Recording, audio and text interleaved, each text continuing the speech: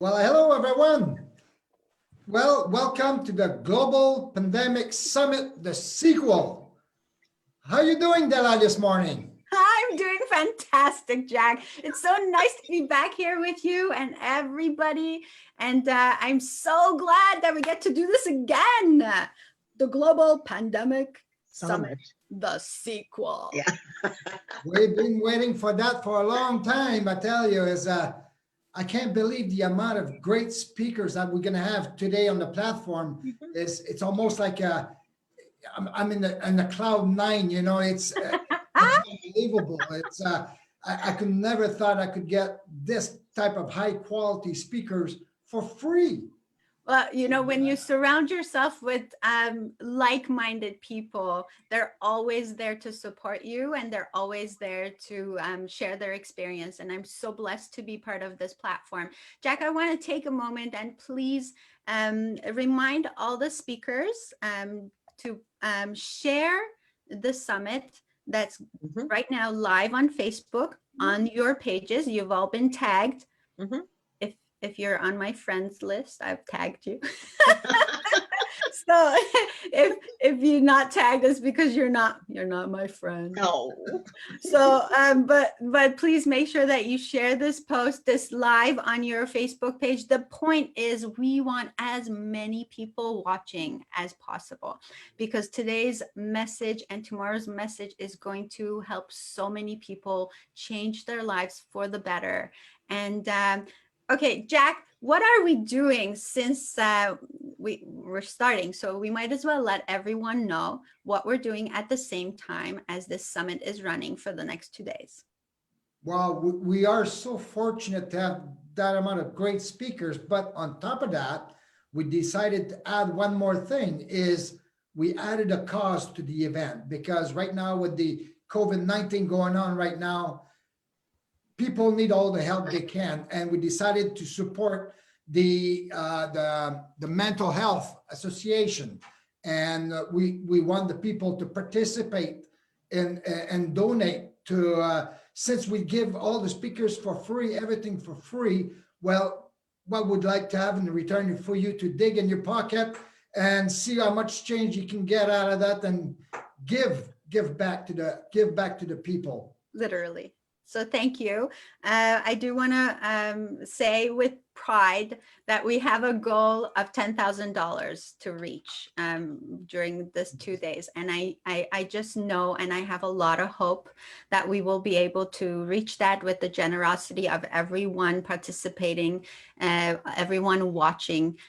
Because if you get value from this, we're hoping that you will help us reach that goal. So with that, I'm going to let you start this summit. Please, Mr. Jack Vincent, take it away.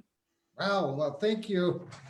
Well, the first speakers of the day, we have such great speakers. Like I'll give you the name of the speakers for today. We have at 10 o'clock, we have Rizwan Rashid. At 11 o'clock, we have Jennifer Woodbeck.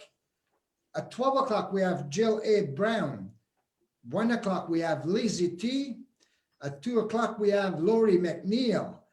At 3 o'clock, we have Kat Hunter. And at 4 o'clock, we have John Shin. And at 5:15, we're going to play the movie Think and Grow Rich, The Legacy. So you don't want to miss anything during the day. There's too many good things. So let me introduce the first speaker today. Today, we're going to introduce Rizwan Rashid. Well, Rizwan Rashid is an entrepreneur, a coach, an author, a TV show host, and a corporate trainer.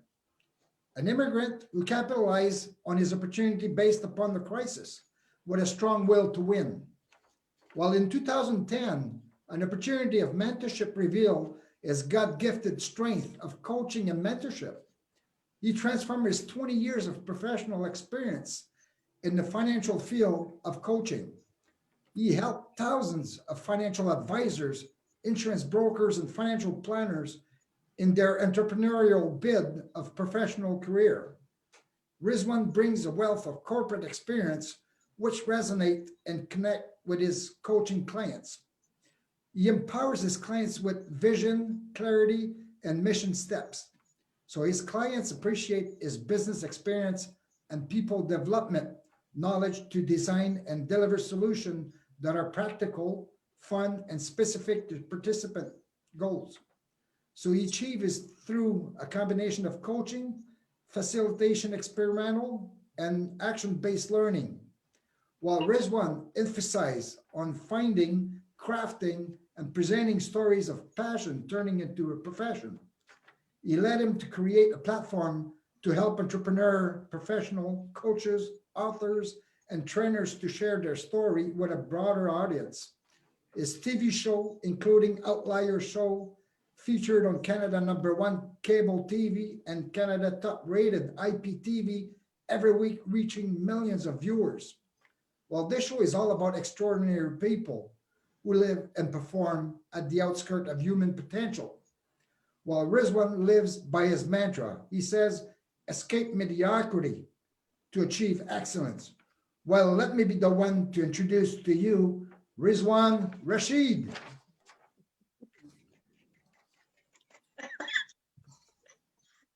Hello, folks, and the Global Pandemic Summit, the sequel. Thank you very much, Jack, for long introduction, sharing a lot of things with me, and I appreciate Della for having me on this summit, where I'm really looking forward to share my expertise, my 2 cents, how I am helping my clients and people overall. Let me share with you my slide that can help you connect with this, with the audience. I'm only going to take few minutes of your time and really wanted to add value to you.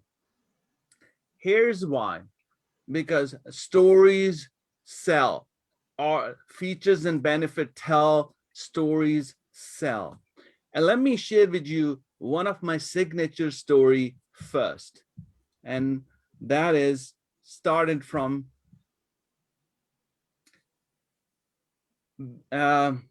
about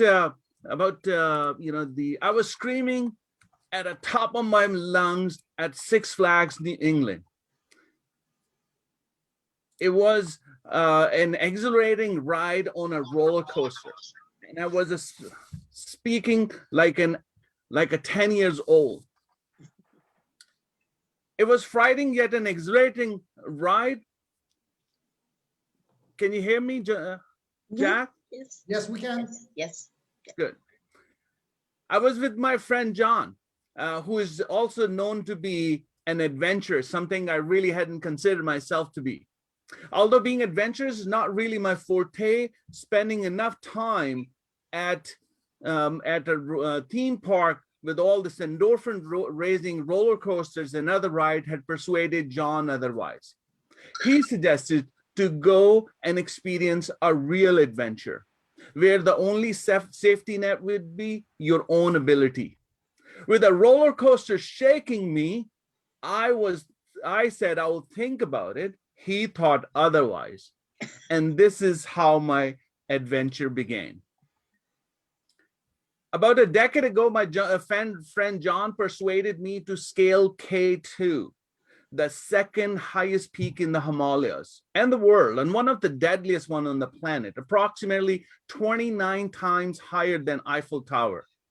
This frightening and yet exhilarating journey started in Boston and took me all the way to Pakistan back in July of 2004. Air travel from Boston to Islamabad was about 24 hours with 2 stopovers. There we took a bus, and from far being pleasant, the grueling bus ride took 20 hours from Islamabad all the way to Istor, located on the border of Pakistan and China. Tired and hungry, we were boarded up to a jeep that drove us through rugged mountainside, through valleys, and rushed through water streams to a village, just like a James Bond movie, called Hunza Valley.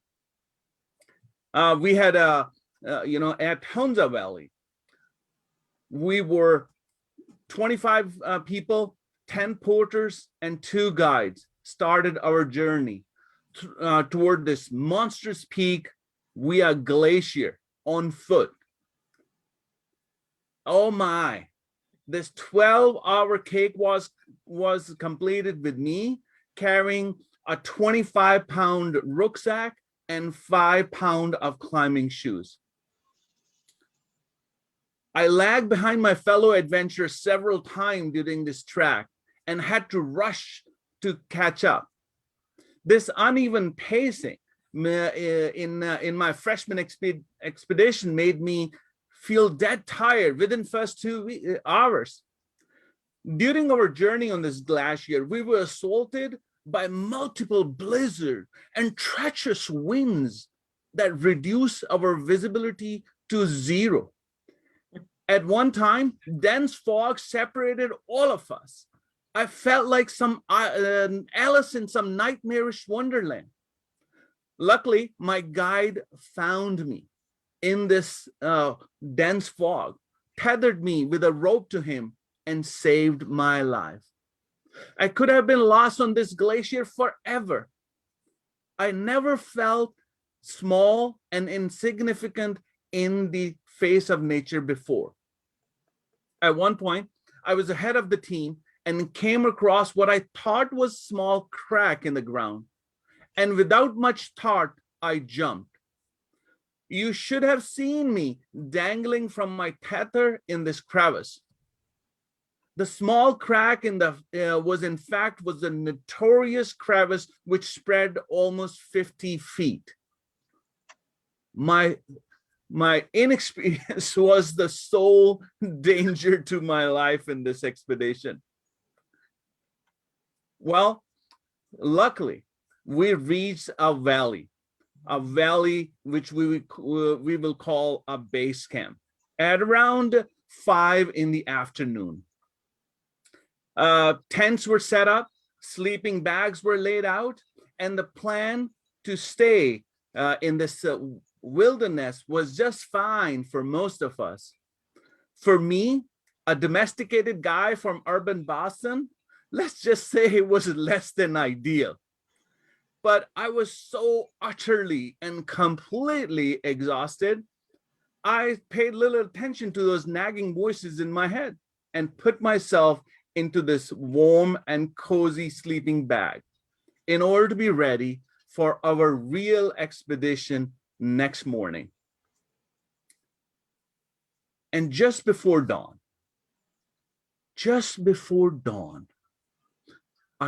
I woke up with shortness of breath. I couldn't breathe. I looked at John, who was similarly afflicted. He wasn't able to breathe either. I went to open the tent zipper to go outside, but I couldn't. It was in that traumatic moment I realized we were buried in snow. Oh. Help! Help! Is anyone there? Hello? When our screaming subsided due to our shortness of breath, I heard some noises. And after we listened carefully, we realized it was the porters who were telling us to dig from inside as much as we could, as they were digging from outside. It was only about an hour or so, but it felt like a lifetime. Without the fear of frostbite, we were digging. We were exhausted and dazed. The snow squalls were anticipated, but not their intensity. The snow buried our tent for over 6 feet.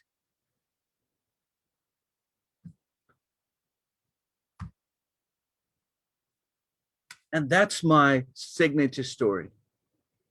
And I shared this story over 300 stages. My name is Rizwan Rashid. I am an entrepreneur coach and a storyteller. This story helped me give the audience why I do what I do, why I was able to escape mediocrity, why I was able to step out of my comfort zone. After 20 years of corporate experience, this story led me to speak 12 countries in presence, not virtually, but in presence, live, 32 different cities and hundreds of organization. I became part of the Dale Carnegie Institute of Communication, and I help entrepreneurs reveal their story.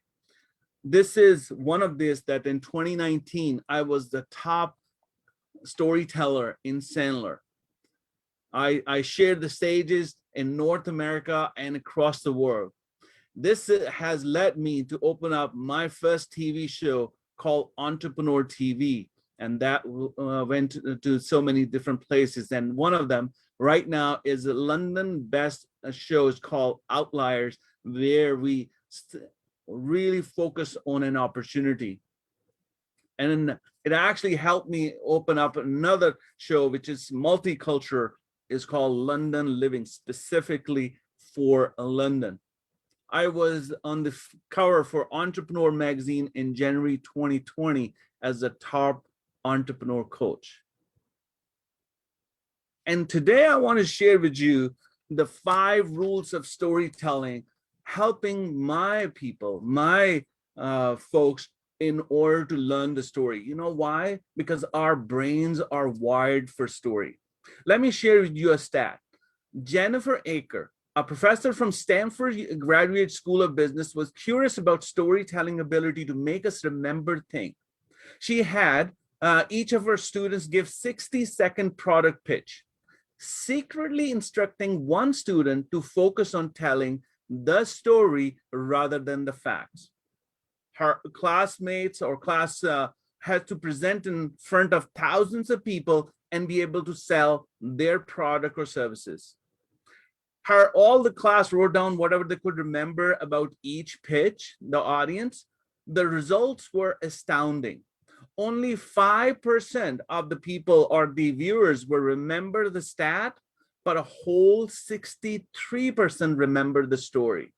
And I bet you will remember my story of 3 deaths and 1 life, which I shared with you. This Jennifer argues that when most people advocate for an idea, we think of compelling argument, a fact or figure, but research shows that our brains are not hardwired to understand logic or retain facts for very long. Our brains are wired to understand and retain stories. So much so that story can be 22 more times memorable than fact alone. Now, she talks about harnessing the power of story is not full of facts and figures because our brain acts differently. Our brains, if we talk about facts and figure, our brain is looking for language processing, giving meanings to the words what we hear. But instead, when we're telling story, our brains wakes up. In addition to the language, the sensation and emotion brings life. And that's how it works.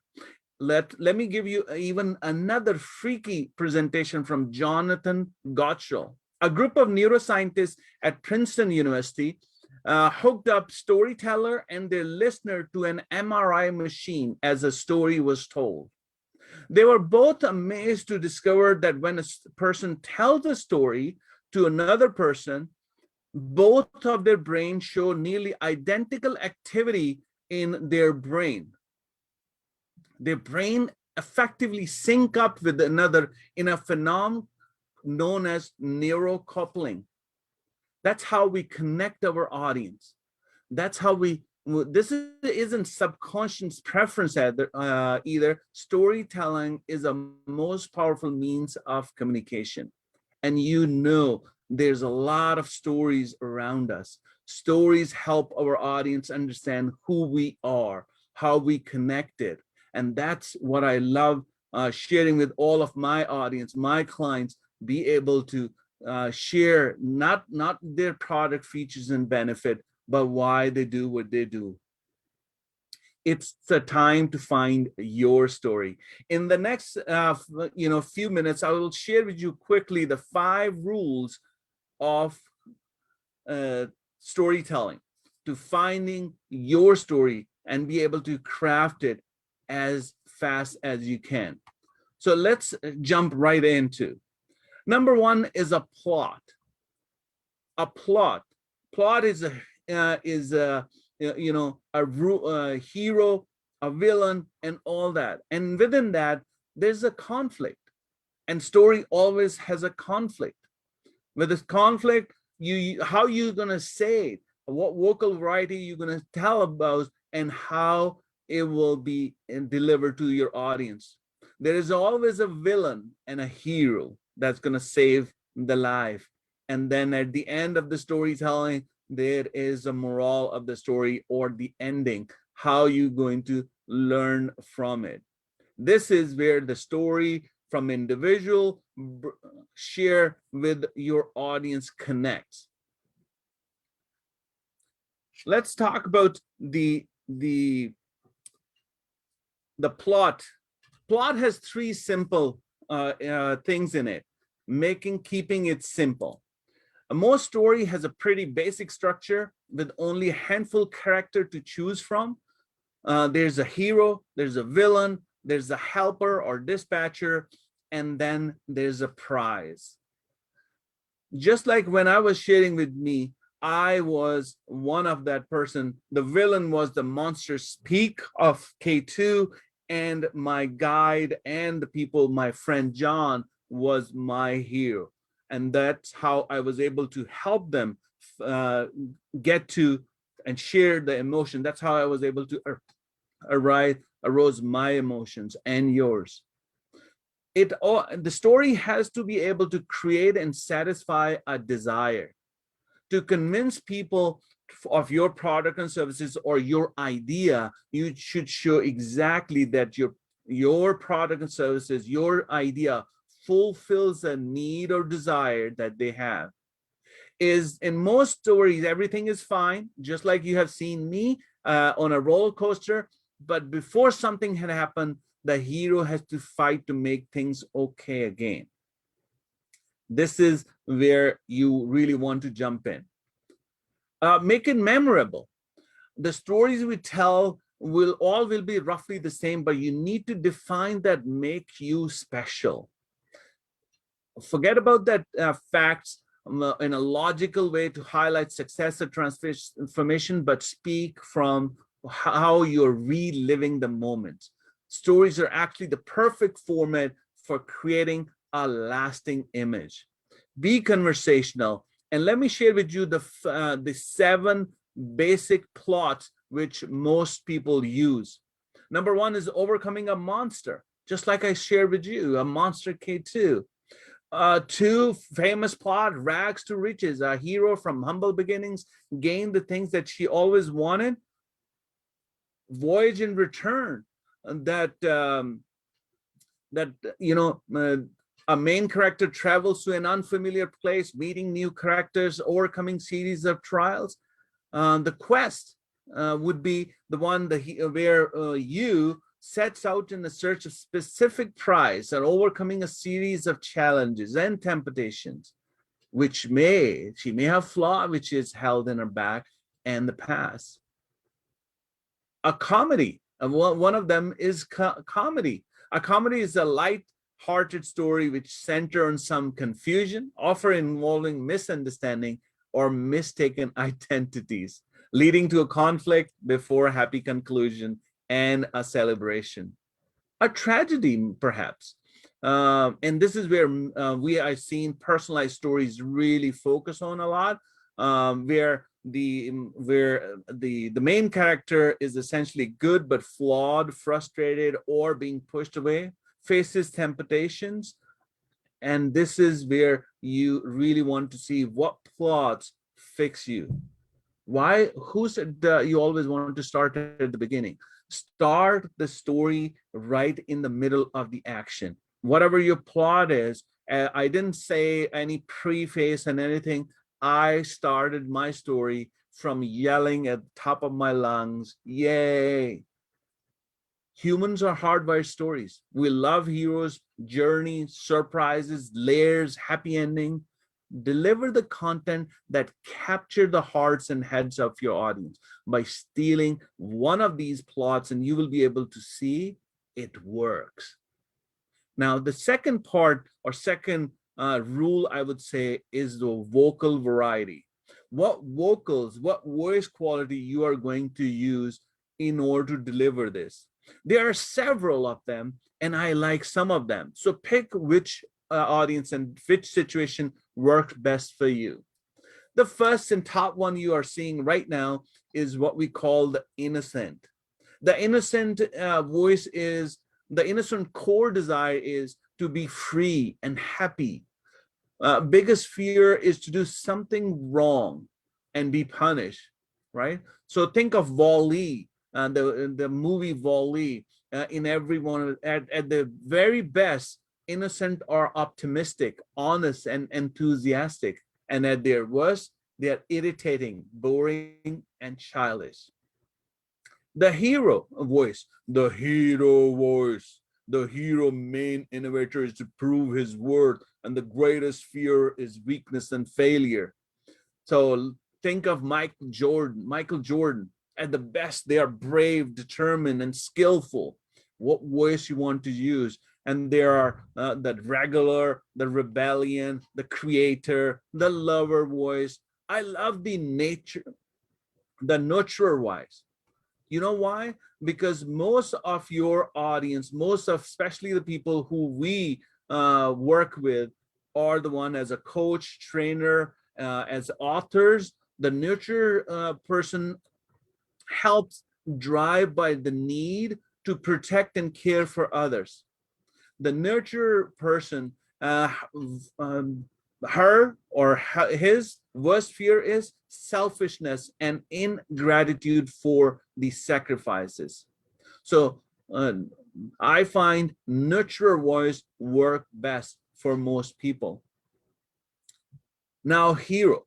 One of the questions I always get, especially in the storytelling, who would be the hero? I tell you, you should never be the hero in your own story. Hero is a person who is helping you, so your client can see that you, the storyteller, will be the person who will be able to their hero, the hero in their story.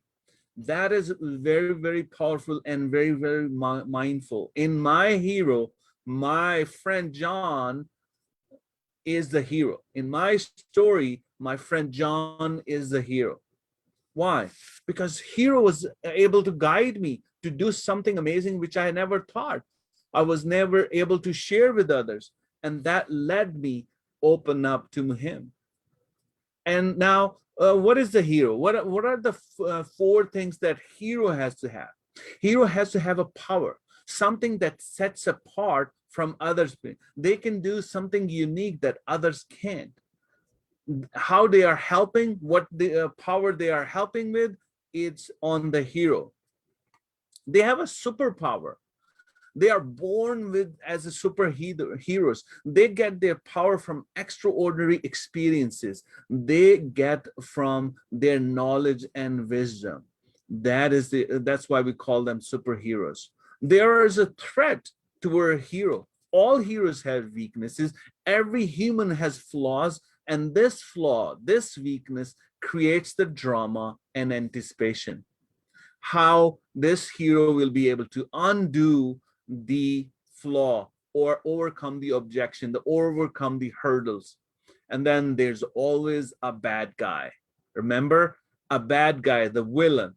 The hero is only a hero if they have a villain.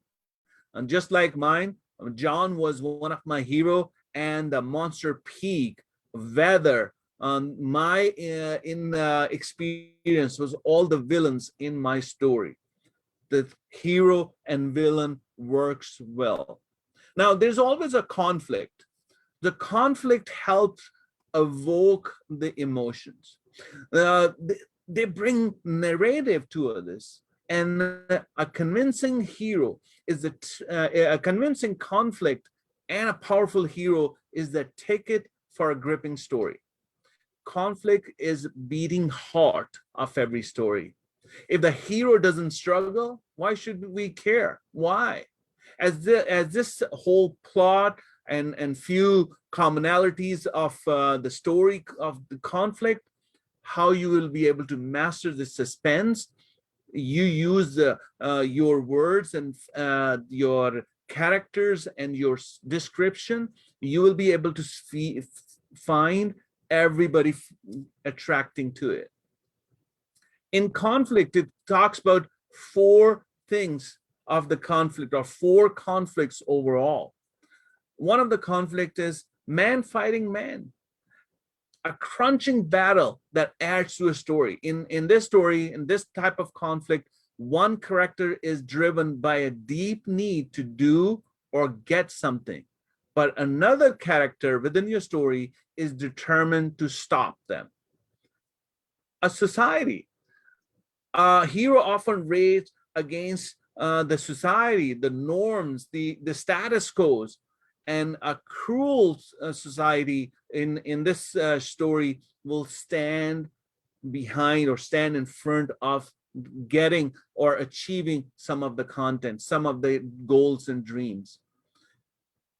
The next part is nature. Like I use the conflict of nature: bitter cold, unbearable heat, journey, fearsome creatures.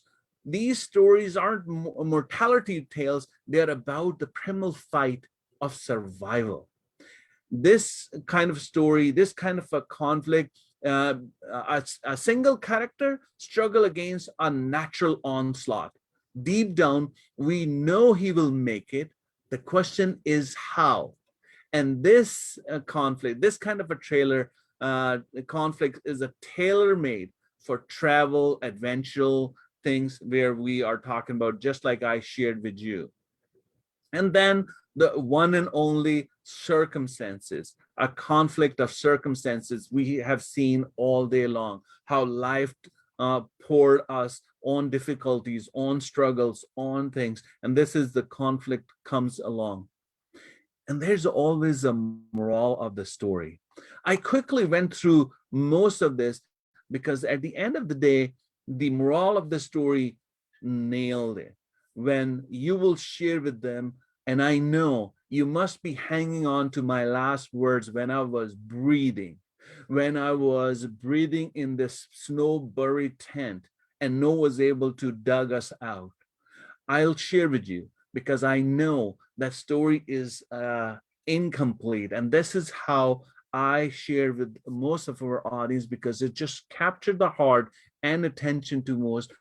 So while we were buried in snow and our porters were digging outside and we were without the fear of frostbite digging from our bare hands, we were able to escape out of that tent. And yet it was an hour or so, but it felt like a lifetime. When we were out, it was feeling like a new life again. So while I was dangling in the crevice first time, when I was lost in this really snow, or buried in those tents, every time it was a near death experiences, but which led me open up that I was never able to experience. I was never able to go out of my comfort zone because I was never taking any risk. And after that, I was able to take risks. I was able to change my careers. I was able to take on different challenges because I knew I could, because the power I received from those times, the amount of unsurmountable energy and power I had, I never knew I had ever since. This opened up a new world for me. I discovered qualities I never had possessed. A strength that I discovered on the night of the glacier, the unlimited layers of perseverance in an unforgiving environment. It gave me energy. I discovered the toughness to take each step forward.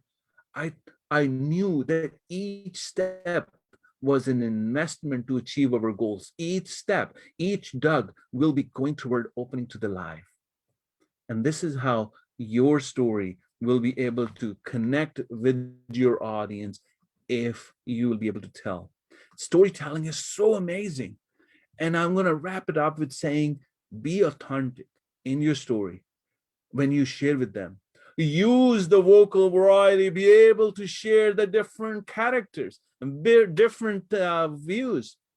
When in presence, I do this a whole different way. It's a stage performance for me as a body presume exactly.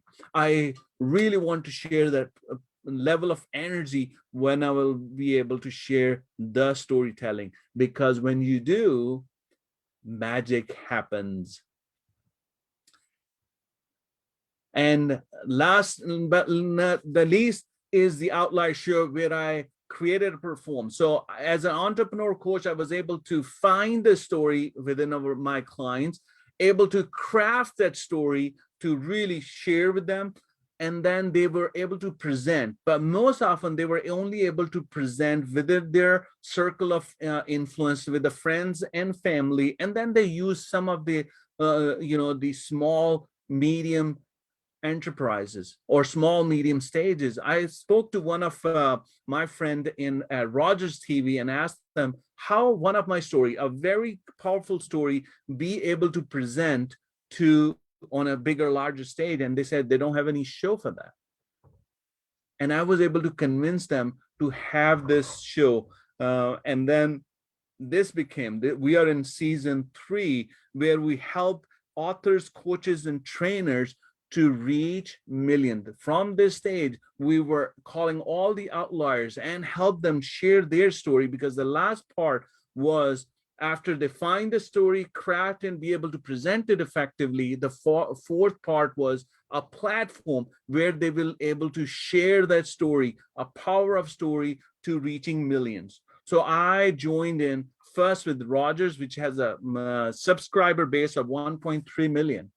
So I helped them get this platform to reach 1.3 million. And second step, I joined with Canada One TV, an online TV that goes with 3 million viewers. Now with the show going on 3 million viewers, I went to their starting with the social media. So Canada One TV social media has over 300,000 followers. Rogers TV has, I don't know, thousands. So overall social media impact is 500 or 500,000 there. Each show usually get over 30,000 views. And this is the power of the story. This is the last piece of the puzzle that I was able to bring it on to help my clients to get to that last stage so they can share with them.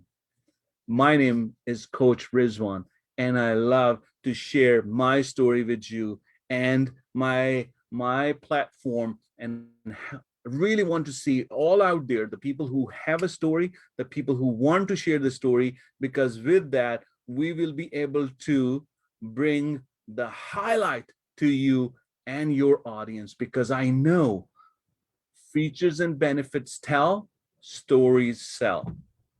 Over to Jack. Well, thank you very much, Rizwan. That was another story in the books.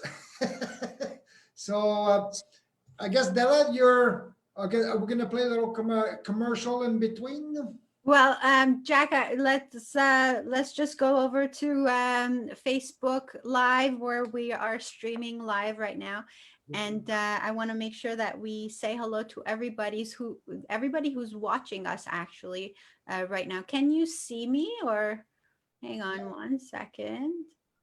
I'm going to make sure that okay, so there we are. So so let's just go over to Facebook. I want to make sure that everybody who's watching us knows that you can leave us comments and questions, and we would address them to the speaker and to the kind Rizwan, who left plenty of time for comments and questions to be asked. So I do have a question here from someone who says, I loved your tools that you left us for the art of storytelling.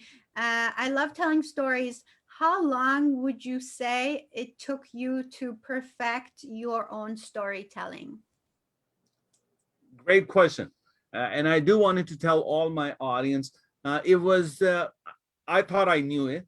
And I've been sharing with this with my friends and family until I met a coach who helped me take that story to the next level. Hey, they were able to add those character, those the words, the sentences, and then I was able to share the story. How long it took me? It took me over a year to really craft the story that let me open up new doors for over 300 stages. This changed my career from a financial part into teaching, training, and coaching, because I was actually stuck. And this was my pivotal point in order to do the story. So it took me a year or so, but right now, what I help with the people with that over 90 days, I'm able to help people find their story, craft and be able to present using the techniques what I shared today in a short version.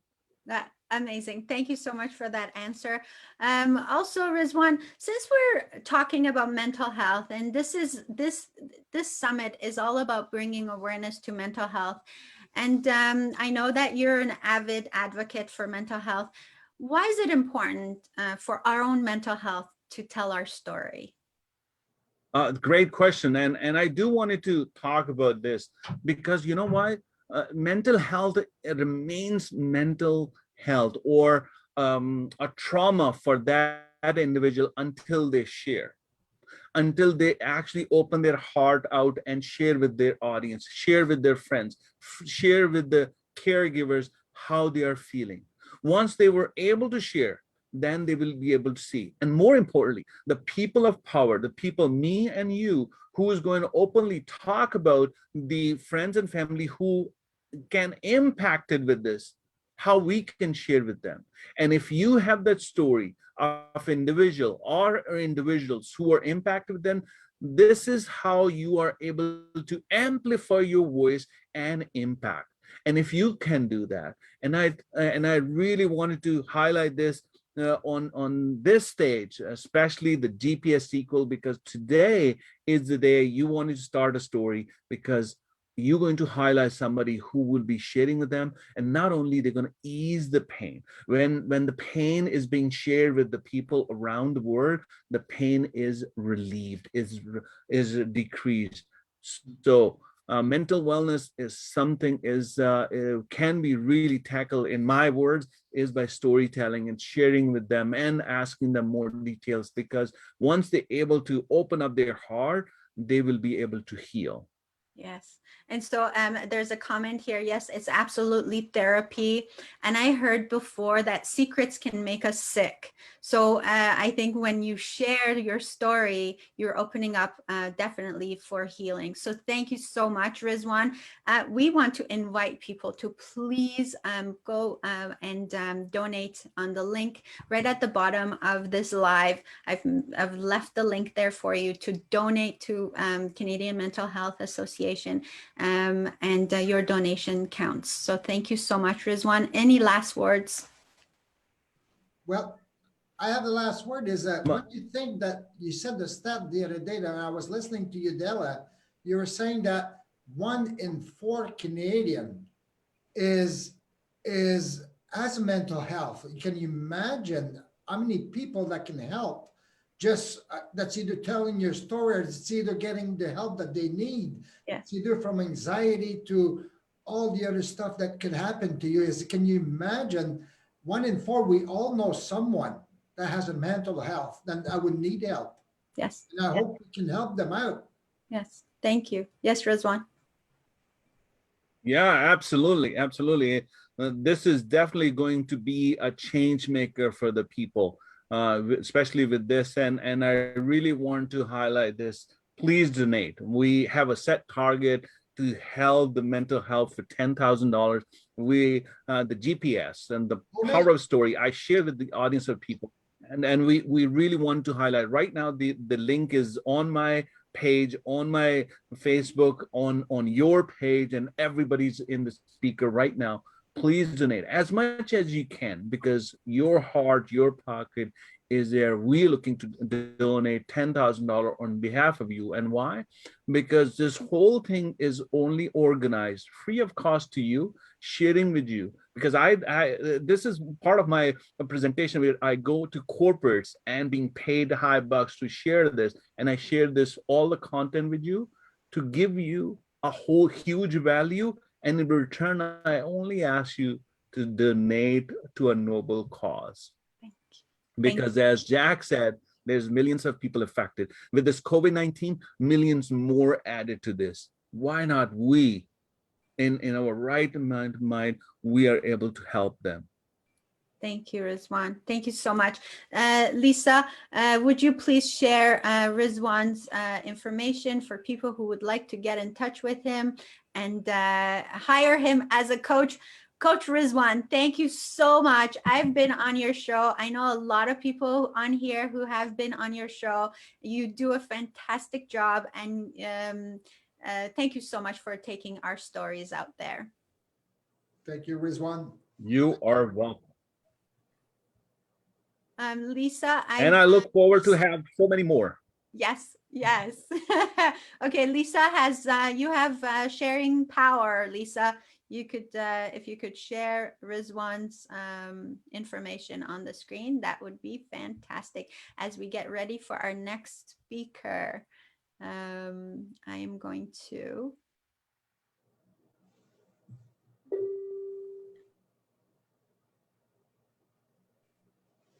Lisa, are you there?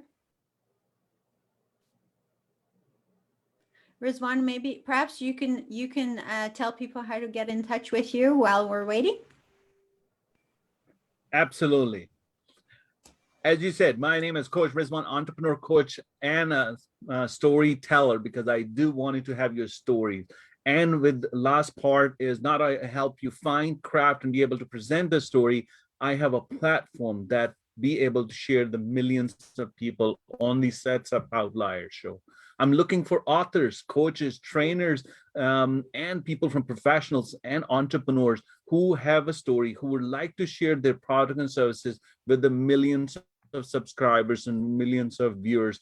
So not only to have an advertisement part of it, but only because they know their product and services will be able to change the life, impact the life of their prospect and the clients.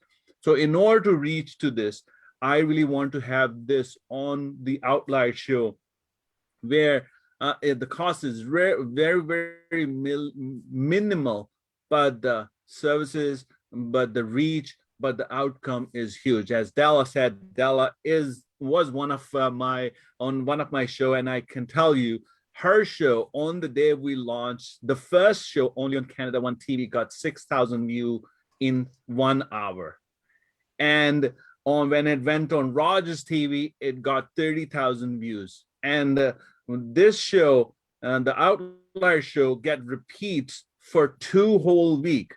6 times on Rogers TV and 2 times on Canada One TV. So you have the whole country exposure and the world exposure, with the part in the social media using not only Outlier's Facebook, YouTube, LinkedIn, and Instagram platform. You're also part of Rogers TV Facebook group, as well as Canada One TV Facebook group. So 500,000 subscribers there. So even if you don't want that reach out there, you have the attention of millions of people. I would love to invite all the people who are right now listening to us, watching to us.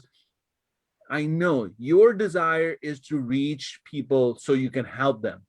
There is a way, and right now there's a platform which is called Outlier Show, will be able to help you reach that audience, reach to those people who are in dire need of your products. Authors, your book is really need to be out there. Trainers, your training must be meeting this.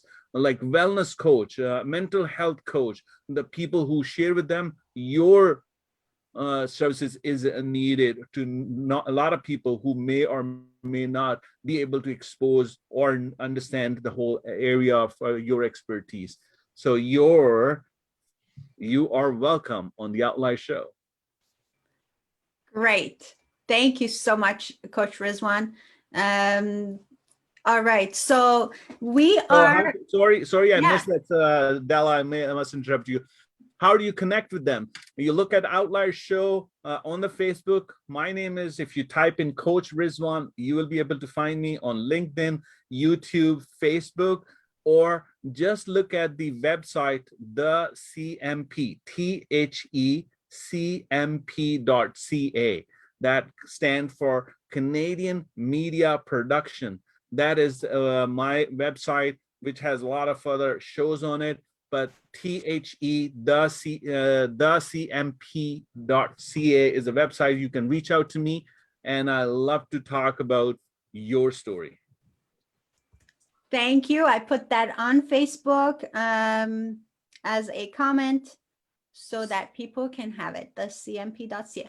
Thank you again, Coach Rizwan. It was wonderful to hear you today. Okay, Jack, on to you. Was that not? It's on to you. No, to you. Okay. I'm so, you know what? This is awesome. This is going to be a fun summit. I can already tell. I have some teaser questions to keep everybody entertained in between speakers if we have time, so that it would get your blood going and it would get your mind rolling. So we will certainly put that in there. I want everybody to please take a moment and take a deep breath in. That's it. Yes. And breathe out. Good. Okay.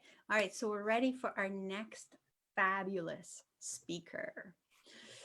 Okay. So it is absolutely my delight to introduce you to our next speaker.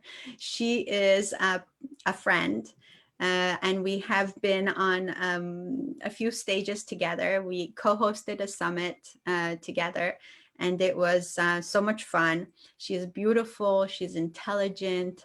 She has a heart of gold. She is a first responder, as well as a coach in finance. She is a best-selling author of a fantastic book. And I want to actually give you a proper introduction. So here I go. I'm reading this. Jennifer Woodbeck Thompson. She is the friendly finance coach based in Mississauga, Ontario, and she works with clients from all across North America. She is a financial professional. She has a unique ability to service her clients. As a finance coach, she helps them better understand their personal money beliefs. So she goes really deep, you guys. Insights into budgeting and tracing strategies to help them become more financially successful, as well as educating on the basic financial concepts, something we all need. Jennifer also has the luxury of working with one of the largest insurance and investment brokers, WFG, World Financial Group.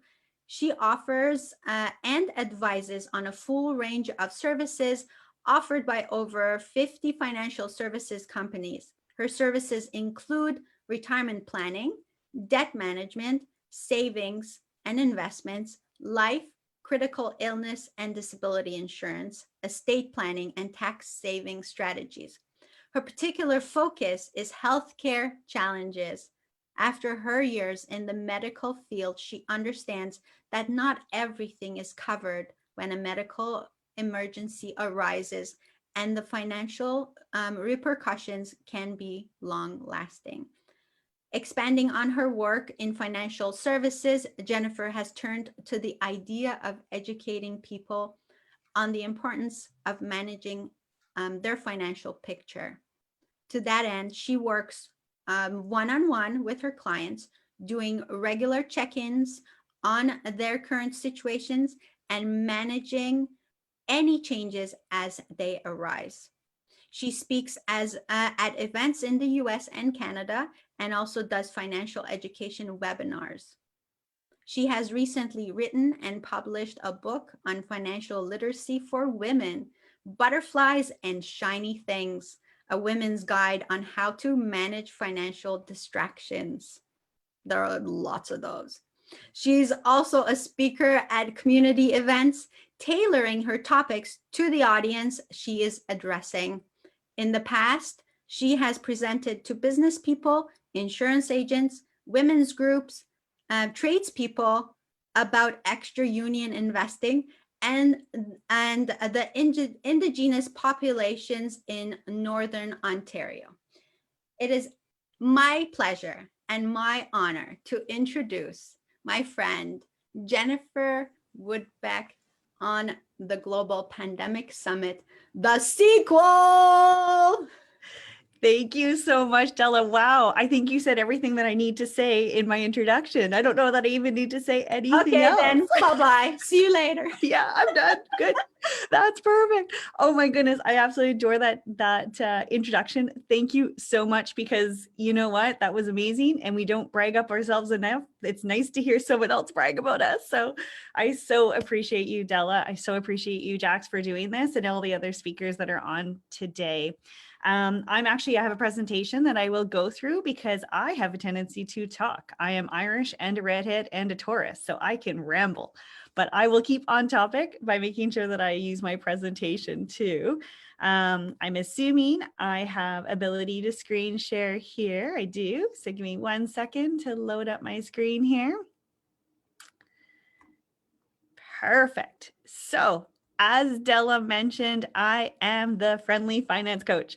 I help people become a better financially independent people. I love what I do, and I'll tell you a little more about how I got into this too, and hopefully share a little bit of tips that you guys can take away with you. So who am I? So I am the friendly finance coach. I am a wife and a mom. I have 2 boys. One just turned 13. The other one actually is turning 9 this week. So he's already decided he wants to take a day off school because it's his 9th birthday, and that's a big deal. So we'll see what happens on Tuesday on whether or not he goes to school. As Della mentioned, I worked for 18 years in healthcare, and I worked specifically with chronic diseases. So I worked as a respiratory therapist. What I realized in respiratory therapy, I loved it, but it was hard on my heart. You know what? It got to the point where patients came to me because they were diagnosed with a critical illness, and then they moved on to the fact that, you know, we transitioned to a ventilator or transitioned to end of life decisions. And unfortunately, those patients passed away. I had people that I say lived with me because they were living in a hospital and stuck with me, but, you know, stayed in a hospital for, you know, sometimes 7 years, 8 years. And I got to build those relationships. But you know what? One of the things I wasn't prepared for was the financial devastation that happened to these families. And I, at the time, was lobbying to the governments for more funding for families, more funding for people to, you know, be able to go home, be able to live a life, be able to, you know, not have to pay for ambulances to and from everywhere. And I realized that the impact that people have when someone's diagnosed with a critical illness was horrendous, not only on the family, not only on the person, but the whole system. How do you pay bills? How do you have a mortgage? How do you get through life? How do you pay for medications if you do go home? And it just happened to be one day I was working on a proposal for the Ontario government when we changed over to smoke-free grounds. And I met this wonderful person that was actually going through training at that point to be an insurance agent. And I fell in love with some of the concepts she was telling me. And so I started sending people her way. And my husband said to me one day, why don't you just do this? You love it. You love helping people. And you know what? I realized I could. So I switched gears 3 years ago, and I left my not cushy hospital job, my 8 to 5, Monday to Friday hospital type job, and decided I can have a bigger impact on people. I have a bigger vision on what it means to help people be financially educated. I realized at the time too that it wasn't just about the illness insurance. It wasn't just about that. It was about planning ahead. And so over the last year with COVID, I had lots of people call and say, you know what? I'm stuck. I don't know what to do. I'm kind of in a place where now I don't have an income, or I can't pay bills. And it got me thinking more and more about, you know, the coaching part of it and taking a step back. It's not just about a product. It's not just about insurance, but it's about understanding where you are and how you plan ahead. So that's a little more about me. I'm going to actually offer you a few different things. I'm going to tell you kind of where this all started again, as I said. I was a one-man show with a bigger mission and a bigger vision. So I started off looking at budgets with people. I started looking at money personalities, as Della mentioned. I'll dap into that a little bit. I love it. I love helping people figure out where they spend their money and why, or why they save their money. Looking a little more at, what do you need to move on? What do you need for insurances? There's lots of myths out there about what people need, but why not figure it out for you? Start looking at insurances that you're getting at the banks or with mortgages. How do we make that work better for people? I started looking at, in just saving money. What do we do? Crushing those numbers a little bit harder so people have a better idea. Started making sure families were okay, whether it's setting up things for your kids or whether it's setting up things for you for if you can no longer go to work. If you decide you want to stay home and take care of your children for a couple of years, can you do that? Let's make it happen. I help a lot of people this last year, of course, that are struggling. We know a lot of people lost jobs over COVID, or at least were laid off. The government tapped in and gave some people some income, which was nice. But you know what? If you weren't the right person that was supposed to get it, you have to pay it back. Not everybody, that $2,000 wasn't necessarily enough to pay all of the expenses anyway. So people still ran into debt. So I help people figure that out too. At the end of the day, the biggest thing is I always tell people, yes, you can. Whatever it is, whatever your dreams are, whatever you want to do, yes, you can. There's a saying, whether you say you can or you can't, you're right, right? I try and help people make sure that they can. You are right. Whatever you say, you are right. We'll make it work. So a couple of things that happened, it was one man show, as I said. All of a sudden, I decided I needed a book. I have a bigger vision, a bigger mission. I need a book. I need more people to reach out to. So I developed this book last year. It launched just in the fall. So Butterflies and Shiny Things, a woman's guide on how to manage financial distractions. You know what the cool thing is? The book is actually being developed into a course now. So I get a book that's now becoming a course. We're working on that over the last few weeks. I have been invited to speak at events, and I have actually brought on more people. So now I have an army of people with a collective mission so that we can actually help global wealth management. It's not just about what you're saving. I have people all the time say to me, well, I don't have anything to save. That's okay. Wealth management isn't about saving. It's about understanding. And where do we make some changes and happen for you? So I'm going to offer you actually a few things today, which is what I personally do with my clients, so that you have a bigger idea as to what we do, not just as a financial professional, but on the coaching aspect of it too, because it's not just about crunching the numbers. It's about understanding. So I'm going to talk quickly about the money personalities, which I love. I always say the B word is not a bad word. Budgets are good. Budgets can be your friend. We don't need to be afraid of budgets. And I'll tell you a little bit on how to make them work better for you. Talk quickly about some insurances and some investments, because people don't realize all the options that are out there. So money personalities, these are fun to do. I actually have a little test that I do with people. What is your money personality? I'll go through kind of what the breakdown is. So big spenders. And I'm going to say right off the bat, I should have said this is on the last slide, but you know what? Not everybody fits in one category. There may be certain times you fit in one, certain times you fit in another, and that's okay. So big spenders. Big spenders like nice cars, brand new clothing. They're not bargain shoppers. They're the people that have the biggest house on the street, even if they can't afford it. They're the people that have all the newest phones. I was sitting talking to somebody the other day, and she said, I shouldn't be doing this, but I'm buying the newest iPhone. I said, then why are you doing it?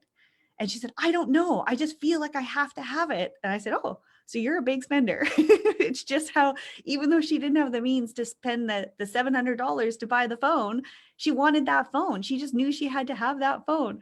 And that's where people fit in that category. The nicest TV, the nicest cars, the nicest everything is what their life revolves around. There's nothing wrong with those people. It just fits them into a different category that we understand.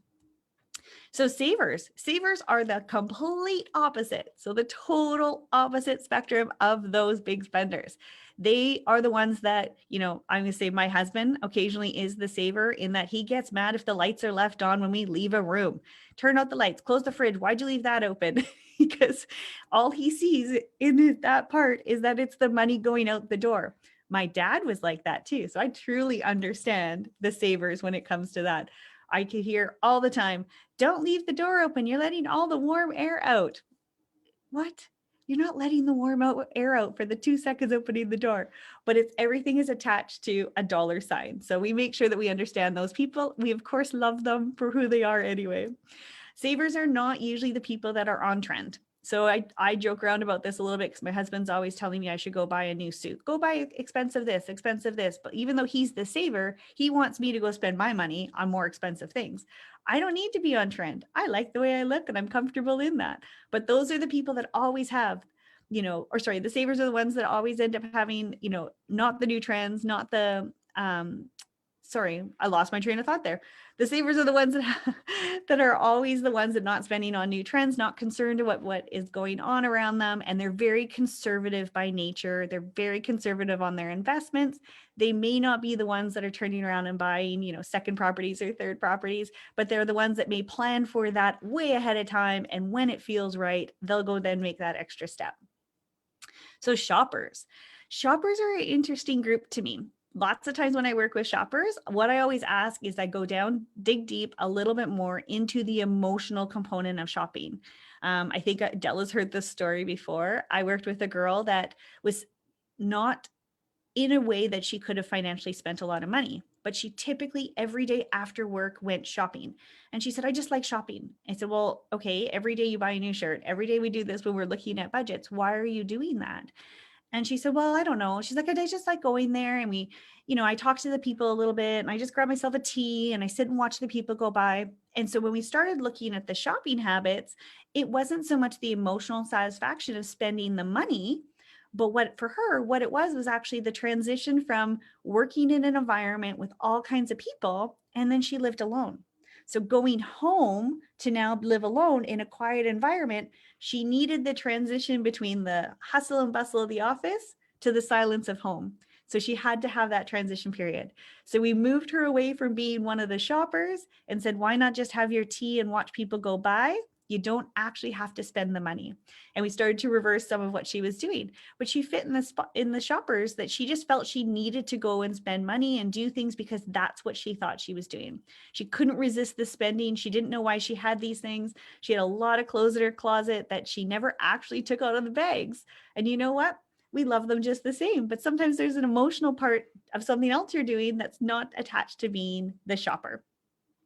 So typically with the shoppers too, they, might invest a little bit. They might plan for retirement, but they typically miss some things in that because their money is attached more so to windfalls. So I always like to say these, sometimes with shoppers, they're what I call a popcorn culture because of the fact that they want that instant gratification, right? They're instantly gratified. And, there's some investments out there that stocks or whatever, the whole thing that happened with Reddit and Bitcoin and, GameStop and all those things that happened in the last couple of weeks because people got that instant windfall. But people are attached to that adrenaline rush, that instant gratification of something happening. And you know what? We pivot and look at some of that. What is it that's actually going on? Why are you acting in these behaviors?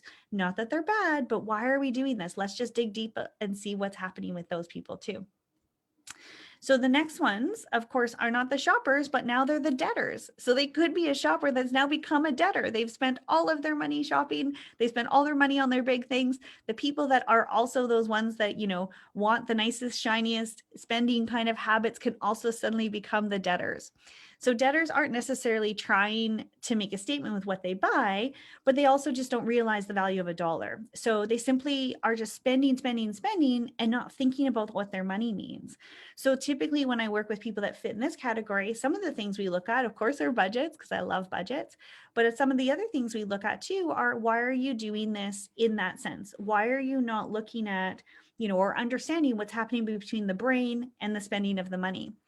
Typically, I see this a lot more right now because people are what I call a tap and go system. We use cards for everything. It's so easy to take out a Visa, to take out a debit card, and you just tap it and away you go. Tap it and away you go. Tap it and away you go. When really, if you took the 2 seconds to just put your card in, punch in your code, your brain registers you spent money. And the next time you spend money, your brain's going to say, oh, wait, I just did something like this, rather than just tap and go. So we can quickly change some of those habits just by changing some of the behaviors, spending the same, but just making sure your brain's recognizing what you're doing.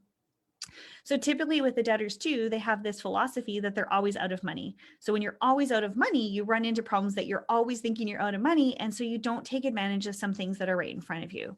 Typically, one of the biggest things I talk to people about is their retirement plan.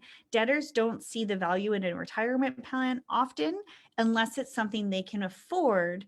It might be smaller amounts. So typically they miss opportunities that are right there. And so we work with people to look at what their retirement plan looks like.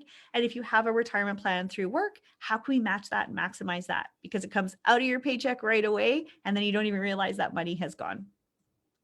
So the other ones that I like to say in some ways are easier in a sense for me to deal with when it comes to investing money are the ones that are the investors. They're aware of their money. They understand the financial situations. They know where they want to put things. They know where things want to go. They typically don't spend as much because the money is all going into whatever their goals are. So typically if it's retirement, if it's going to buy a house, if it's going to buy a new car, if it's going to do anything, those are the ones that have the money pre-saved, ready to go into that. So they're the ones that most people would think are easier to deal with as a financial professional, but at the same time, they're very specific on where they want to have their money. So sometimes the conversations are different because they think they know more than me, which I love them anyway, but we have a very interesting conversation that maybe they don't know more than me. So, oh, my slide suddenly, there we go. Okay, so I'm going to talk about budgets. I always love to say this. The B word is not a bad word. People get concerned about budgets. I've had people say, oh, that's too much work. I don't want to do that. No, I don't want to do that. If you want to change habits, you need to make a budget. We need to look at some things that are going on. So let's start with some of the daily habits that people do with budgets. I typically start with daily habits, monthly expenses, and then planning for future purchases. Then, of course, we always look at emergency planning because coming from healthcare, I saw a lot of things happen. So we want to make sure we always plan for our rainy days. Nobody expected COVID, of course. I didn't expect this much of an emergency to happen for a year and a half, but you know what? We planned some things differently for the just in case. So typically with budgets, there's a lot of things people do, I'll say wrong in a nice way. Typically what people do is they look at what their budget is at the end of the month and they say, okay, I spent this, and this, but they didn't actually take the time to say, okay, how do I make some changes from that? So I like to break it down a little smaller. So let's track for a week.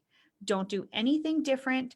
Track your spending for a week. I use these sheets. They're available on my website, but the weekly spending habits, we track everything for a week. We look at it at the end of the week. Did you pay cash? Did you use a debit card? Did you use a credit card?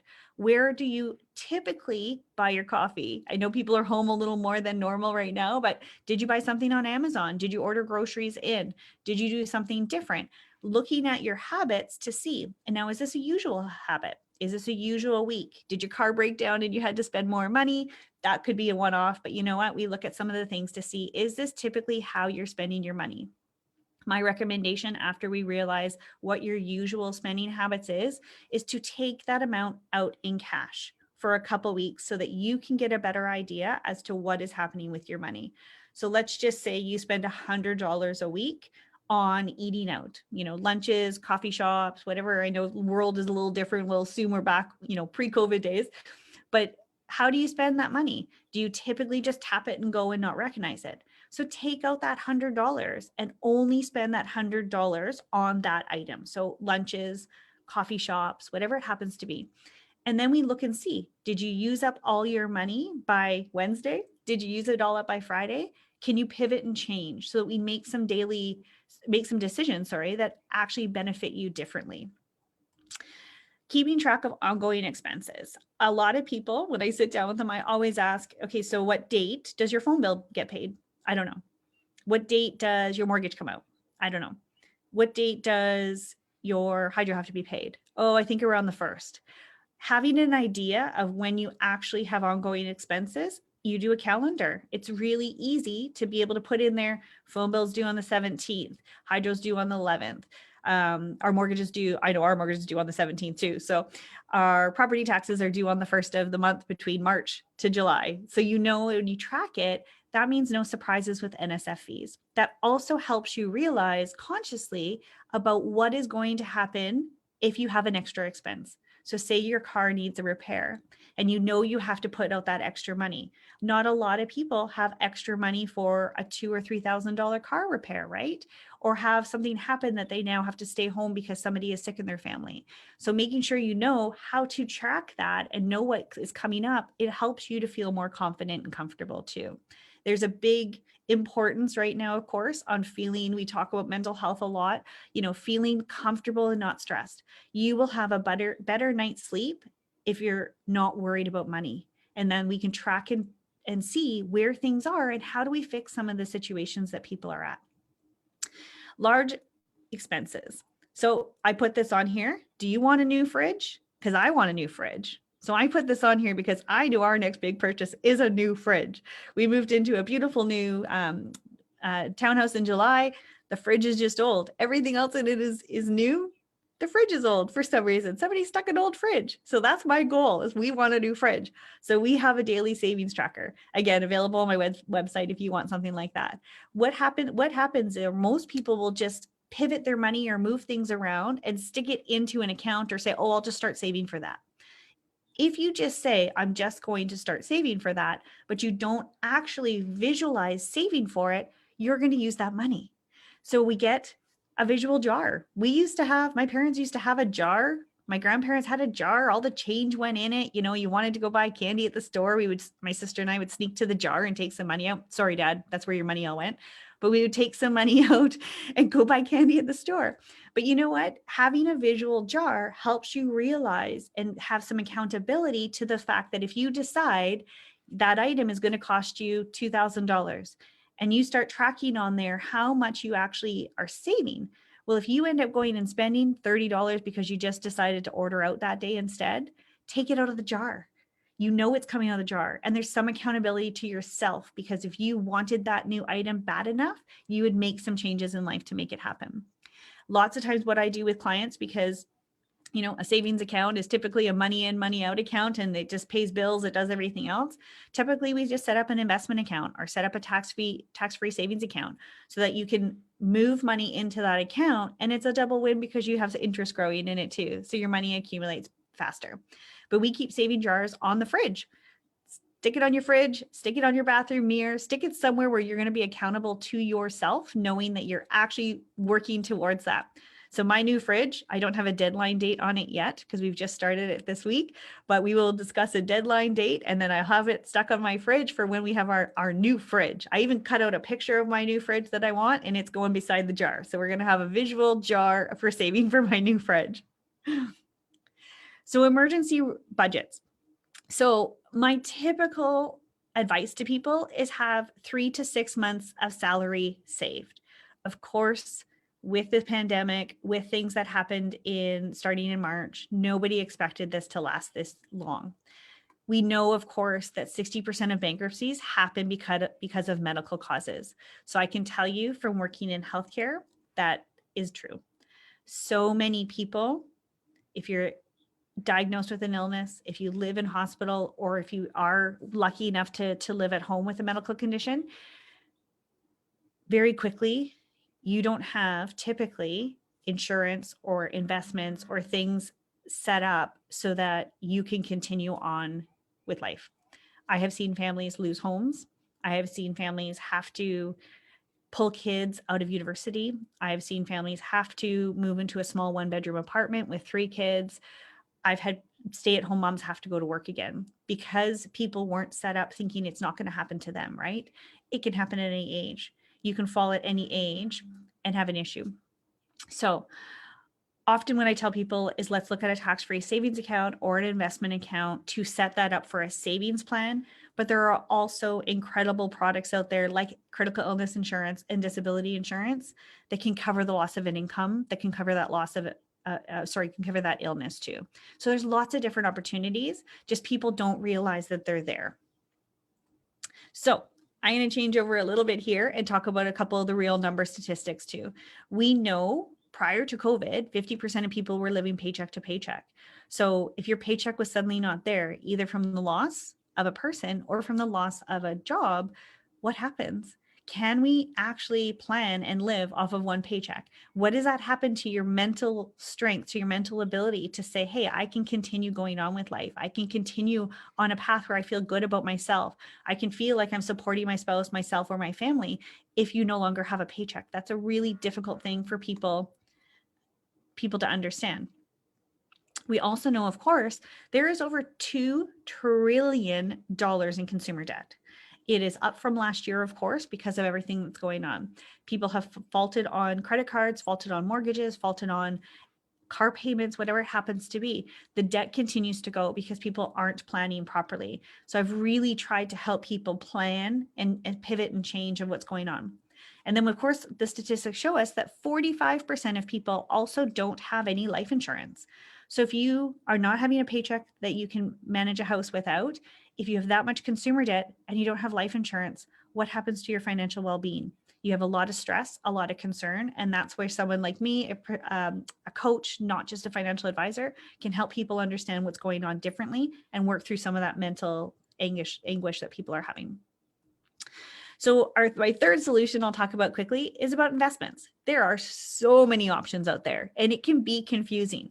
I've been doing this for 3 years, and even yesterday, my dad called and asked me some questions, and he said, after 5 minutes, it's just too much. My brain is sore. I can't take it all in. And there are many, many options. You will hear about tax-free savings accounts, about retirement plans, about investment plans, about insurances, about GICs, about all those other things. And they all break down differently. So not one, I would say, don't compare apples to apples. A tax-free savings account at the bank is not the same tax-free savings account at an investment company. An RRSP through a bank is not the same as an investment company, or through the one that you have through work. Pensions and RRSPs are not always the same. So we always have to look at what all the things are. And as much as I love online learning, it's really, really, really beneficial, of course, if you talk to an expert too. So an amazing statistic that just blows my mind is that 95% of people are on par to retire at or below the poverty line. And it used to be 91%. In the last 5 years, we have transitioned from 91% of people living off government subsidy to 95%. That was last year's statistic.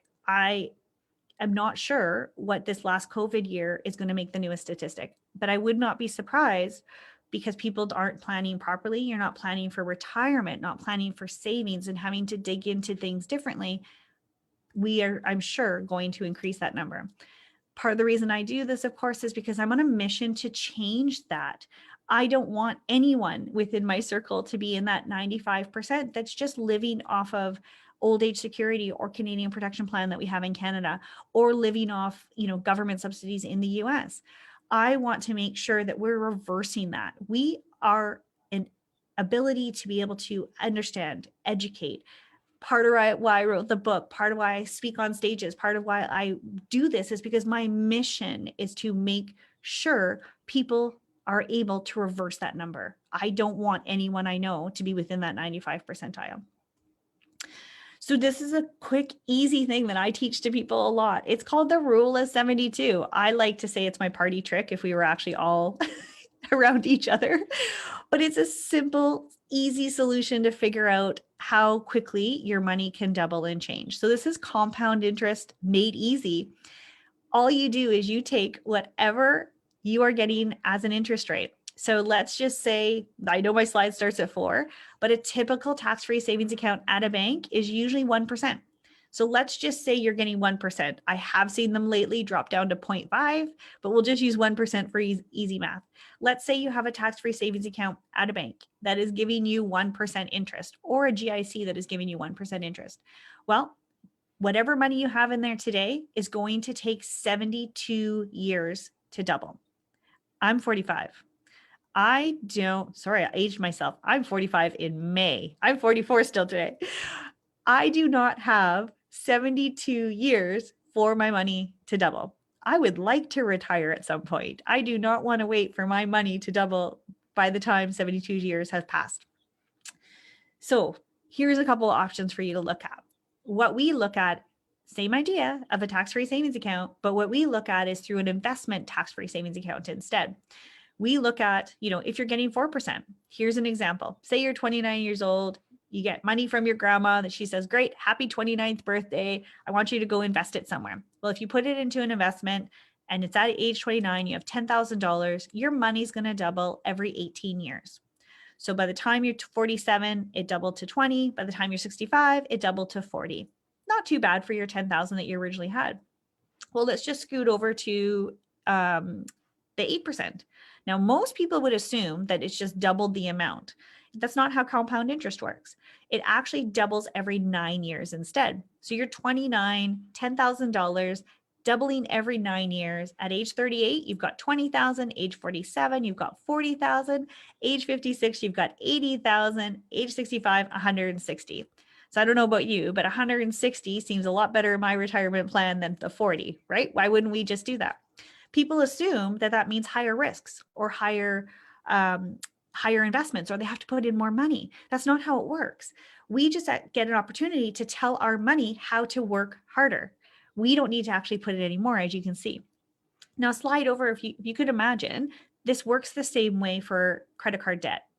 If you have a credit card, which are typically around 20% interest, your money is going to double every 3.5 years. So someone that's unable to pay off that credit debt, especially last year with COVID, there is, like I said, there is $2 trillion of debt right now for our consumers in Canada. If you're unable to pay that off, that money is going to double every 3.5 years. So say you owe 10,000, 3.5 years, you're going to owe 20,000. 3.5 years, you're going to owe 40,000. So in a short 7-year span, your money is now owing $40,000. Can you imagine what that means for you on having to figure out life differently? So what we like to do, of course, is I work with people to figure out where their debt is, but of course, figure out where we can go.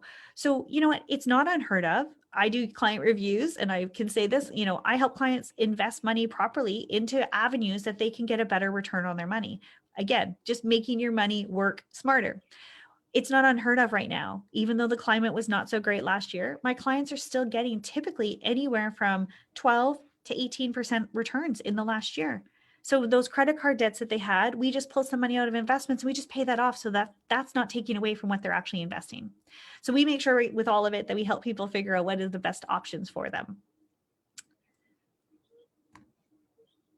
So here are a couple investment options that I like to talk about, and they all have different platforms.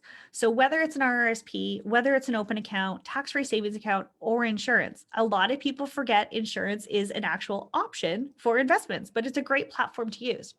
So RRSPs are great. We can look at different ways. So whether you have an RRSP sitting in a bank, whether you have it sitting at work, whether you have it sitting in some other platform, in a different company, whatever works for you. My question is always, do you realize that you're fully taxed when you take it out? It's a great tax-free deduction right now if it works within your tax strategy, but you're fully taxed when you take it out. So if you have a great pension when you retire, or you have other investments that are going to be used for retirement, at age 65, when you start taking out that RRSP, you have to add that onto your income. So we want to make sure we have that strategy known. RRSPs can also be a great platform for people right now that are first-time home buyers. So for some younger people, we've been investing into those RRSPs. We get the tax rebate, we put the rebate back into the RRSP, and we can maximize that first-time home buyers plan. Why not utilize some systems that work for you? An investment account or an open account is not an account that most people use anymore because of tax-free savings accounts. But typically, that's another account that you're only taxed half on the gain, but it's actually opened differently than an RRSP that you can turn around and not have to wait to age 65. So I have some people too that have, unfortunately, I have a lady who has become ill, off work, got her paid out of a pension. We're looking at likely 10 years, maybe less, that she has left to live. And so we put that into an investment account because she probably won't live till 65, but she can utilize that money to then pay bills, pay her mortgage, pay all the things that she needs to pay because it's open. And so there's a different avenue for that. She does pay taxes on half of the growth of what she has, but at the same time, it's utilizing a system that works for her. Tax-free savings account. I always like to say tax-free savings accounts are a great gift the government gave us, but with any gift from the government, there are some limitations. So they gave us this great platform in order to invest some money, but they actually marketed it wrong. It was originally supposed to be just for investments, for insurances and investment companies. The banks, of course, because the banks are businesses, wanted a piece of it too. And so they've been able to use that platform and offer people like a savings account, a 1% or less. Some might be 2%, but I think in the last year climate, that typically is 1%. I love utilizing tax-free savings accounts for people, but I utilize them through investment companies instead, so that we do investment profiles and we make sure we're utilizing the system that they want based on their risk analysis. Again, it's not unheard of to be getting anywhere 8 and above on your tax-free savings account, and they utilize the same system. You can take your money out. I like to use the word fluidity in your money. Where's it going? Where's it coming? And how do we make it work for you? Of course, like I said, there are some limitations to it because of the fact that you can only have a maximum amount in there. So that's why we make sure it works for you up to the amount that you're available to use. And you can actually, if you're not aware, you can log on to CRA in Canada and make sure that you know how much your tax-free room is, because it can backdate if you have never used that system before, or you don't realize that you have all the way back to when they started. Another system that is truly, truly missed often is insurance. There are great insurance products that you can have insurance and investment growth within it, and it is also tax-free. So you can actually utilize a system to continue growing. It's protected within that system in a different way, and it also goes to your beneficiary if something was to happen to you, and it bypasses a lot of probate laws and stuff within the insurance plan. So that brings me to another example that I'd love to share. This could be any platform. I always say we invest your money and we look at the best tax saving strategy for you. Your money can grow in any capacity. So here's some hard numbers. I've used this with a client of mine. So invested $20,000 up front, put $200 a month into it for 30 years. They were at the bank initially with the 5% growth. So their projection over the 30 years would have been $250,000. We just still put it into a conservative fund instead, made sure we're not having lots of risk. We still put it conservative, growing at 8%. And as you can see, $484,000 they could have. So a $234,000 difference. We're not putting any more money in. We're just telling that money to work harder. So here's a couple of things that I like to make sure I share, because most people don't realize about segregated funds. Mutual funds are typically what you get at the bank, and that comes with, of course, some risk and some concerns with it. And that's where people get this idea, I don't want my money to be at any risk. But we look at things which are segregated funds instead. So segregated funds are actually a type of insurance product investment. So it has some guarantees within it. The biggest things are it's protected against creditors.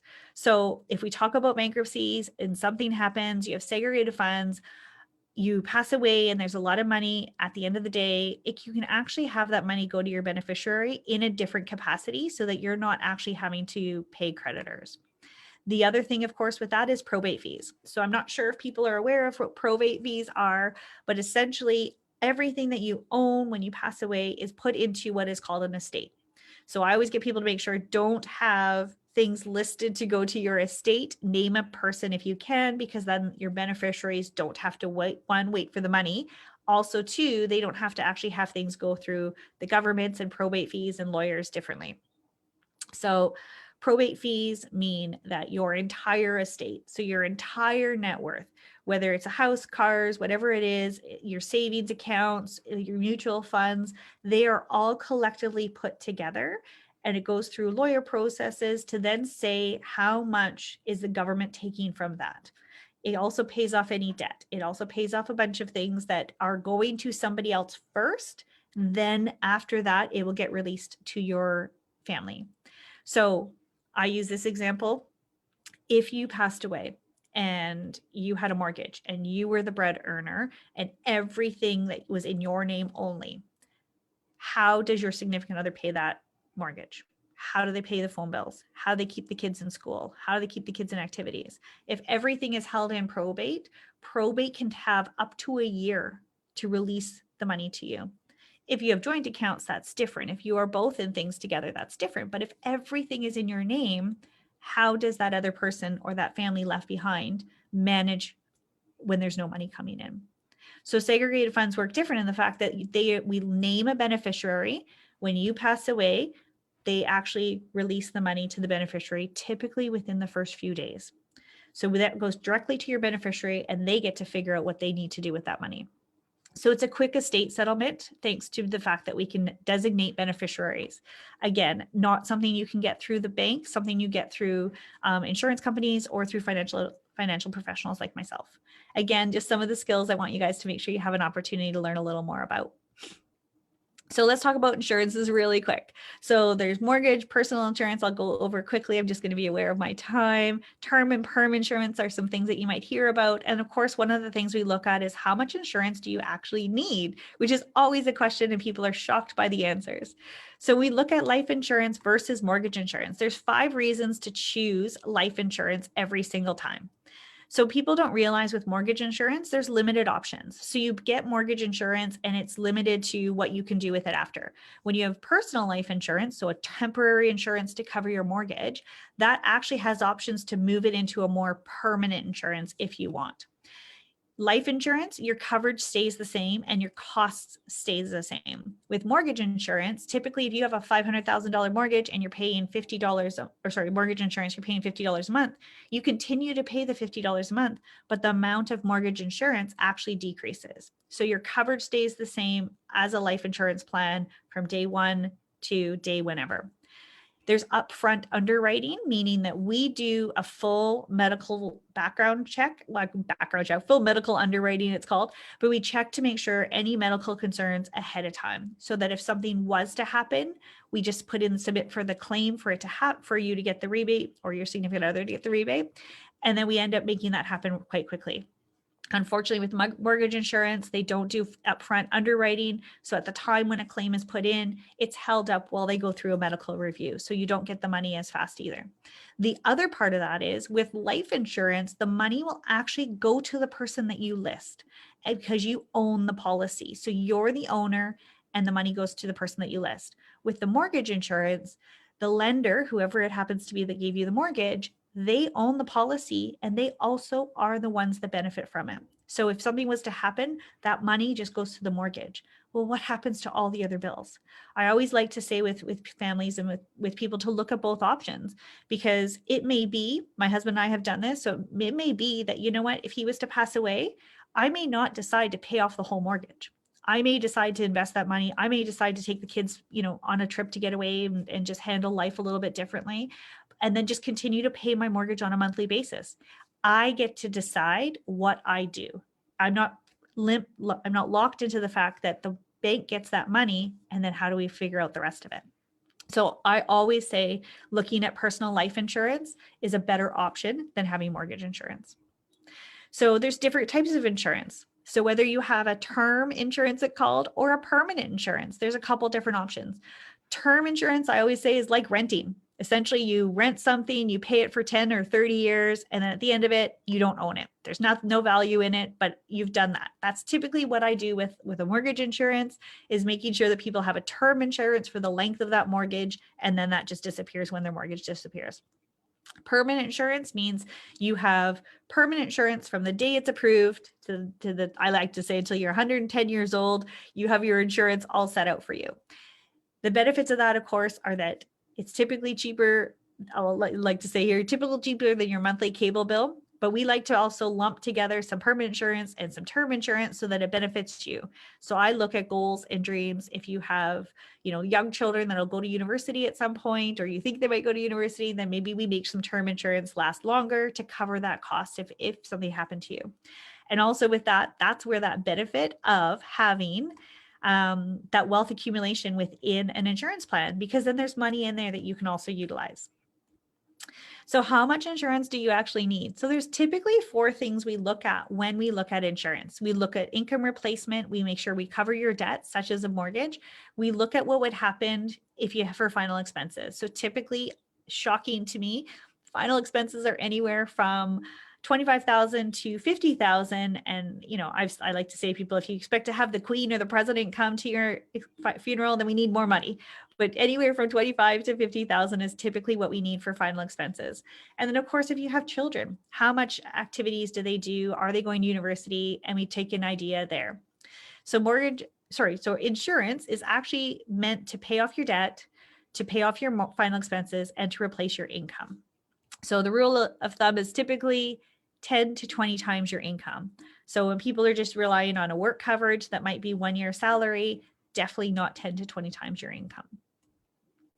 So wealth accumulation through life insurance. This is one of my favorite things to talk about because a lot of people don't realize that's an option, but there's an option, like I said, to actually build wealth within it.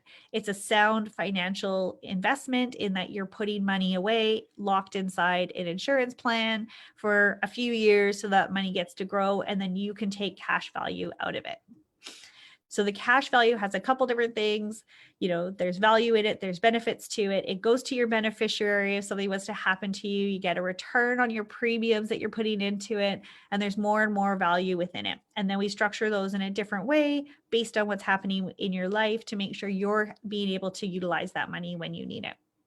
I also like to say, you know, typically we plan for retirement up to age 90. Well, if you outlive age 90, this is where a cash value life insurance plan can benefit you also. Because if you've used up all your money, you've decided to, you know, take trips around the world or whatever it is, your new retirement plan, well, having money within your life insurance plan also means you can utilize extra resources in that way.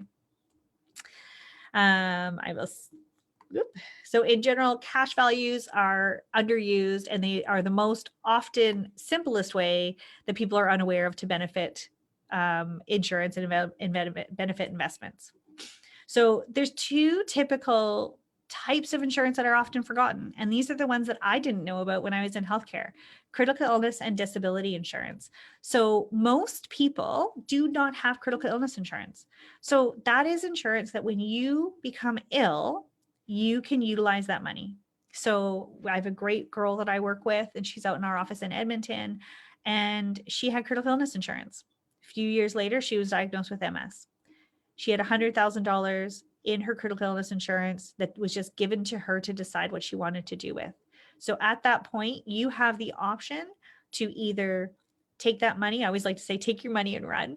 Take your money, travel the world, do something with it, seek out treatment, go somewhere else if you want treatment, or just live out your life how you want it. But you have to make sure you have that in place prior to becoming ill. So for myself, as we talk about mental health and all these other things that come up for myself, I was diagnosed with cancer when I was in my 20s. I had to wait until just recently that I've now been 15 years cancer-free, that I can now actually get critical illness insurance. Of course, within that, the limitation is that if I was to get that cancer again, I'm not going to be able to utilize that system. But the chances of me getting that cancer again is likely very slim. So I still have critical illness insurance for all the other things that I might possibly have. The other system in that is disability insurance. So typically disability insurance within plans right now, within workplace plans, have been cut out. So typically people are not getting short-term disability. What happens if you break your ankle? What happens if you fall? I always say, what happens if you get up to pee in the middle of the night and trip over the end of the bed? It happens. Workplace coverage doesn't cover you for accidents that happen at home or not on the job. So we want to make sure people have this option, and it's really not expensive. It's just setting you up in a way so that you're fully covered. I don't know if you're aware of this, but the statistics show that 1 out of 4 people develop some sort of heart disease in their lifetime. 1 out of 3 people actually develop cancer. It is amazing that statistics are that high, but it is the truth. So we want to make sure people are set up, because if you don't have insurances, where do you get your money from? You start getting it from investments. You start getting it from your savings. You start dipping into that retirement plan. And that's where you now become one of the 95% retiring at or below the poverty line. So we want to make sure people know all their options. So here's a few testimonials that I've had from some great clients of mine. Megan was awesome. She was somebody that was referred to me through another person. She was really, really nervous. And we just met up and just talked to her, and I listened, and we just had an opportunity to see where she wanted to go, what her plans were with life, and set some goals for her. She's young, she's in her 20s, but still had, and some issues and things that she wanted to figure out. And that's what we did. Want to know more about spending habits. Joanne is a wonderful, wonderful lady. She came to me and she was 6 years from retirement. And so she wasn't sure if she could retire in 6 years. Pretty much she worked at the hospital in the kitchen. She had a pension and everything else, but she said, I just really don't know. And so she came to me, we met, we talked about it, we tweaked some things for her. And it's awesome because her and I chat every once in a while. She sends me, she got her newest statements for her pension. So she just sent me the newest numbers for me to kind of look at and say, okay, am I still on track? And that's what we do, right? Make sure you're on track for whatever your goals are. Sarah, someone else that's awesome, that I've been able to work with a little bit too. And I so appreciate her comments on that she has shared with other people. So financial security and peace of mind, of course, are for the entire family. So whether it's for children, whether it's for yourself, whether it's for someone close to you, we've have insurance packages on our parents, my kids' grandparents, because if we need to go do something, they don't live in Mississauga with us. If we need to go do something, that means a flight. That means time away from work. That means having security that we don't, as much as I love them, don't have to dip into my savings in order to make my life changes. So I'd be able to set up things for them so that we can move forward and just have that ability to do what we need and drop everything at a drop of a hat and just take off. So do you want to build your future? I would say with me or with somebody else. Here are some options for you as I tie up some things too. So my book, as I'm super excited about it, I have a copy here for myself that I like to show off because one, it's pink. I like pink, as you can see by all my promo stuff. I like pink. It's pretty. It has butterflies. I titled it Butterflies and Shiny Things because we get distracted, right? We get distracted by all those shiny things. Are you a spender? Are you a person that just decides the next iPhone is the one you need? Are you buying the biggest car? Are you buying the biggest house? I need this fancy thing, this fancy thing. If you are, that's okay. We love you just the same, but we provide a little bit of understanding in this. So the book is available on Amazon, of course, in paperback or ebook are two options. It goes through bit by bit by bit as to what a financial professional does. So the money beliefs are in there. The budget ideas are in there. How to break down your insurance is in there. Some mortgage information is in there. If you want to buy a house or rent, what's the best option for you at this point? How to start saving for a down payment, how to look at investments differently. And of course, at the end of the day, all my information is in there for you to reach out to me too. I have a couple of other options for people too. So typically when I meet with somebody, if we're doing a full financial assessment, and I do 1 or 2 budgeting classes with people also. So typically what I charge is $200 for, a copy of my book, full financial assessment, which takes about an hour and a half to 2 hours. And then a couple follow-up budgeting courses are typically about $200. But because this is all about mental health and getting people moving forward in different capacities, I'm going to reduce it to $100. The other thing I'm going to do, of course, because I want to be able to give back to what Jax is doing, is that 30% of all of this will also go to mental health. So anyone that is interested, please reach out to me and we can do that package. Another option, of course, for you is a bigger package. Typically, this would be about 3 months worth of commitment between you and I working together. So you get a copy of my book. We do a full financial assessment. We break down goal planning sessions specifically to see what your financial goals are. We do a full budgeting session and we do 6 one-to-ones on top of that to make sure you're all set, ready to go for about 3 months. I do have a Facebook group too. Within that Facebook group is invite only, and we have real estate experts, mortgage experts, personal growth experts, and more specifics on how to make dreams happen. I'm connected to a lot of people. You want some other expert in there to come and talk to you, let me know and I can make it happen. We will get other people in there too. Typically that is about $700, but again, I'm going to reduce it to $300 for this group. And also 30% of anyone that takes this package will go to the mental health that Jax is organizing also. So I love all of you. I adore you. I hope you all have a wonderful financial day. If you need to get a hold of me, I can be found, as Rizwan said, all over the place, whether it's LinkedIn, Facebook, Instagram, it's all my name. I'm anywhere. I can also be reached directly at friendlyfinancecoach@gmail.com. My website, of course, is available too. If you want any of the printable downloads, they're all there. They're all pretty. I like to say pretty. I got to make some for the guys too. They're green, so the guys can handle the green ones too. They were originally pink, and then I thought, no, guys don't want to stick up a pink poster on their fridge. So you know what? They're all green now. We made them green. I'm always available to talk, men or women, children. My children are helping me write my next book that is how to talk to kids about money. So I love you all. Thank you for your time and enjoy the rest of your day. Wow. Wasn't that a great, that was so informative. I tell you, I had to take notes. I couldn't keep up with taking notes. Well, you think that was such a great viewing, wasn't it? Oh my gosh, wasn't it ever so informative, Jack, and so powerful? I tell you, information is power, isn't it?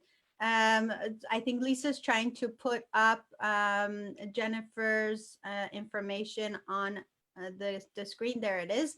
That's Jennifer's information, her website. Although she did a great job at directing everybody to her website, but this is it anyway. So if you missed that, you could take that down.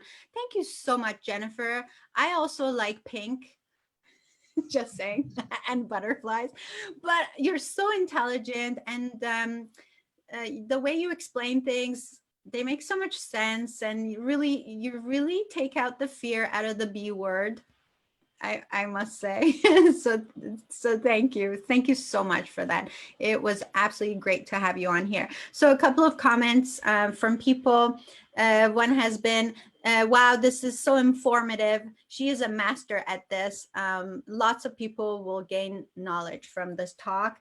And also another comment on Facebook was, hang on, let's see. Insurance is not an investment, and never let anyone tell you it is. Insurance agent is the only one who benefits from whole insurance. Just my opinion. Is that something you want to address, Jennifer? Well, I can. There are lots of people out, I shouldn't say lots. There are people out there that have that opinion, and that's okay.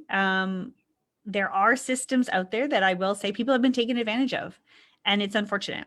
And whether it's a lemon of a car or a lemon of an insurance plan, there are people that do get taken advantage of with wrong companies.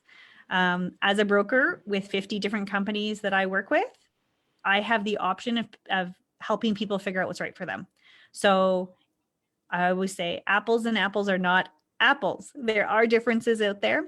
At the end of the day, it has to be a system that works for you, and that's the right system for you. So they're willing to have a conversation with me. Feel free to give me a call. I'd love to hear what happened and why they have that opinion too. I love that. Thank you. Yes. Yes. Find out more information. Yeah. Exactly. So, okay, perfect. And then also there is amazing information, love and gratitude to Jennifer Woodbeck for all this knowledge. Thank you so much, Jennifer. Once again, we thank you for being here. And we want to direct people to our fundraiser. Jack, what about that? Well, we certainly want to, is the purpose of the summit, like I say, is we give you the information and you guys help us out, raise some money for the mental health, because we all going to need it. Even as you listen to Jennifer's PowerPoint, is at some point, you know, when you think about all the thing that happens, like between cancers, heart attacks, mental health, things that can happen to us along our lives, is we need to donate when we can, because sometimes it could be us that's going to be going through this through this event of a mental breakdown, or due to some loss that we occurred in our lives. So but for now, let's get to the people that needs it now, because there's a whole lot of people that will need it in the next few months to come. So let's do our share. Let's push that button. Yes, let's give a coffee cup's worth of it at least. Thank you. Thank you. Just in case people are wondering what we're talking about, the link to the donation is actually pinned right under this live post on Facebook. It is a fundraiser to the Canadian Mental Health Association. The donate button is there, folks. We're trying to raise $10,000 through the weekend. It is up to you. Power is in our numbers. So if you can donate $2, do it. If you can donate $1,000, do it. We all need this. Okay, you never know when you'll be the one needing this help. So let's all help together. Okay, great. I promised you a teaser question, and I'm going to do that right now. So to the people who are listening on Facebook, on Zoom, wherever, I'm going to put out this question. It's not about right or wrong answer. It's about just having fun. So whatever comes to your mind, put it in the chat box and in the comment sections. Okay, are you ready? Are you ready? What has no hands but might knock on your door, and if it does, you better open up? I'm gonna say it again. Put it in the chat box or in the comment section. Honestly, you guys, it's so much fun. Let's see if there's any. Okay, read the answer again. I mean the question again. What has no hands but might knock on your door, and if it does, you better open up?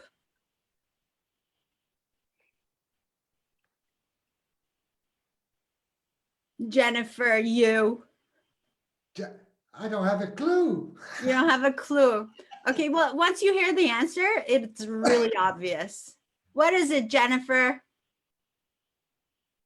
Opportunity. Woohoo! You better open up.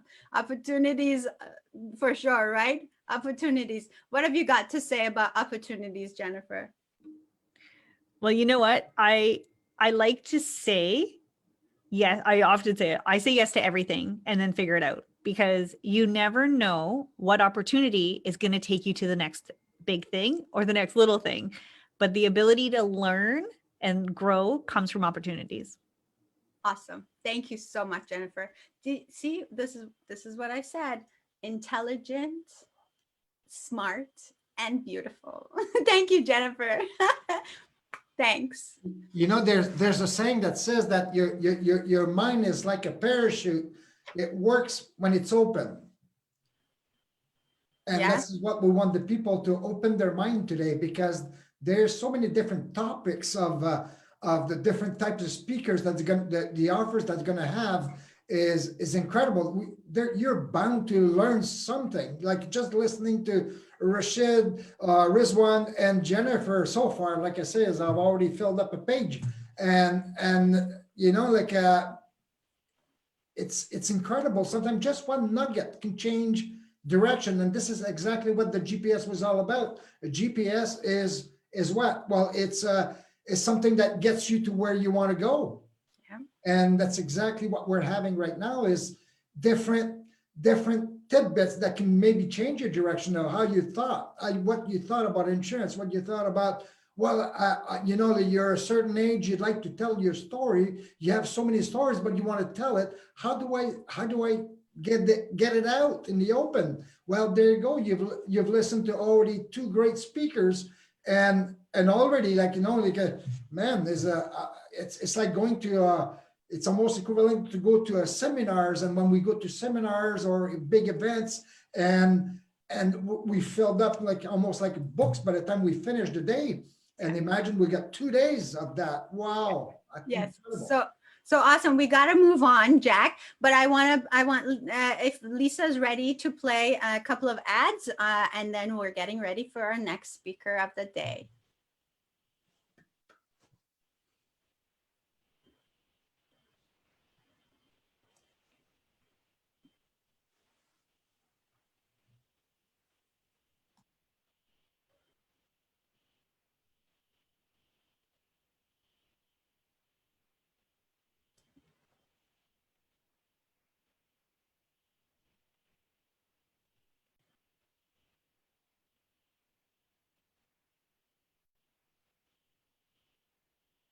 Lisa, we also need volume.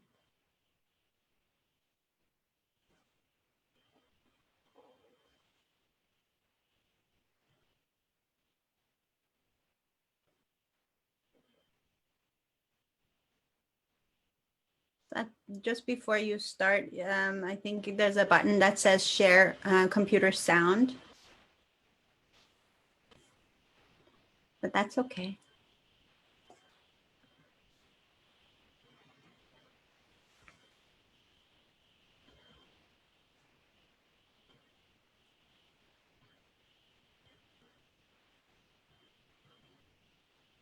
This is for the deaf and mute. No, this is, thank you, Lisa. Thank you. Okay, all right. So are we ready for our next speaker, Jack? Absolutely, absolutely. Okay. I guess you're the one that has the opportunity to introduce her to us. Yes, yes. And I'm thrilled, I must say. So this next speaker is just a young woman who is so filled with power, Jack. She is very young, but has had so much experience. She's amassed so much wisdom, and she is impacting the world in such a powerful way that I am just flabbergasted. So I will read you a little bit about our next guest, everyone. Her name is Jillian A. Brown. Jillian is a Bell Let's Talk national campaign advocate. She is the CEO of Camp My Way. She's a professional photographer and adventurer. After leaving her entire life behind to escape an abusive relationship, Jillian found herself living in a tent in the woods, confused, depressed, and feeling a lack of control over emotions and herself. You know, it would help if I had my glasses on. That way I wouldn't make mistakes. There we go. That's much better. I'm in denial. She learned of her diagnosis of PTSD. Refusing medication, she shifted PTSD to fuel her drive to connecting back to fitness, health, nature, adventure, and herself. She is now particularly known for her niche of integrating her imagery and storytelling in powerful presentations, offering healing and connection for others. Perseverance, trust, strength, determination. That's the definition Jillian gives to PTSD. How powerful is that? So a little bit of story about Jillian. Okay.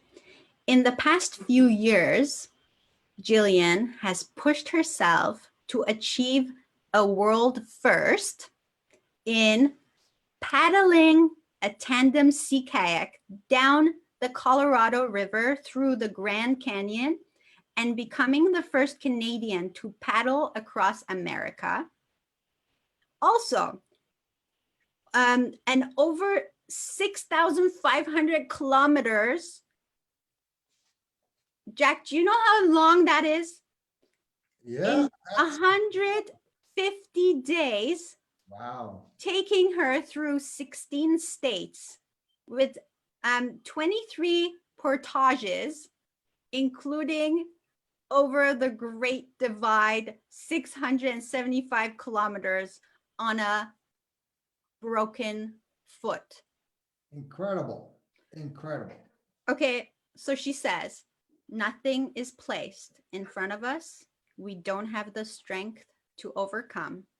It's just believing in ourselves enough. So please help me welcome Jillian A. Brown on the Global Pandemic Summit, the sequel. Hello, Jillian. Hi, Della. How are you? Excellent. Can you hear me? Yes, we can. Okay, just making sure all the devices. I don't get along with technology. You know that from last time too. So it'll take a little bit of finicking because I'm gonna show a slideshow of a bunch of images to go along with the story. But I feel like I don't need to say anything because you just gave my life story right there in the intro. It's great. Go ahead. Can you hear me still? Yes, go ahead. Keep going. We can hear you just fine. Okay, perfect. I'm just gonna switch my phone around so that you guys can see images.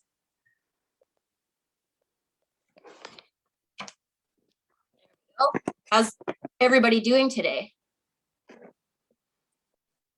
We're great. We're all muted, so you can't hear us, but we're all doing great. We can hear you just fine. Go ahead. Okay, and everybody can see this good?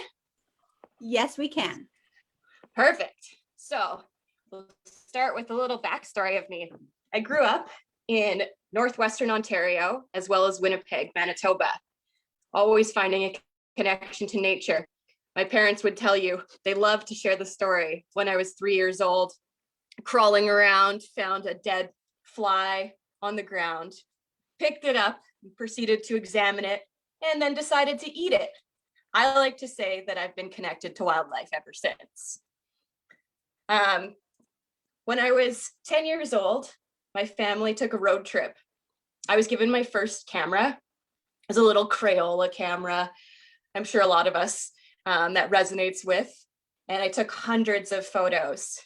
And when I got to our place, not a single one turned out. And I vowed from that day, I would never let that happen again. And I focused all my studies on photography. I took these photos when I was 15 years old with my first camera. It was my first trip to the mountains as well. I was beginning to connect a lot more to wildlife and sharing it more and more with others. Eventually, I ended up going to university to study photography and fine arts. And after I graduated, I was still in Winnipeg and was feeling quite lost, wasn't connecting to the people, the wilds like I used to. So my dad picked up on this and he invited me on a trip to Vancouver, where I rented a car and I traveled up into the mountains through Squamish, Whistler, and up into Pemberton. I fell in love with the area and I knew that this is where I needed to be. So I packed up my things and 2 weeks later I hit the road and drove out to the mountains. My mom, I'm pretty sure, still hasn't forgiven my dad for that. I immediately got a job as a photographer for a reputable dog sledding and snowmobile company, where I fell in love with both the sport and one of the workers. So much so that eventually we created a life together. We started our own dog sled company in a different part of the mountains. We had the dream home, log cabin. We went and traveled across the country rescuing sled dogs that were staring down barrels of guns. This is Copper. This is our first encounter ever with this sled dog. We rescued 16 sled dogs from all over Canada and brought them back to our place to create 2 dog teams. Unfortunately, this was 5.5 years in now, and the relationship, there they are, had been abusive from essentially the start and gotten worse and worse. By that Christmas, we had some other incidents happen within the family, and I had started to realize that not just myself, but my body, every part of me was breaking down. Finally, after a trip to Squamish, a different part of the mountains, I sat down in a pub and a gentleman took the time to talk to me. As I started to drive back to my home, to this relationship, I called him, and basically without saying any words, he knew what was going on and he offered me help.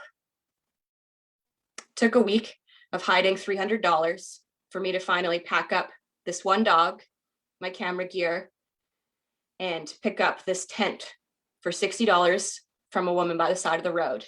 And I called this home for 7 months. It was here where I began to walk my dog, and I found myself going to the river, and I thought about putting her leash around my neck and jumping in.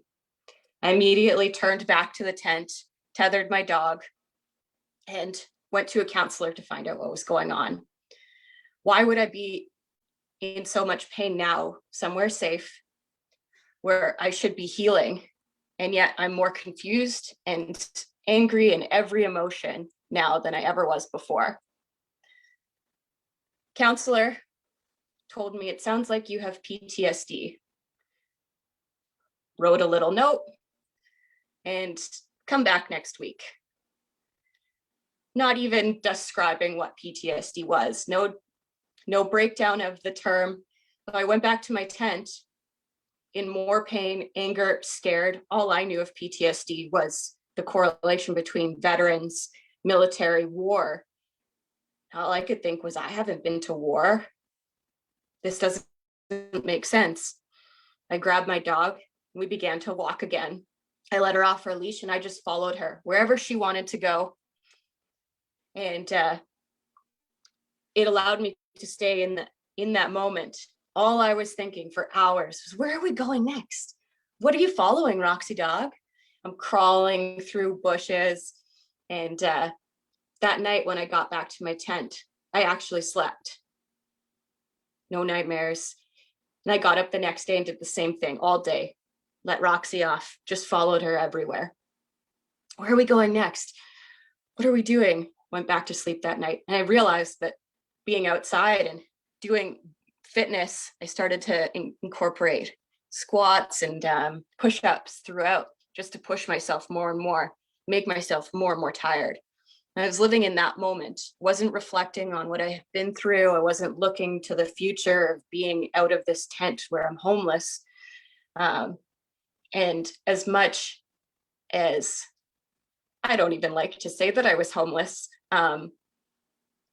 as much as people say that I was homeless, that was the best home I could have had at that time, to find healing within nature with my dog.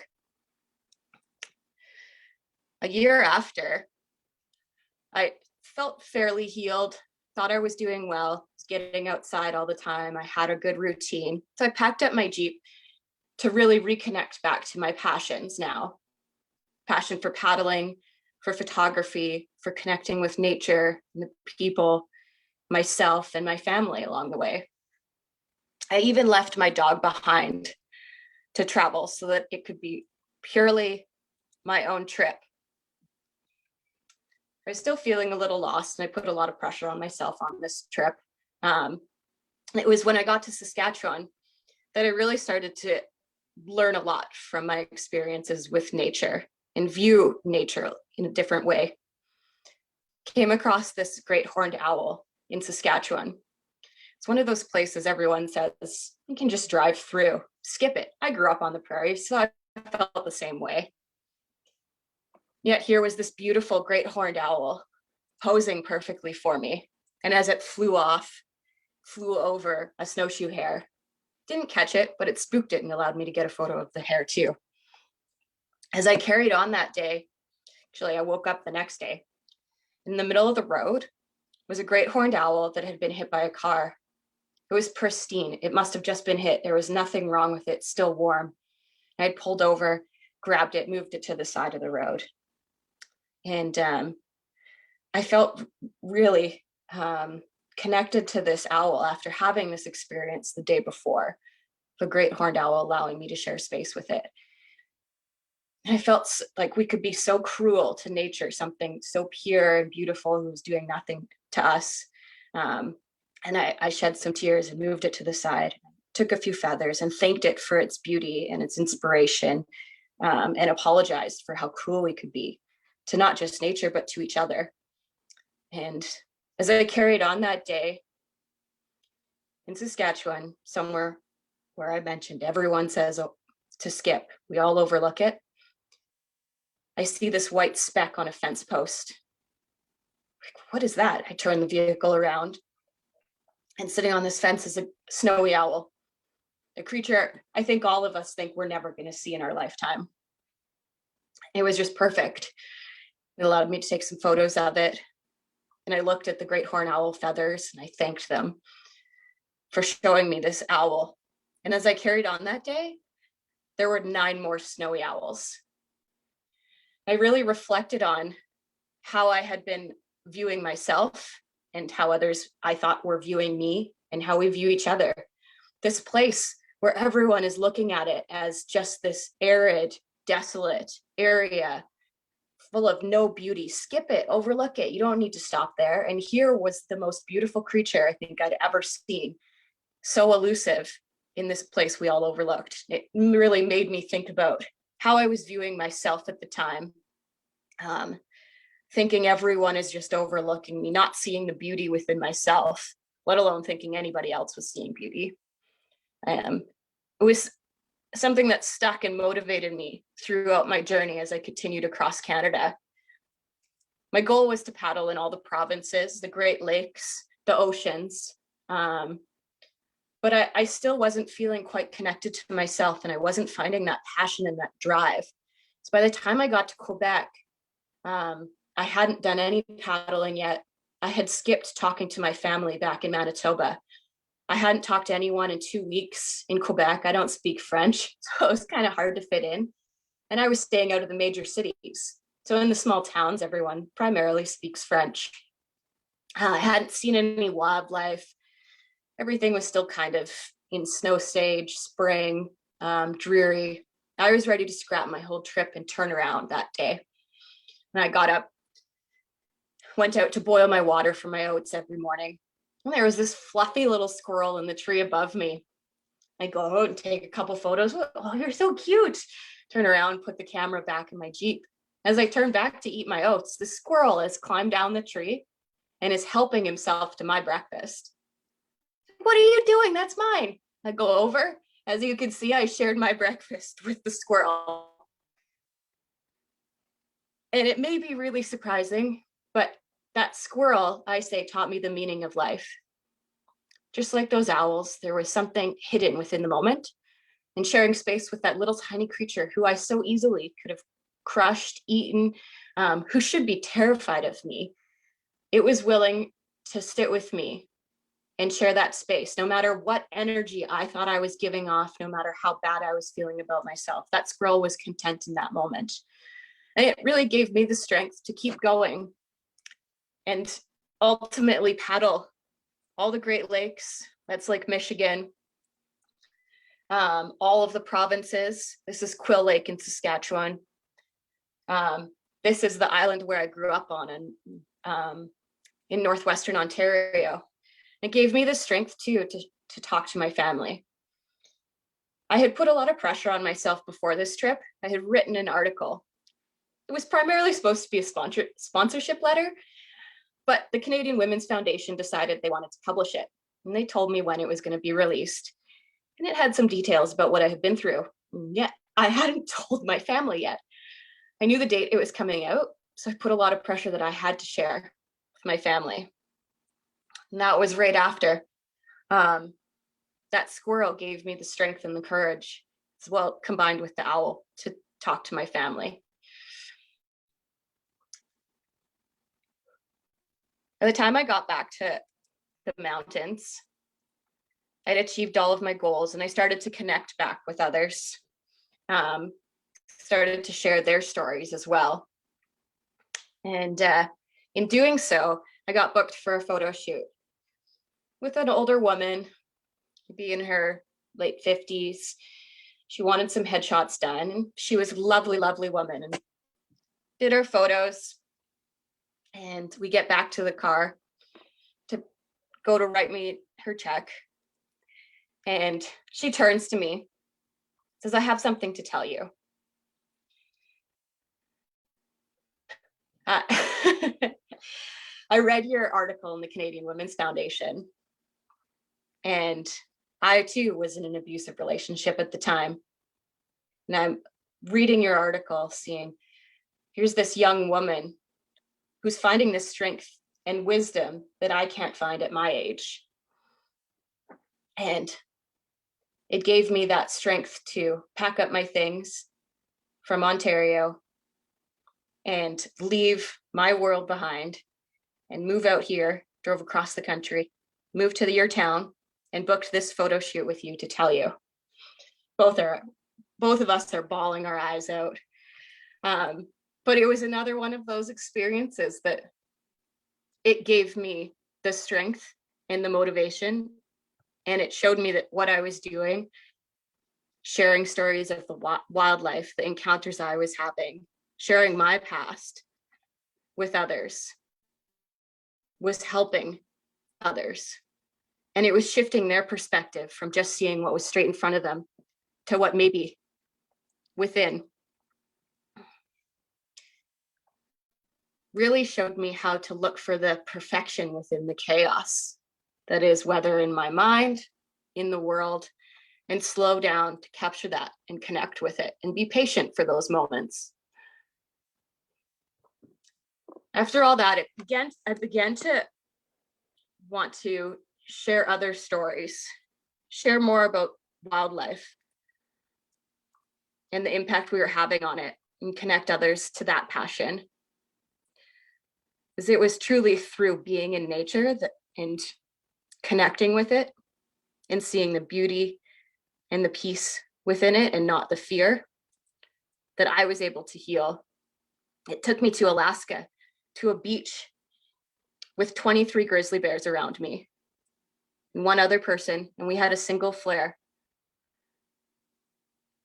And the question everybody asks me is, weren't you afraid? You must have been scared.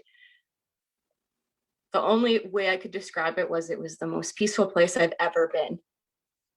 Everything was working in harmony. Everything was moving at the same pace. Even the salmon didn't seem to swim away from the bears. They seemed to know that they needed to be their food.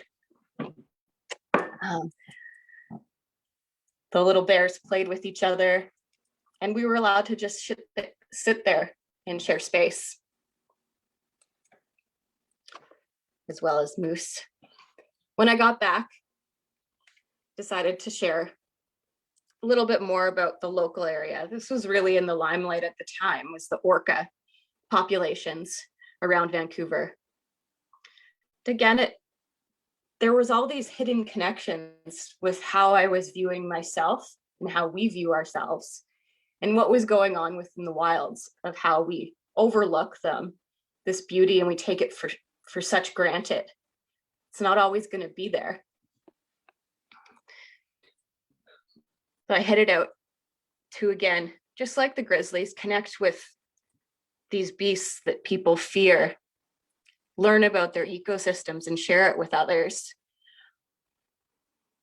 We ended up in the Johnson Strait. Normally there's the northern residents, the southern residents, and transient orcas. There's all different pods. And they usually stay fairly separate. The day I was there, numerous pods came together to create a super pod, and we were surrounded by hundreds of orcas feeding.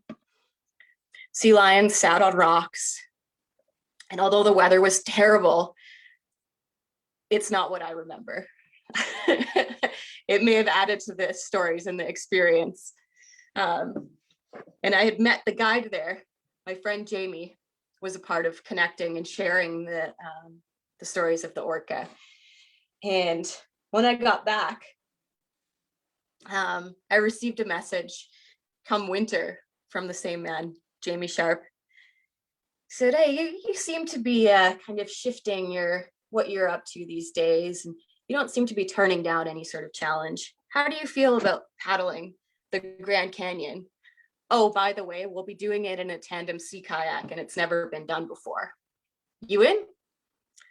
Well, when I received that text, I was actually en route to paddle the ferry route with a new friend from South Africa who was visiting and wanted an experience in Canada.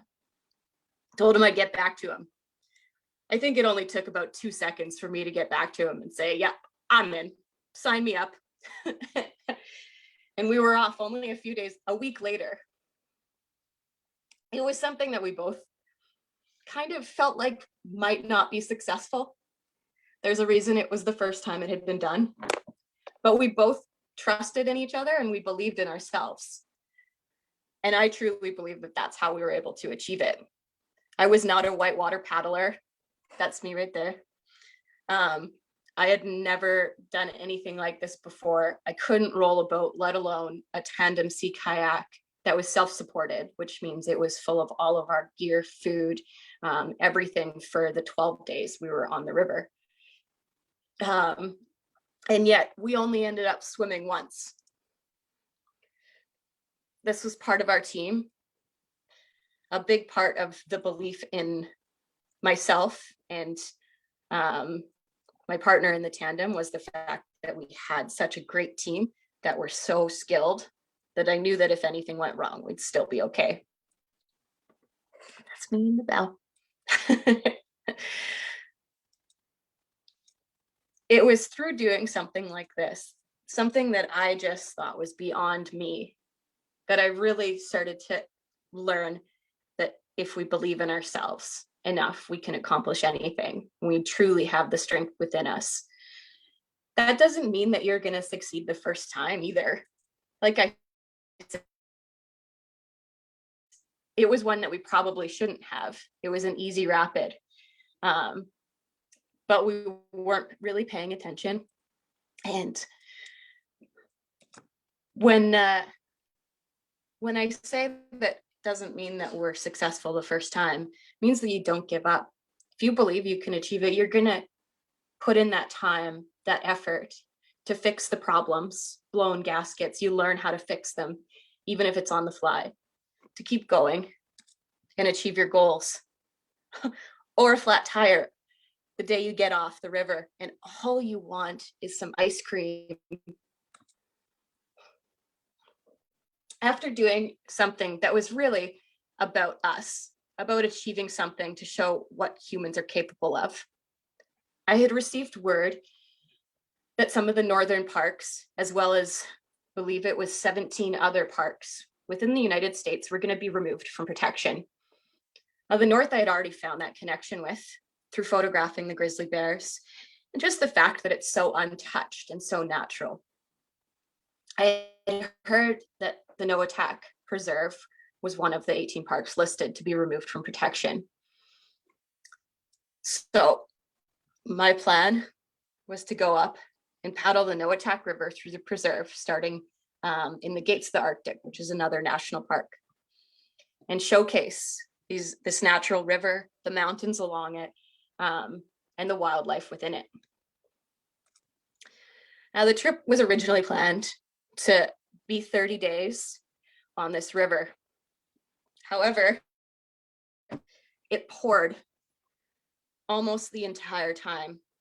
So we paddled as hard as we could, living and connecting as much as we could to the landscape, the fruits, the wildlife. If you can see it, that's on top of a mountain and there's hundreds of mosquitoes. Because of the weather, the river swelled. We couldn't see mountaintops, so summiting them was near impossible. Because the river was so swollen, there was very few camp spots.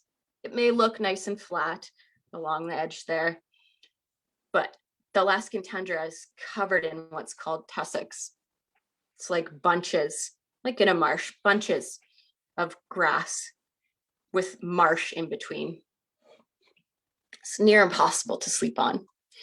You need to be on a beach or somewhere up on a mountain. A big reason I had chose to go at that time was not just that the weather should have been really nice, but the caribou migration was scheduled to be going through that area at that time.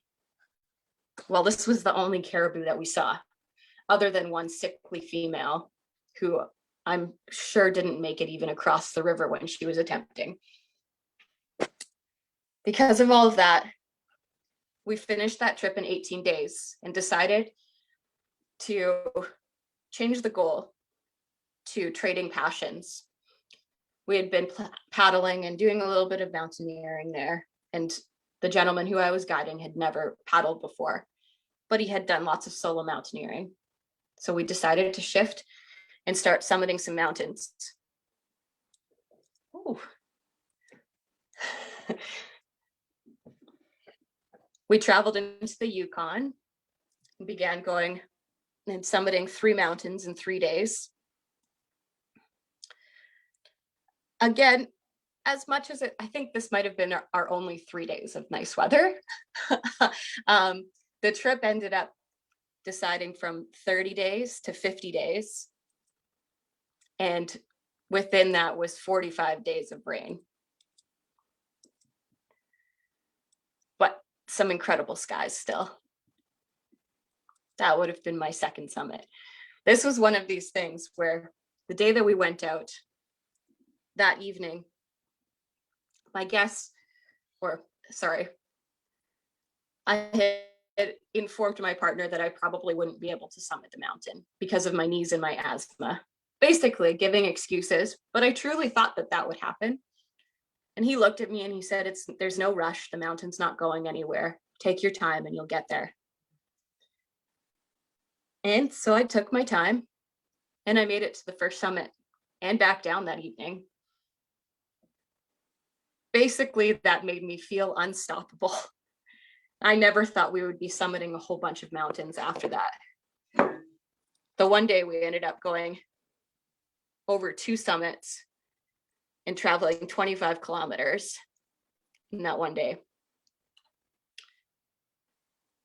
We eventually ended up finding a route called the Donjet Glacier. Something that's receding, of course. Beauty. And this was still on that 50-day. And I count this as one of the bad days because we ended up in a sandstorm. But we kept going despite all of it. We'll just skip that one. This was our final push. This was bringing both passions together, both paddling and mountaineering. We decided to go after the highest summit in southwestern BC, which is a mountain called Ski. To get there, you either bushwhack around 3 alpine lakes or you paddle them. If you paddle them, you have to carry up pack rafts with you. We decided to paddle. The smoke you see this was during the big Williams Lake fire. So we actually had to take 2 days off because the smoke was so thick and it was about 42 degrees outside. Far too hot to try to summit in the smoke. So as we set off after that 2-day break, of course, we got caught in a huge rainstorm and I ended up becoming hypothermic for the second time on the trip. We crawled under this little rock. And as we crawled under it to boil some water and warm up and get into dry clothes, there's a gold pan there and a rock wall, man-made. And we come to realize, we look around outside, there's old fire pits, all overgrown. And the only story that we had read about this area was that an original prospector had come up there looking for gold. His hut. Without going through that pain, without becoming hypothermic, we never would have looked under that rock or crawled under it. Without that bad, we wouldn't have found this incredible good and experience and story. This was our final push to go for the summit of Ski, which, as that trip was going, was of course within cloud, rain, and snow.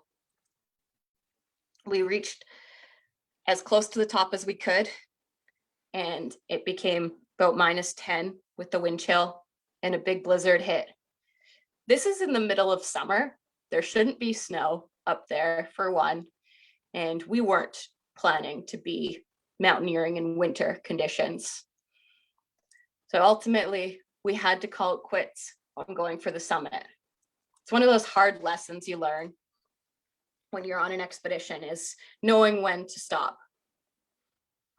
And for someone that's a little bit stubborn, it can be extra hard. But this one was an easy decision because I was freezing, the rocks were slick, and we still needed to climb all the way back down a hike that took us 2 days. We decided to do after our attempt straight from the mountaintop all the way out once it was dark. After doing that trip a couple years ago, I can't believe it's a couple years now. I received a message asking about a paddling trip. I was to replace almost a whole team, 3 members, paddling across America with one other person. We began our trip in Astoria, Oregon, on the Columbia River. We had to paddle against tide and current and spring melt. So the river was about 9 feet higher than normal. But beautiful wildlife and conditions. On the Columbia River, there were 4 portages. And then we made it to the Snake River. This might have been my favorite camp spot, actually. This was our biggest day at that point. I think it was 54 kilometers we paddled in this day against current. But it was a beautiful spot, worth it. That's the view of our camp in that spot. The Snake River too had 4 portages. Luckily, there were people who were willing to help if need be. The weather systems on this through the prairies. We were there during tornado season. We ended up experiencing 2 tornadoes. This was one where we hid in a concrete outhouse in the middle of nowhere by a boat ramp. The one previous to this, we had just passed Watford City. We'd spent a couple nights there, connecting with the people and the culture. That was probably the number one thing that I took away from this trip was everyone was warning me about people and encounters and be safe. And of course, do those things and be wary, but the people along the way were nothing but the kindest, most incredible people. And as we left Watford City on Lake Sakakawea, we received word that there was some weather coming our way.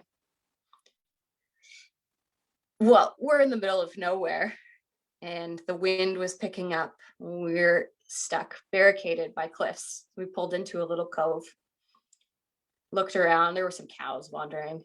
Tied our canoe up to a tree and set up our tent. And lay down in it with our dry suits on, didn't unpack our sleeping bags and just waited. And Martin, the gentleman I was paddling with at the time, writes our weatherman asking, should I somehow contact my family and tell them I love them?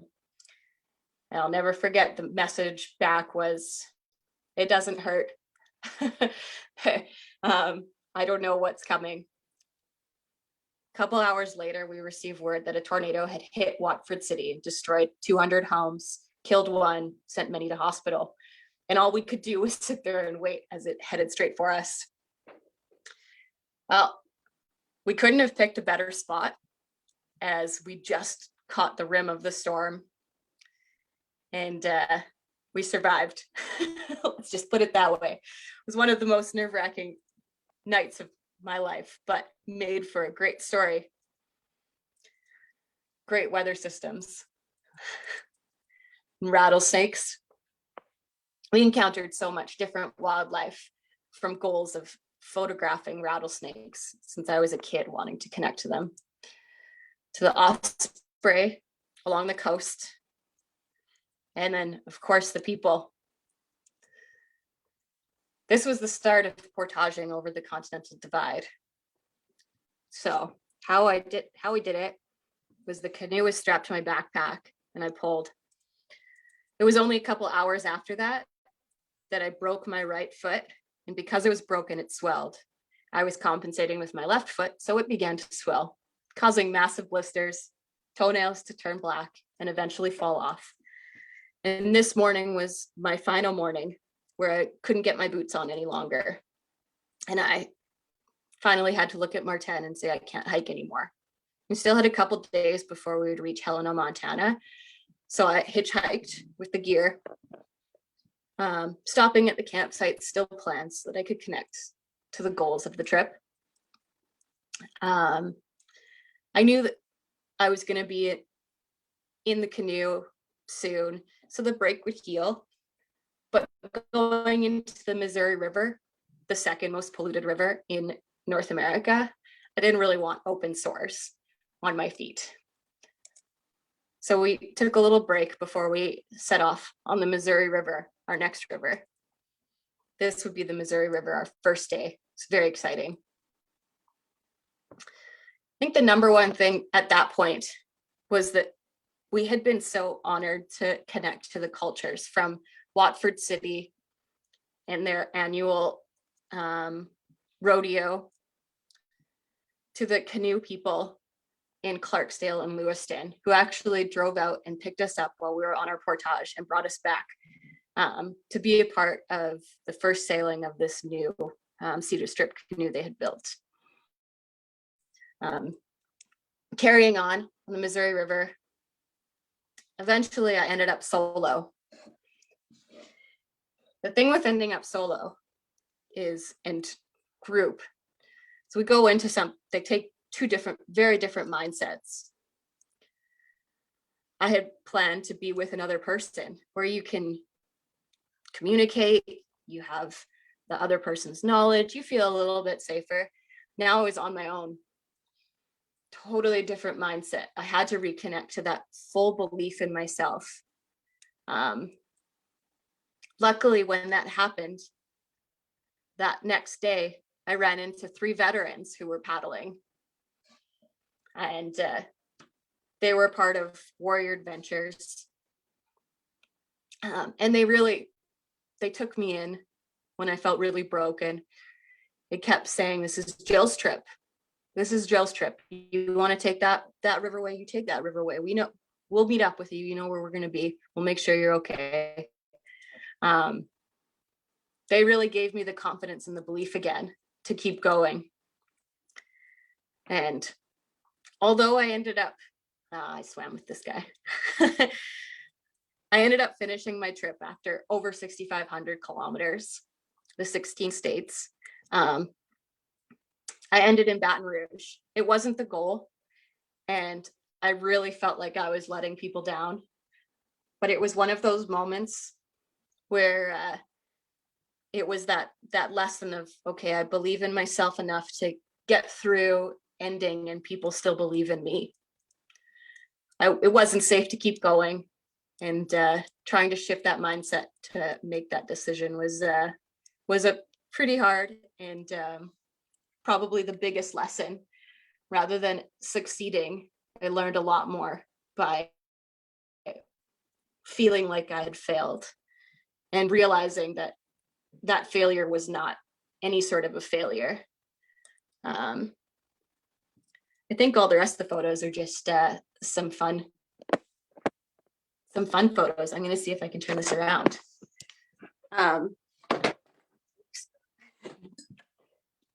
There. Can you guys still see me? Yeah, hear me? Yeah, we're good. Awesome. Ultimately, after all of that, with connecting with those veterans, doing these trips, when I returned back to British Columbia, I began to share these journeys and these stories, and how to overcome and believe in yourself to achieve goals. And that's what led me to where I am today at Camp My Way.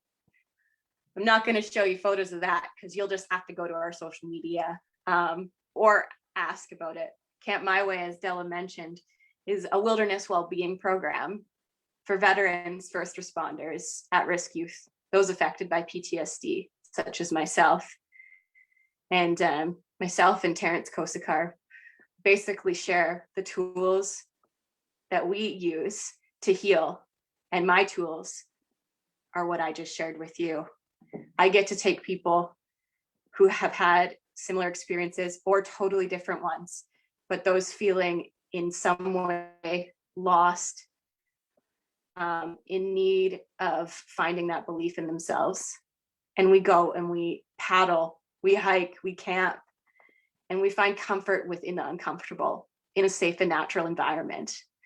And it's really, it makes me, when I was in that relationship, I would go down every day to my dogs and I'd pet each one and say that I was thankful it was me there and not someone else, because somehow I knew I had the strength to get through it and maybe somebody else wouldn't. And reflecting back now, without any of those experiences, I wouldn't be here, being able to share with you and share at Camp My Way and with so many all over the world, what we're all capable of achieving. I have no idea what time it is or if anyone has waved or anything. I had I couldn't see anything. So I know. Oh my gosh. Jillian, thank you so much. I had to turn off the cameras. I don't know what's happening. Usually I'm able to put someone on a speaker view. So I apologize. Jack, turn on your camera so you could come back on and speak. Can you hear me? I'm trying. Yes. Okay, I'm trying to turn it back on. Okay, hold on. I'm gonna ask you to start your video. Now you can start your video, please. Sorry about that. Wow, Jillian. Wow. What do you think, Jack? I told you. Do we have to have a mental illness on those trips? That looks like such a fabulous experience. I certainly would spend a week in nature, you know. The only thing is I'm scared of grizzly bears. I would have to have a big. Oh, you don't have to worry. Because I went to Banff and all that stuff hiking years ago. And I don't know, I get so scared of something that can eat me. But it's like we only fear fear the unknown, right? Absolutely. So I have fear when it's dark because we can't see what's there, so it's unknown.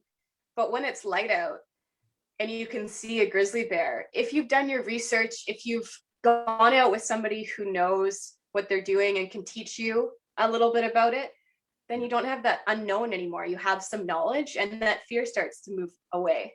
And that's so important in nature in particular, because there is so many unknown factors, from weather to the conditions you're hiking on to the wild animals around you. What was the best memory that you had on your trip? On that trip? Because you said you had rain most of the time. So on the Cross America trip, the 150-day one, most memorable part about it is the people.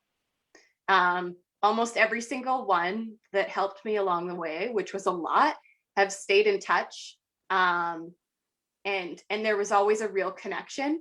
Most live on the river or are paddlers. So it really resonates with them, being in nature and like-minded and protecting and conserving and showcasing these waterways and these places. So that would probably be the biggest memory for me, is the people along the way, and swimming with the alligator, because I always wanted to swim with an alligator. help me out. Swam with this guy. When you said I swam with this guy, I was checking to see if that was a guy, but it wasn't a guy. It was an alligator guy. Yeah. Wow. Yeah. So she's the Crocodile Dundee of Canada. Eh? Dundas. Jillian. Yep. There you go. I mean, you are the best person to talk on this because you're a Bell Let's Talk advocate, and you know how we are supporting mental health through this summit.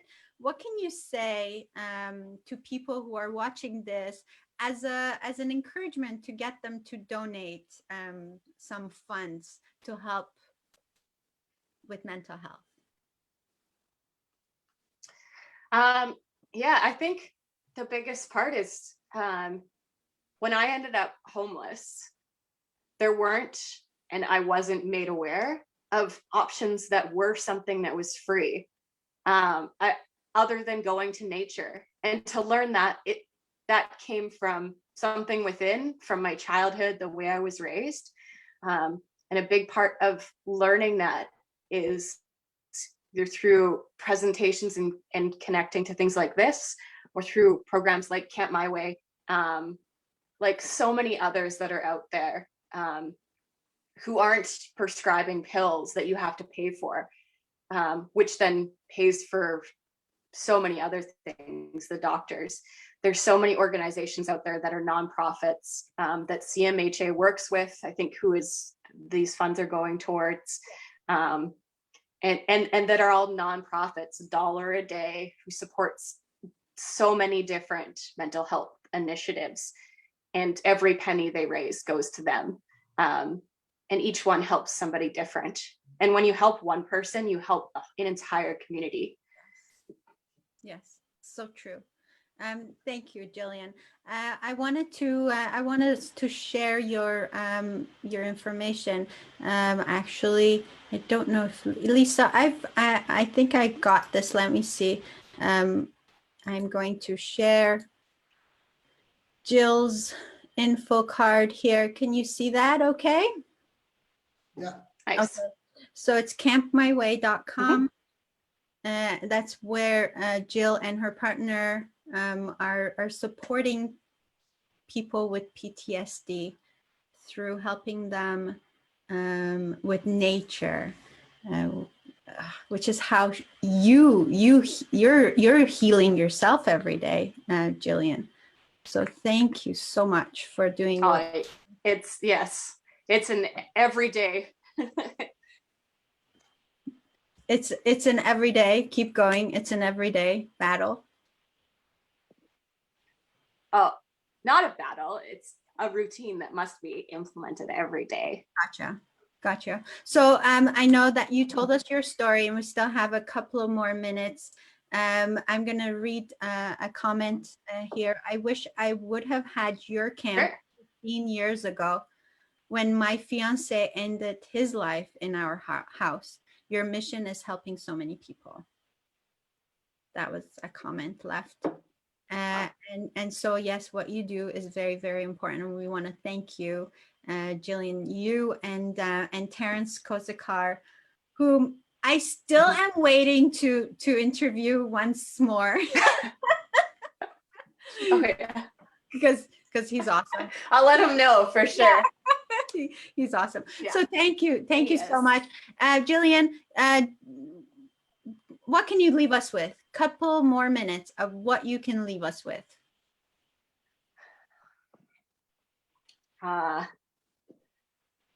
Practice forgiveness every day, and through forgiveness, you'll find gratitude for that moment, because every moment makes you the person you are. And believe in yourself, because we all have the strength to overcome whatever it is that's put in front of us. We find a way. That's awesome. And get for a walk. Go for a walk. Thank you. Thank you so much. Jack? Yes, Della. So we are going to actually direct everybody to our donation link that's just underneath this live video. Please let us support mental health. It's very, very important cause. And as you hear from all the speakers and you learn from them, this is how we ask you to show your gratitude and your appreciation for their time and their generosity in sharing their experience. So please go to the link that's underneath the post and donate whatever it is that you can donate. Wasn't that a fantastic story that from Jillian? It's to be in the woods and on the water like that is it's an unbelievable experience. I think is especially with someone that's suffering from PTSD. I think as you detaching yourself from the world, is I guess is she shared the link. So it should be that anyone that's ever wants to have more information to get in touch with her and go from there. But as for the donation, is if everybody can share their site, their website with everybody else, share their stories or share the button so that somebody else can participate into that and give. Yes, thank you, Jack. Want to thank Jillian so much for being here today. She is amazing. She's got a great story and she tells it so well. Those photographs were amazing. Wow. I'm okay to live vicariously through you, Jillian. Swimming with an alligator, honestly. You're awesome, Jillian. Much love to you, and thank you again for being here. Okay, Jack, we have 4 more minutes to 1 when we bring out our next speaker. What do you say we do a little breathing? What do you think? Sounds good to me. Okay, because we always do breathe, but I think breathing intentionally is something totally different. So if you're just sitting and relaxing, I just want you to play along here and just put your hands on your lap and take a deep breath through your nose.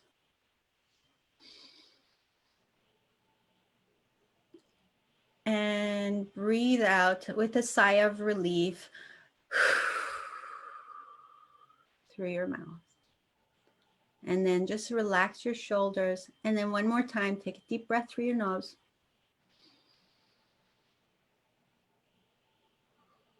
And if my friend Marianne Pageant were here, she would have directed us in a couple of meditation minutes. Meditation moment with Marianne. Meditation minute with Marianne, which she does so well. Okay, I think we're ready for our next speaker, Jack. Okay. Are we gonna run a commercial or are we gonna go to the next speaker? We can, and let me run that right now.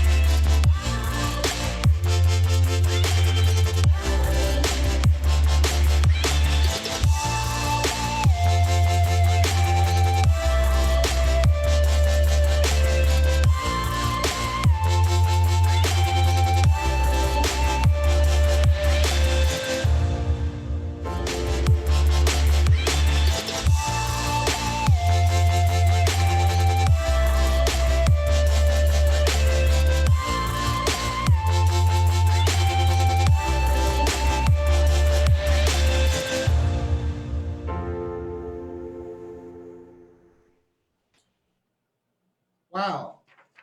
Looking at this commercial and looking at all the speakers, I tell you, we have an afternoon of so much great speakers coming up. So, wow. Is LizyT on? So I can start introducing her. Yeah, Lizy is ready. Super. And Well, I need a video. I That's all I need- need. Oh, I'm going to say, let me do the introduction first, so Lizy. I have no access to video. Oh, I will give that to you. Just give me 1 Thank second. you. You're welcome. So tell me when. Well, you can introduce LizyT. Absolutely. Thank you. Well, our next speaker is LizyT. So she's a Canadian radio and television host. Lizy Triffo was born in Chile and raised in Brazil. Entrepreneurship and storytelling were skills that Lizy had expressed interest at a young age. She always pretended to interview people around her while sticking a fake microphone in their faces. These clues, however, were not enough of an indication to Lizy when it came to her early career choices. She studied dental hygiene for 1 year in Brazil and later moved to Regina, Saskatchewan, where she gained employment in other industries. Although this career kept her more than financially stable, Lizy felt that she was missing out on her true destiny. What held her back? She would often ask herself this question. Lizy then realized sometimes people don't follow their dream out of fear, and they may not be good enough. So for the past 3 years, LizyT radio and TV show has been the platform for signers, songwriters, coaches, celebrities, child actors, business owners, and many more. See, her show allows Lizy the platform to report on the latest global and international news and feature music requests by listeners around the globe. She created a following and a community. Each captivating interview starts off with a simple catchphrase created by her husband. Well, tell me more, tell me who you are, what you do, contact info, anything news. This is all Lizy's need to start a great interview and conversation. Thus far, she has interviewed many celebrities. So when it comes to interviews, Lizy says, I like to give 100% of myself. Sometimes it feels like I've run a marathon. In the end, it's not about me, it's about them. So this philosophy pushes her to do whatever she can to promote her guests. Perhaps this is the dedication and passion that has allowed her to have over 20,000 listeners worldwide and a top 20 radio show on blog, talk radio, and now broadcasting in 58 countries. Wow.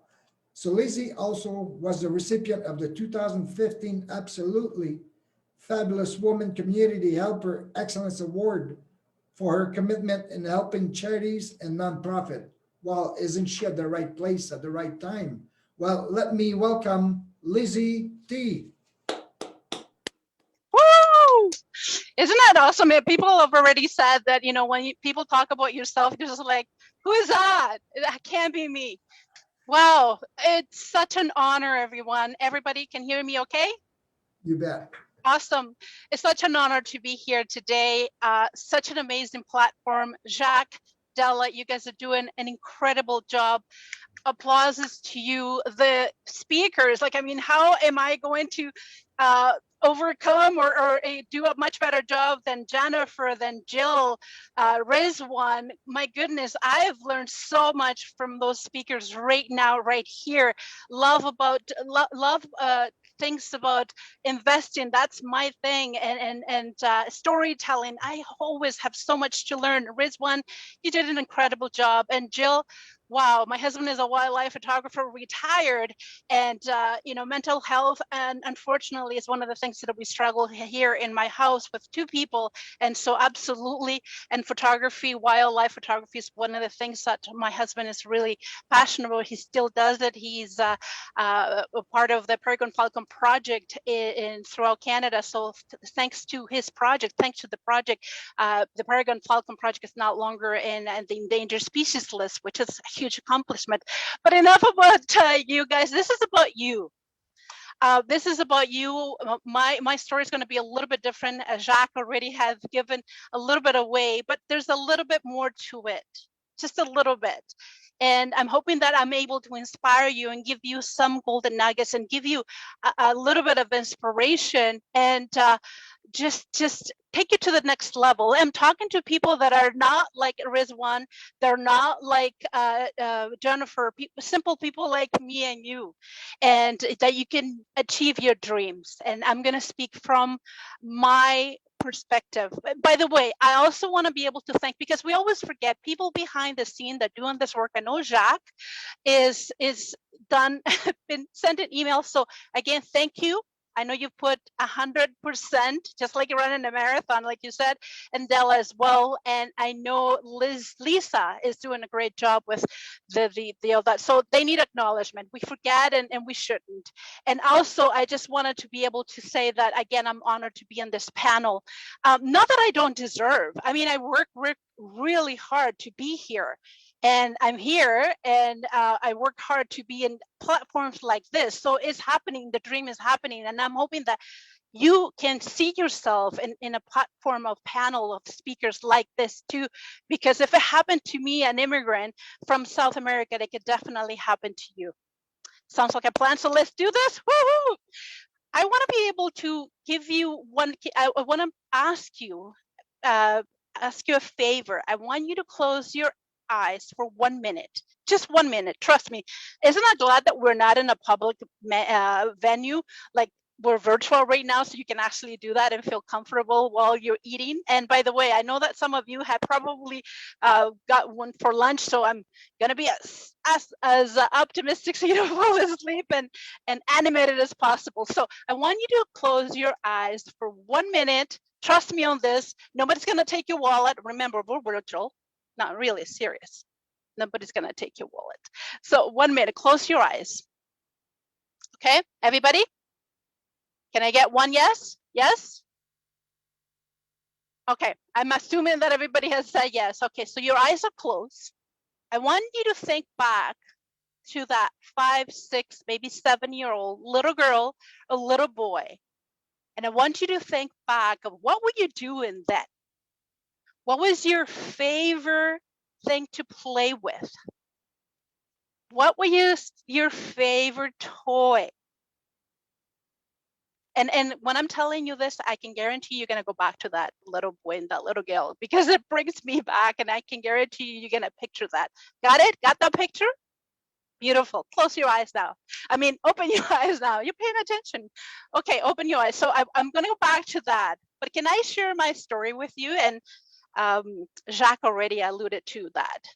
When I was 5, 6-year-old, my dream was to become a reporter, was to be on a radio show. Back then in South America, TVs, I remember 5, 6 TVs were black and white. Not a lot of people had TV, but we listened to radios a lot. And especially telenovelas, like so big thing in South America, especially Brazil. It doesn't matter what you do when 7 o'clock, you got to be sitting and watching the soap. I mean, the telenovela is a big thing, and now with COVID, I probably think is even bigger. Anyhow, my dream was to become a radio host and have my TV show, and interview people. And actually, I feel a little bad because everybody has amazing PowerPoints, and I just have me. But you're gonna have to deal with that for a little while. So I have a prop. I actually went to the back here and I picked up a stick. That was my pretend microphone. And trust me, I believed it was real. To me, this stick, it was my real microphone. And I had a stick, and I went around and I interviewed people. I interviewed my friends, my parents, my brother and sister, which they hated me. Like, go away, Lizy, what are you doing? I mean, what little girl wants to be a reporter? Back then, and your dreams are probably, firefighter. That was a big thing. Astronaut, right? But no, me was being a reporter, and I would go and say, hey, how was the day today? How was your day at school? That was me, 5, 6. And that never went away, guys. Never. I remember being probably 15. My dad was a business owner, an entrepreneur, by the way. I'm going to talk about that, so I'm going to have to get composed because some of you know what happened. So yeah, it was me thinking that I could do it. when my mom and dad had a birthday or anniversary, of course I was, 6, I didn't have a lot of money with me. So I would say, that's okay, I can give my mom and dad a present. And my present to them was to give them a theater act. Not that I wanted to become an actor or anything like that. I just, my way of giving my parents a present, it was to give them a theater pack. I used to pick up the bed sheets from the beds when they were already nice and made. My mom hated it, and take it apart and make it into a curtain. And I would present, the show of the day. I was interview my mom and dad, how it's like to be mom and dad. I would dance for them, sing for them. That was my way of giving them an anniversary or a birthday present. And wow, that went on for a long time. It never went away. And I remember thinking that I am going to be on TV. I am going to be a reporter. I'm going to be interviewing people of different things that they do with my little stick. By the way, I found a picture of me of 1970, 1975, I think. I think it was a couple of years old. This is black and white. That's all I could find. No slideshows. So that little girl is me today. And you're probably thinking, well, Lizy, how did you manage to become this famous? And I call myself famous because I'm doing now what I wanted to do from a long time, but really I didn't. I got comfortable. I got a comfortable financial situation. But you know what? I believe that dreams are the startup, are the beginning of what your life should be. And when you don't do it, it's like something is dead inside of you. And that happens to me. It was that part of me that I was dead, that I wasn't being creative, that I wasn't being myself. Although I was okay financially, everything would seem to be fine. The other thing that happened when I came to Canada, and this is the second time that I'm going to be a little bit vulnerable, and I'm going to take water because this is required water. I was 19 when I came to Canada, and I met someone that I shouldn't have met, and I was sexually abused. And that obviously, that is something that nobody expected. I didn't expect, and that shattered my dreams. So even when I came to Canada, that dream was still there. But that really just set me back to something that I just wanted to hide and not be with anybody, not do anything, just be, and sometimes not be. And life happens. I can guarantee you life happens. I had another situation just a little while ago. I'll tell you a little bit later. But anyhow, life happens. I've went through therapy. I see a counselor. I did a 12-step program through my church, and I consider myself being, you never recover from something like that, but you learn how to manage your pain and how to deal with your pain. I met my husband, my best friend, which was an unbelievable gift from above, I believe. And he was very understanding of my situation. And after 10 years, we actually conceived 2 beautiful girls. And those 2 beautiful girls were the inspiration to everything I do today. I was reading to them a story. I always wanted to read to them story of motivation, of you could do everything. And one of our favorite was The Little Train That Can, stories of Robert Munch, and many others. So I was reading, and this is the time, by the way, when my girls liked me to read to them, because my other teenagers like, Mommy's not reading to me. But anyhow, I was reading to them, and I remember pausing and saying, girls, you could do everything you want. It doesn't matter what it is. You gotta try, you gotta do it. Your dreams are worthwhile pursuing. And I went on and on. and on. And it was, even if you fail, that's okay. You can fail, you could try. If you have an idea for a business, it's okay, you can fail, you can try. Thank you, Rizwan. I needed more water. um and I stopped, and it brought me back to that little girl with that stick. And I thought to myself, because I had buried that dream way back in a place that nobody could find it anymore. And it's like, you know, when you put a file on your computer and a sub file and a sub file, and you're just like, I lost my data. That was it. And I stopped reading the book, and the girl's like, Mommy, what's next? What's happening? And I said, honey, girls, it's late, bedtime. Mommy's tired. Oh, Mommy, come on. I'll finish it tomorrow. Turn off the light. And I went to the bathroom and I cried. And I thought to myself, well, why am I crying? Because that dream had never been fulfilled. That little girl with the stick at the microphone needed to come out, needed to be out there, needed to fulfill that dream, needed to pursue what she set out to do at 5, 6 years old. What about your dream, guys? Are you pursuing that dream, or are you just going with the flow? Think about that. So right in there, I thought, okay, I'm going to do it. I'm going to open up my own podcast, and I'm just going to figure it out how to do it. I didn't go to college to study journalism. I just Google how to start a podcast. And 5 years ago, it wasn't even a podcast. It was just online radio host. And I did it. I started on a Sunday night when I figured, hey, nobody will listen. I mean, this is not going to go anywhere.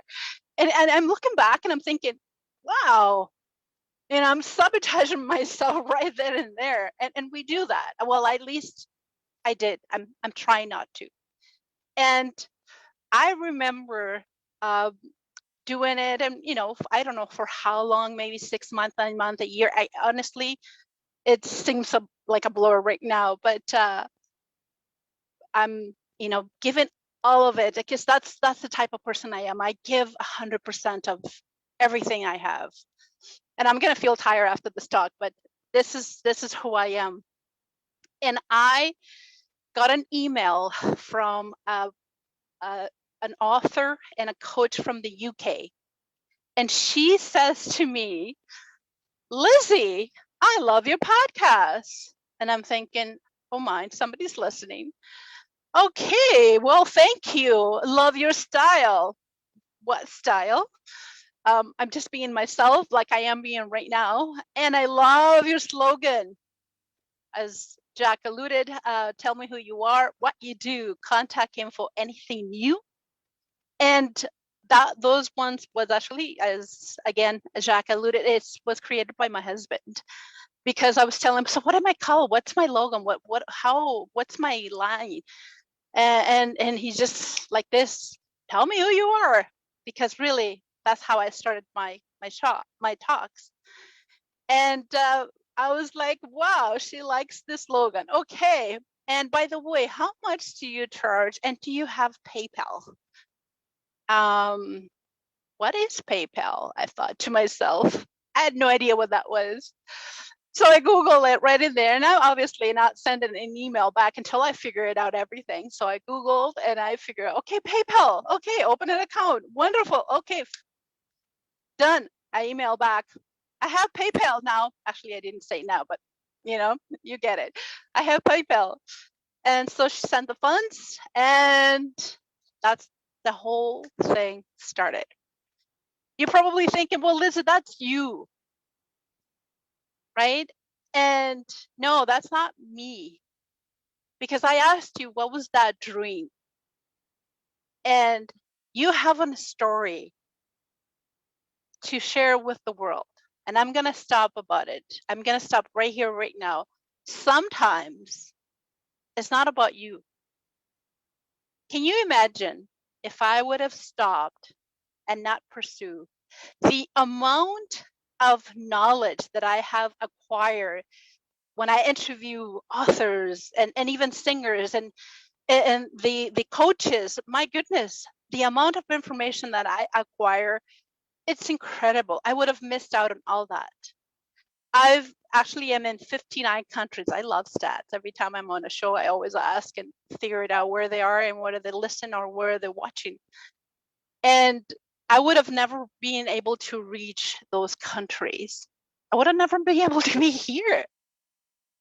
I would have never been able to learn and to allow to have this little platform. I'm one more platform for a singer that is probably in Africa, which I've had several, to show their craft in my little platform, right? Della has a platform, Rizwan has a platform, but it's one more for them, especially now with COVID. I mean, the singers are not able to perform, they're not able to be out there. So this video camera right here, it's a venue for them to be able to show the world their craft. So again, I ask you, you have an idea of a book. You've gone through experiences in your life. You've learned things that nobody else have ever learned, only you. And you can teach that, you can write about that to the world, to the other side of the planet. Someone could benefit from listening to your story. Someone could benefit to read your book. It could save somebody's life.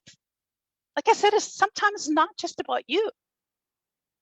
It's about helping others. I could be selfish and not do this, but I think I'm doing a disservice not to be able to continue this platform to help others.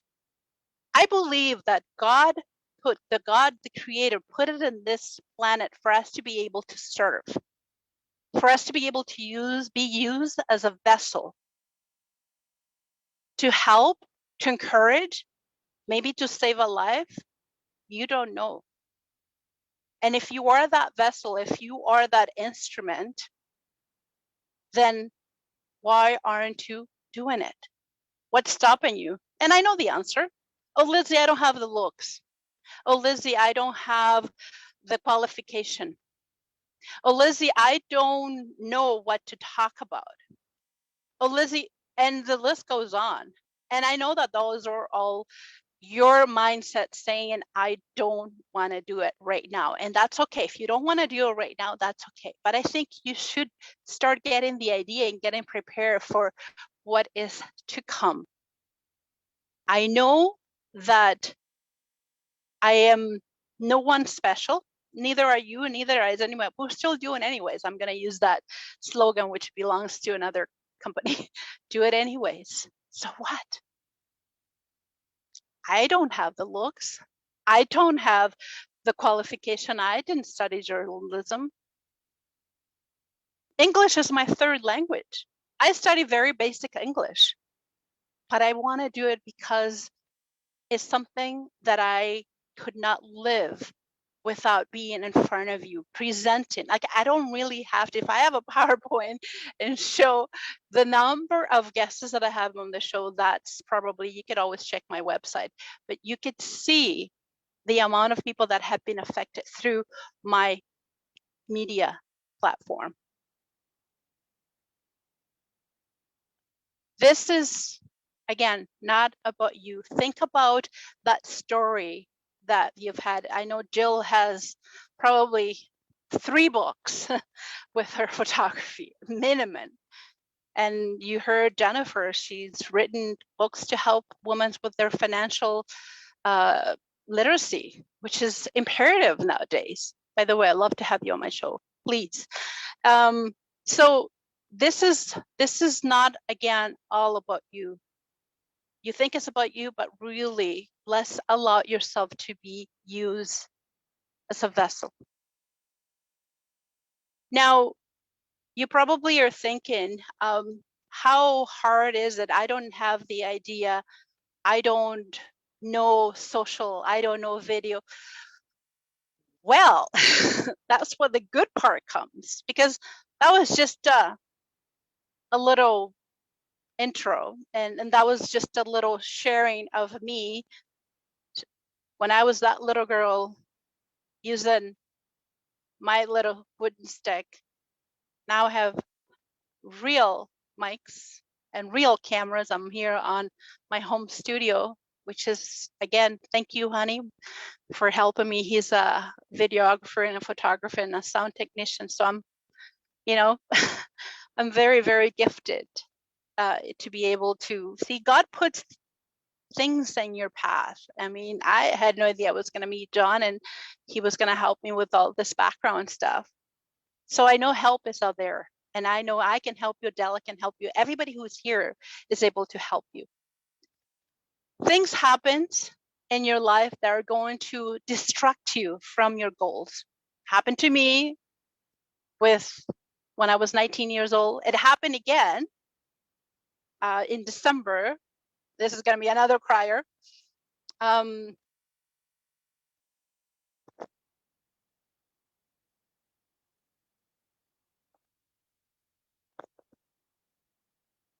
My father, my best friend, the teacher, the inspiration, one of the inspirations, my oof, you think you're ready for this. I'm a professional speaker, right? He passed, and I thought, that's it. I'm done. What for? What for?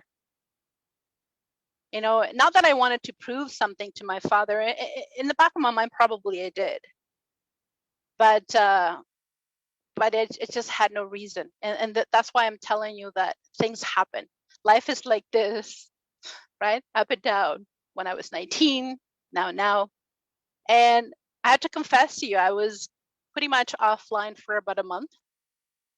I didn't want to do anything. I checked very little social media, stayed in bed, didn't want to eat, didn't want to shower, didn't want to do anything. And, I'm the type of person that if you need help, look for it. If you are depressed, find somebody that you can talk to. If you are going through mental health issues, I can guarantee you there's help out there. And I seek for help. I call a counselor and I said, I don't know what is happening to me. I think I'm going crazy. And they send me a book which actually says a bereavement passage, and one of the titles is actually I'm going crazy. So it happens. Life happens to take you away from your goals. And now I'm part of a bereavement group with through my church. So thank you so much, because it's helped hugely. And I realized that everybody else is going through the same thing. Like, oh, I'm not the only one. This is not just happening to me, it's happening to everybody. People have been there for a year, 6 months, 3 months, and in my case, 3 months. And it's helping great. Mental health is amazing when there is help out there. And we're in a place in Canada that we have the help. So by the way, help.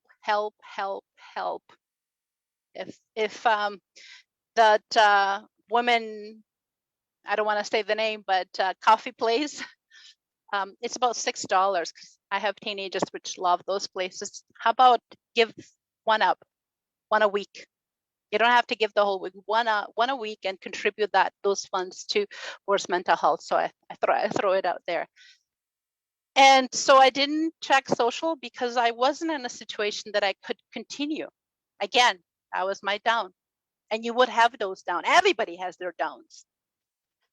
I went to PayPal to check, and there was funds in there. People had email, people had paid, and people have given me. And it's funny because I was just talking exactly this conversation with my coach, by the way, Coach Berg. from Brazil. Thank you. He's amazing, highly recommended. I was just talking to him about this and I'm like, OMG, I can't do a disservice to those people. I can return the funds, but I can't do this disservice. And they're authors and then they're singers and they want to be able to have this platform. So I said, okay, I'll do one, see how I feel. And then the mojo comes back. It comes back. I can guarantee it happened to me when when life happens. It happens to me all the time. It happen. I'm sure it's happening to you. And so, like I said, up and down, and I'm going up right now. And so it's okay, guys. It's totally okay. I can guarantee you. Don't think that by being an entrepreneur or being on following your dream is going to be always like this. Absolutely no. But we are here. I'm here. Della's here. All those coaches are here to help you. And all of them have given you amazing deals to be able to pursue your dream, to get your life to the next level, to get your spiritual life to the next level, to mental health to the next level. So take advantage. Take advantage.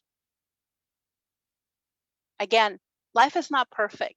Perfection is not in here. I believe that perfection is only up there in heaven. So while we're here, number one, follow your dream. Number two, understand that you're going to have your up and downs. Number three, don't let that dream that you were, that picture that you have when I asked this question, and I know that some of you went back right there. Don't let that dream die with you. So many seniors, and I've visited senior homes, have died with those dreams inside of them. And you know, their answer is, I wish I could have. I wish I've written. I wish I would have traveled. I wish. And even if you fail, so what? You tried. It could be a huge success, just like the LizyT. It could be not. Try something else. Just try something else. So this is basic for all of you that are not there yet, all of you that are thinking. And I'm hoping that I was able to give you a little bit of hint or ideas or even inspiration to say, hey, if a Lizy did it, what can I not? Absolutely, you can. If a Jennifer did it, what can I not? If a Rizwan went to that amazing mountain buried in the snow and got out, what can I not? If Jill traveled to those incredible, exotic, and breathtaking places, why can I not? Think about it. And I'd love to know your story here on the LizyT show. Tell me who you are, what you do, contact info, anything new. So on the spirit of, I'm not sure how I'm doing with time here. I'm supposed to have a timer. On the spirit of giving and spirit of contributing and spirit of being the best friend. I every month or every day I have a best friend. So right now it's Jacques, and for him to invite me here, that again, it's a huge honor to be able to share my story and being vulnerable in front of you, because it takes a lot. It takes courage. I would like to offer you something, because I've been doing this for my business, actually PR, and it's been registered for about 5 years now. February. Hey, happy anniversary to me. Happy anniversary to the LizyT show. February 25th was when I actually registered my business. Yeah, it was after taxes. So, because I contacted my lawyer and my accountant, and I say, hey, I'm getting income here. Should I register this? Anyhow, so people have been contacting me and they said, Lizy, I want to do what you're doing. And I want to do the the whole shebang. And I've been doing mentoring, coaching. If you go to my website right now, you see that I have a LizyT.com. I have the coaching and mentoring. And basically, I help people to have a podcast or a video program or whatever is it that you like. However, there are people that are coming to me because, again, of lockdown and because of not being able to network and to be out there and to sell things. You have this video. You can be all over the world selling your craft, selling your things.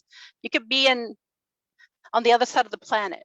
So I was actually coaching somebody who does jewelry and do a video cast, promote your jewelry through your podcast, through your YouTube channel. And again, they don't know how to do it. So I'm here to coach them, here to teach them, learn everything that I learned, and not to do the mistake that I did. I want to avoid all that for all of you and have an incredible followers and get your craft to yours, be able to sell your things through the web. Right now, I have 2 packages on my website. One is 500 and the other one's 1,000. Because of Jack, because of this summit, I would like to offer it for 200 to 3 people. I can't take any more. I am bombarded. So the first 3 people that message me through my website, LizyT.com, or through my email, show@LizyT.com, show@LizyT.com, I will be given for $200, the whole package. And you will be interviewed on the LizyT show, even more exposure. So 3 people, and also I will be, half of that is going to mental health. $100 is going to mental health. So this is like a huge discount that only because of Jack, I'm doing it right now. My time is valuable. Your time is valuable. I want to make sure that we're the right fit, because I understand that not everybody likes Lizy and Lizy doesn't like everyone. So that's okay. And that's okay. So let's see if we're the right fit. I want people committed. Like other people said, I want people to be able to be 100% committed to this. I don't want to waste your time, and I don't want you to waste mine. This is a real, we're going to work really hard. We're going to rehearse. We're going to be doing a lot of things and teach you everything I know and not to do the mistakes that I did. So how about, can we work together? 3 people, contact me. Again, don't let that dream die with you. Thanks to Jack, you guys are getting an amazing deal. And also the mental health will receive a great donation, which is highly needed. Lizy, Thank you very much. you still have 10 more minutes. Just wanted to let you know. 10 more minutes. Oh my goodness. Okay. Well, I figure that I will be able to say everything that I had to say and about 45 plus. The offering you guys the plan, which is, again, is a huge discount. One of the things that a lot of people ask is, I don't have experience on how to, I don't have the equipment. I can tell you, you don't need a lot of equipment. The equipment that you really need for now is a cell phone. For now, and then later on you could purchase other things. If I may, I will be able to use I had a little bit of experience just a little while, and Maria Recruit could testify. I give you 100%, 150%. I'm very passionate on what I do, and Maria just happened to be on my show, and I am more than willing to help you go above and beyond Maria, you can attest to that, to give you as much as information and as much as feedback as possible. So it is really, you are going to learn so much, and you are going to be so glad you did this, because it doesn't necessarily have to be you wanted to have a podcast. Could be, you could be the best LizyT show ever, and that's okay. But again, you probably have a product, and you probably have something that you need. And I'm talking about need. You need to share with the world. And through right now, the way the things are going, and it's probably going to be, who knows, until the end of the year. That's what I hear on the stats. Video podcast is one of the best ways. And again, could be done right here from your home studio, or sometimes I see people doing on their backyards, and the list goes on. So take advantage. 3 people. show@lizyt.com is the email. And if there is any questions, I want to thank you guys. Thank you, Jacques, for this opportunity. Della, you overwhelming. So thank you so much. Back to you guys. Well, thank you, Lizy. We're so grateful that you're part of this summit. And I guess we can always say that, there's a message that you said. I said, you start from where you're at and from where you're from, like with what you have, because, we all dream of doing something, but we overthink everything. So start with what you have and where you want to go. So that way, that's what gets you started. Is if you don't get started, how can you get there? That's what the summit is about. How can you get there if you don't get started? And that's what changing direction is all about. It could be so many different things, but changing direction, meaning that I can have 10 different addresses on my GPS, but it can only go at one place at the first address that I put in. It can only go one at a time. I can go in 10 different places. So having said that, this is what the people have to understand. They need at least to get started to program wherever that they want to go in their life, program it, put it down on paper, on a sheet of paper, on the kitchen table, and start from there. Get help. Well said, Jacques. And really, it takes that one initiation, one motivation, one thing that somebody said that's it. In my case was, reading to my girls and realizing that I was dying inside because I wasn't doing what I wanted to do when I was that little girl. And you probably are dying too. You're probably thinking, well, I have this great job and it's paying me amazing. I'm not telling you to quit your job. If you love your job, keep going. But there is that side of you that has that book inside of you that you probably are not written that story, that somebody else needs to hear in order for them to help, for them to grow, for them to, again, sometimes it's not all about you, it's about others. And we can't be that selfish thinking that, oh, it's just me. You will benefit, obviously, but others will too. I mean, that's what we're doing this summit. We're trying to help you. It's not about me. I'm okay right now. I even remember, I can't remember, I don't even know the year anymore. I think 1995 I had a manufacturing plant for 12 years, and my smallest week was 80 hours in a week. And, and what changed totally direction, and not that I was doing what I was passionate about, but sometimes we in business and all that, sometimes we end up that the business owns us, not we don't own the business. And I was fortunate to have a meeting. A friend of mine called me and he asked me if I'd want to meet one of his friends, and these were millionaires and multimillionaire guys. And that single day, one meeting completely changed the way I thought about everything. And I actually went back to the manufacturing plant, look at my partner, said, you got a few months to find yourself a new partner. I got better things to do in my life sometimes than work. Because even though you do what you're passionate, but if it takes everything away from the rest of your life, then you're living an unbalanced life. And to me, balance was something I was looking for. So, that's what I'm saying. It's tidbits, small information. Sometimes it's enough for us to completely change direction. So there's a saying that says you cannot change your life overnight, but you sure can change direction in an instant. from a decision that you take. Absolutely. I agree with you 100%, Jacques. And this is what the summit is all about, is to help out somebody. At the same time, you guys push the button and help somebody else in the making. Adela? Yes, yes, you're right. That yeah, push that button. It says it's called donate.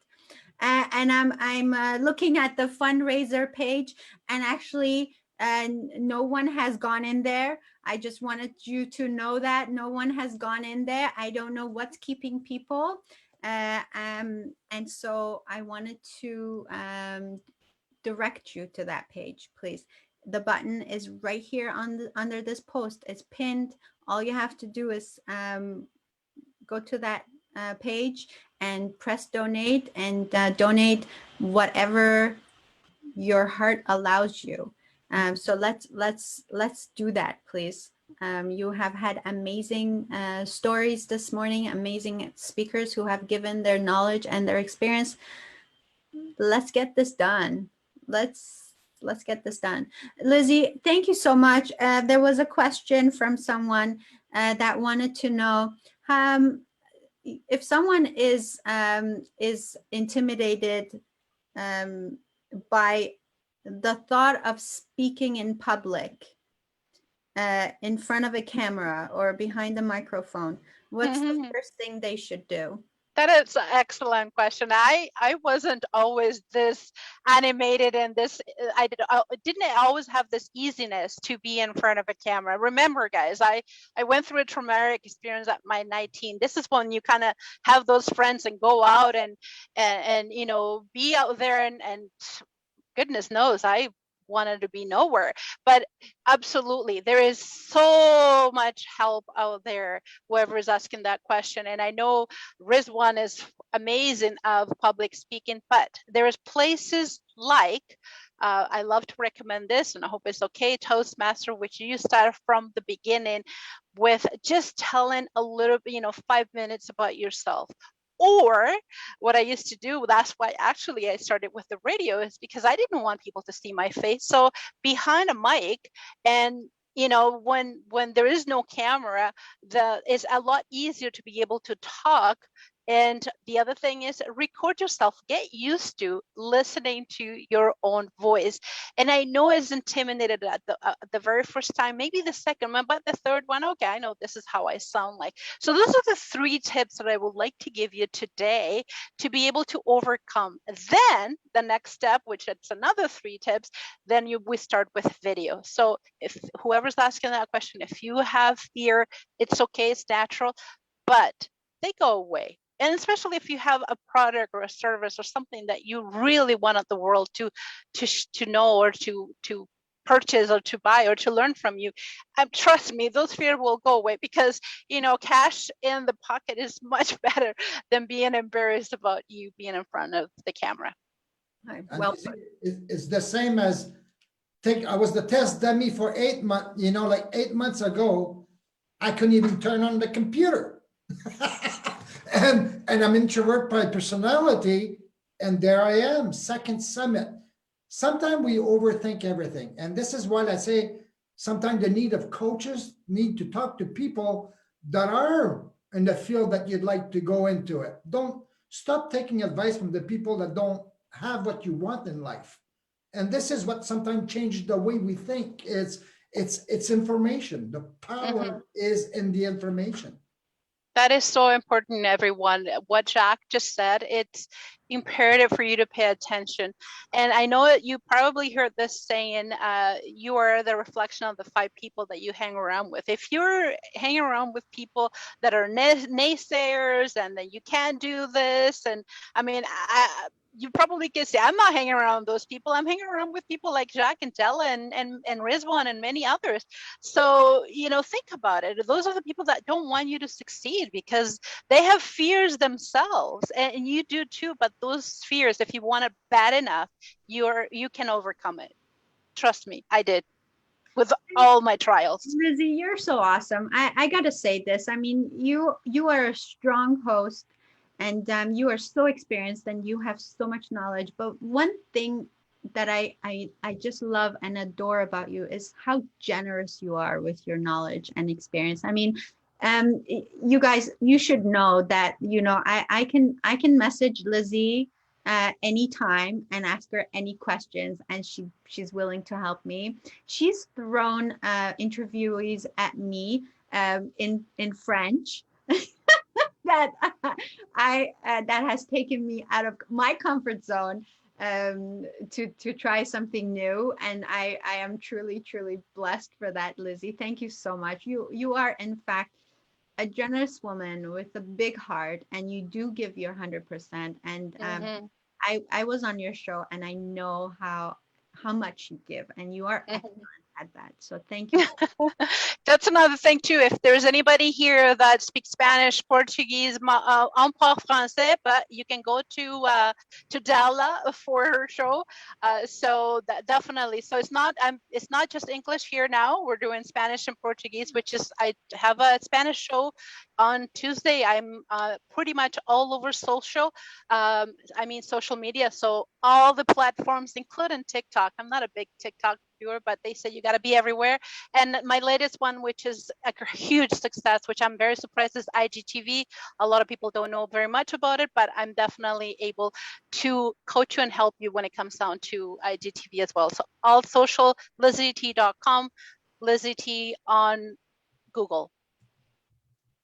Perfect. So I am going to play a little video from LizyT for everyone to see LizyT. I want to thank you one more time for being here and giving us your time today. Love you. Thank you, Lizy. We appreciate you. Okay, so I'm gonna have to find it. I will just give me just a moment and let me do this the proper way.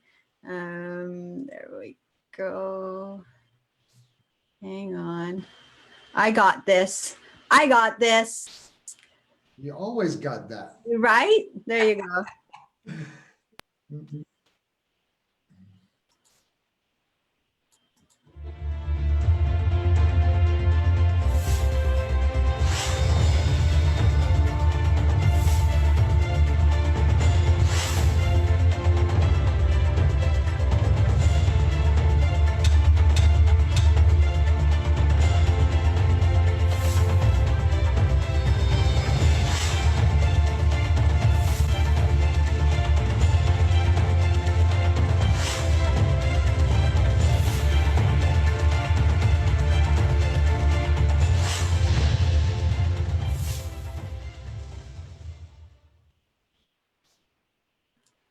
All right, thank you. That was impressive, Lizy, I gotta say. I really like that. That's awesome. Okay, all right, so Jack, are we ready to move on? We have 6 more minutes to our next speaker. I want to give everybody a teaser question and see where your mind's at. Let's free up our minds, take a deep breath. It's nothing serious. This is just a question for fun. Just give us your answer, whatever it may be. Okay, Jack, you too. You got to give us an I'm answer. not good at those things. Nonsense. We're all good at those things. Okay, listen to this. And I'm looking for answers on Facebook too. Just give us an answer. It doesn't matter if you think it's wrong or right or silly or whatever. Are you ready? Jack, are you ready? Bring it on. Okay. A man shaves several times a day, but still has a beard. How come? Wow. A man, repeat the question again. A man shaves A man several times. shaves several times a day, but still has a beard. How come? Well, can I say what my answer? Yes. He has no blade. Hey, good answer. Good answer. He's using an imaginary play. Yes, yes. And Lizy's fun. She says, no, that's Jennifer. Jennifer saying, his toes. He's shaving his toes several times, or shaves. So I have another answer. Shaves his head. Okay. Anyone on Facebook? Come on, you courageous people. No answer from you. Ah. Okay. All right. It's because he's a barber. Yeah. He shaves other people's heads. I love teasers. You know, they're so fun. Yeah. They always make sense after you give the answer, right? Okay. Are we ready for our next speaker? I want to make sure we have our next speaker. Is Lori with us? I don't see Lori. I don't think she's here yet. Jack, why don't you take over for the next couple of minutes, and I will find out where our next speaker is. Absolutely. No, so now that that I can talk for a little bit is I can ask a little bit of questions about, you know, there's a saying that, do you know why people don't get what they want in life? And you know, I paid thousands of dollars to find that answer, and that's crazy, but I'm actually going to give it to you free of charge. Because most people, they say that most people, 95%, as you've seen Jennifer show you earlier, she said 95% of people in North America are financially broke. And having said that, that 95% of the people are financially broke, they're just broke at different level. So there's people that are broke making minimum wage, and there's people that are broke making millions, believe it or not. Because 95% of the people, as you've seen on Jennifer's PowerPoint earlier, that 95% of the people live 10 to 30% above what they earn, no matter how much they earn. So I was asked that question, me on my meeting that I had that changed my way of my direction in my life. He says, Jacques, having said that 95% of the people are financially broke, where do you take your financial advice from? And that usually, you know, it sent me into a spin in my head about where do I get my financial advice from? And they always say that changing your financial life takes about the same time as it takes to learn a trade. That's is if you decide today to change careers, 3 to 5 years, you can change anything. You can be just about any trade, because usually a trade takes 4 to 5 years to learn a trade or anything technical. And having said that, that means if today if I follow a plumber for the next 5 years, I'll become what he is today. And if I decide to follow an electrician or whatever skill that you want to learn, 2 to 5 years can change totally your life, and you become an expert at it. Imagine now if you want to know about money, about financial life, about changing your life direction, don't you think you should follow someone that is going that way so that you can follow him? If you're not a leader, at least be a good follower of a leader. You know what I'm saying? So having said that, could change totally your life. Are we back in? Oh, yes. Hello. Okay. All right. So we have our next speaker, and I am so happy she's here. She's a sight for sore eyes. Thank you. Okay. Well, I'm going to take the next speaker, Jack, and introduce dear Lori McNeil. Whew, what can I say about Lori? Because we love Lori. She's our coach, and she's just a world of knowledge and experience and wisdom and impact. The impact she has made in my life personally has been immense. So I always love introducing Lori. So here's a little bit about Lori McNeil. She's an international speaker and award-winning business coach. Lori focuses on foundational tools needed for long-term success. Her message is leave a legacy. Lori's vast 23 years of experience has been featured on ABC, NBC, CBC, and Fox, and so many magazines, Jack. She is featured on like 500 different medias every single year. I mean, this woman is just everywhere. She is also an official speaker for the Think and Grow Rich Legacy World Tour. She's a published author of 9 books. She coaches entrepreneurs to build a true legacy that lasts while using media to reach more people. And she teaches this in her recent book, Media Secrets Revealed. It is my pleasure and my honor to welcome on the stage of the Global Pandemic Summit, the sequel, again, Lori McNeil. Woohoo! All right. Thank you so much, Della. I love you to pieces, and you and Jacques are doing such an amazing job with this event, and it's an honor to be a part of it. So thank you so much for the invitation to participate in this event this weekend. Take it away, Coach. All right, here we go. All right, so you guys know that I'm a little bit loud, I'm a little bit crazy, but the crazy ones change the world.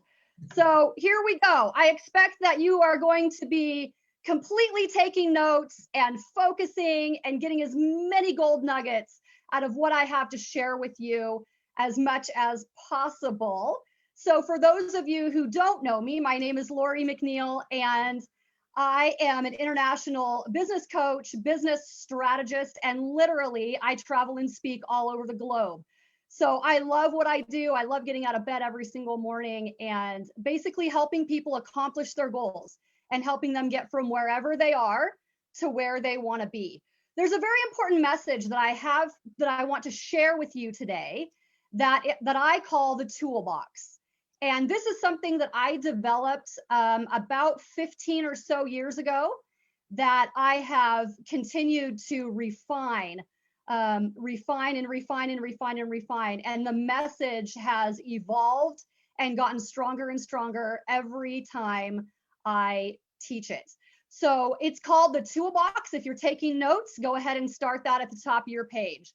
So in order to really understand the essence of what's behind the toolbox, the concept of the toolbox, I'm just going to share with you very briefly a little bit about me and a little bit about why I now teach the concept of the toolbox and why it's so important.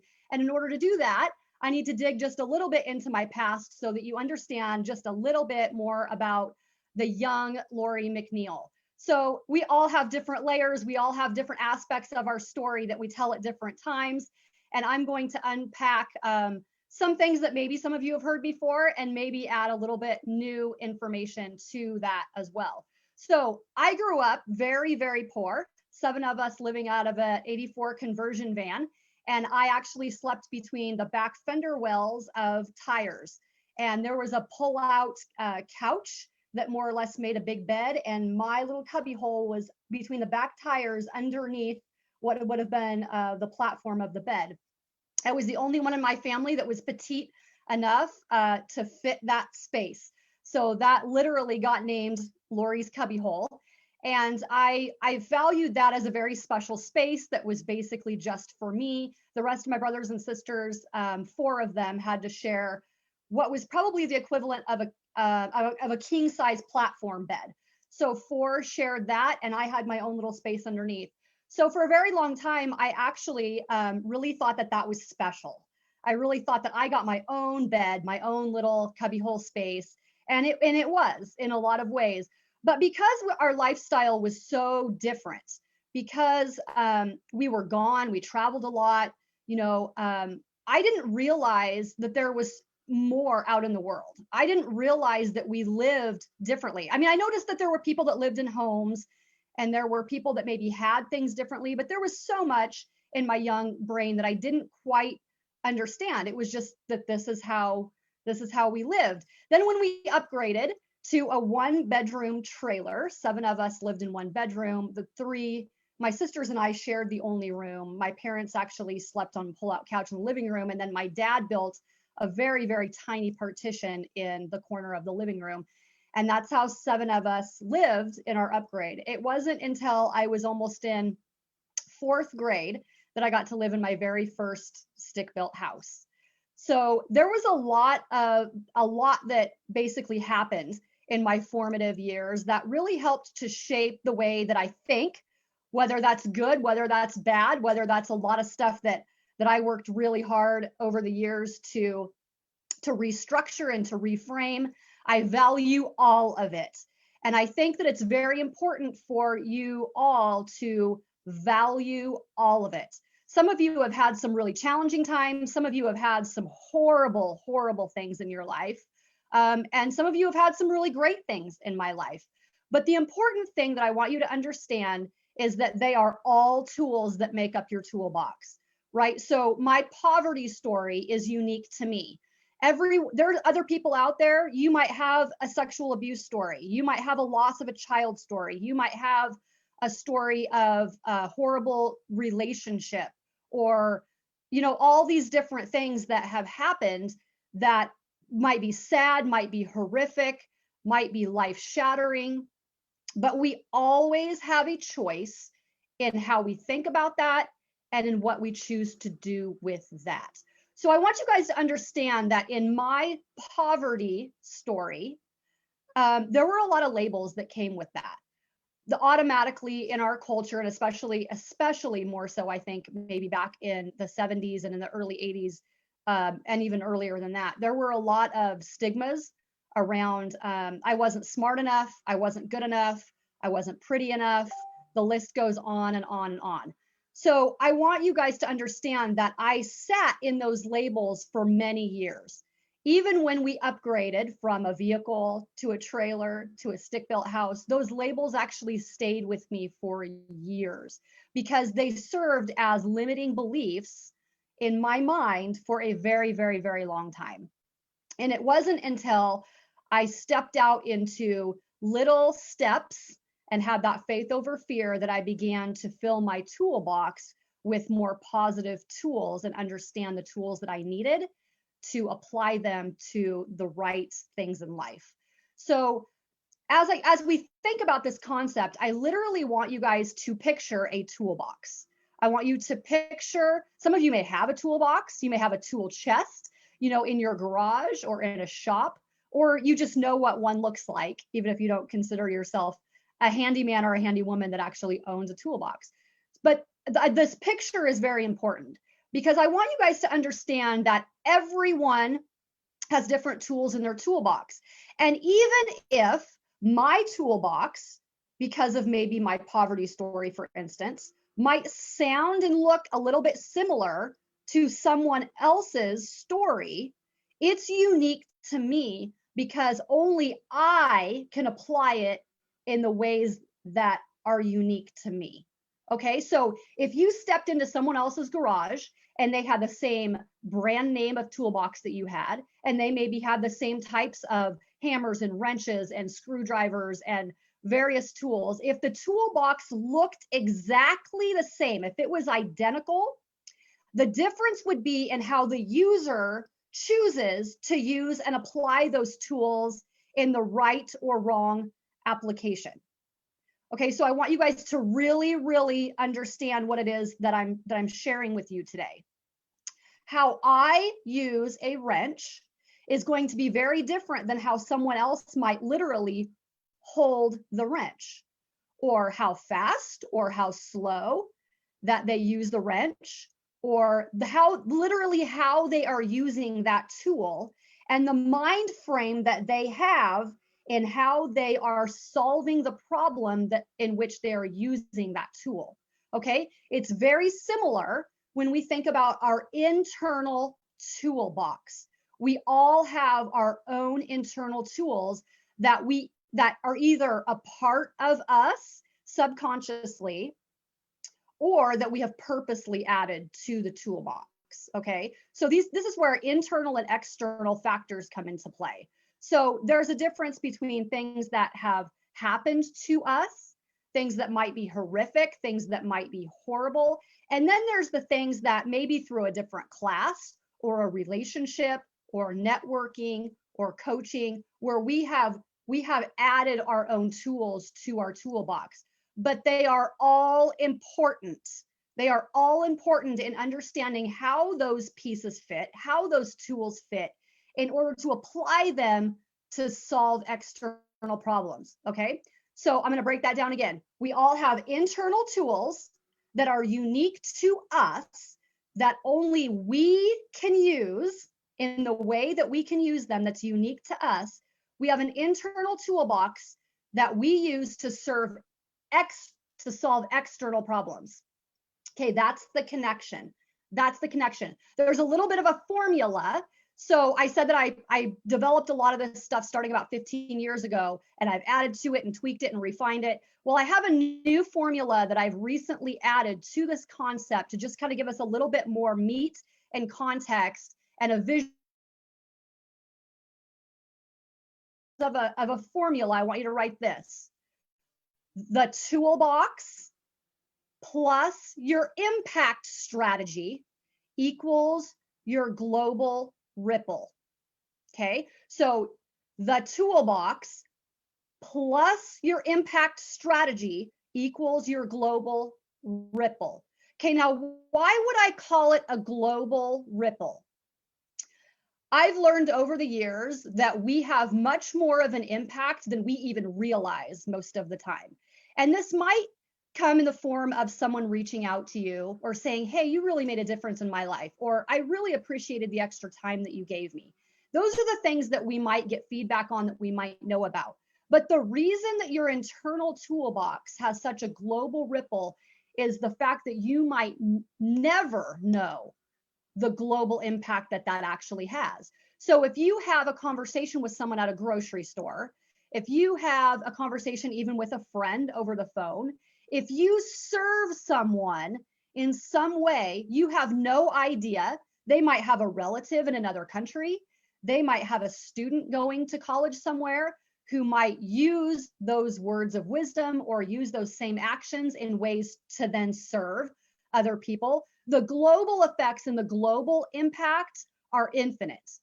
And so this is much, much deeper thinking. I want you guys to dive deep into thinking on a bigger scale of what you have to offer in the world. Okay, so your toolbox plus your impact strategy equals your global ripple. So the labels that I wore, and let me just go a little bit deeper into, I'm not good enough. I had people literally tell me that I look funny when I smile because I have extra eye material. Okay, first of all, it's called skin. It's not called material, but that's literally the word that they used when they told me this. So I have had people put me down, label me, make fun of me most of my life, to be perfectly honest. So that did not, it impacted me negatively in a lot of ways and held me back in more ways than I even realized until I started doing a deeper dive into who I am and who I wanted to be in the world and what I believed about myself and what I believed I was capable of doing. And this took place in so many forms.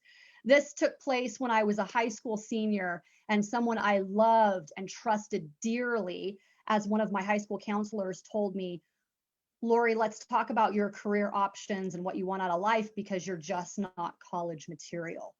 And I remember this cutting so deeply. This was such a pivotal point in my life because it was literally everything that I had been told and everything I believed about myself coming to a head at a very important part in my life when all of my peers were going to colleges and applying for scholarships and all these things. And I thought, oh man, this is someone I love, that I've trusted, that maybe is telling me something, the truth that I just wasn't seeing and was having a hard time believing. And maybe maybe all these horrible things really are true. So I thought about that. It bothered me, but there was something in me, that deep desire in me, that just had enough stubbornness and courage and curiosity to just find out.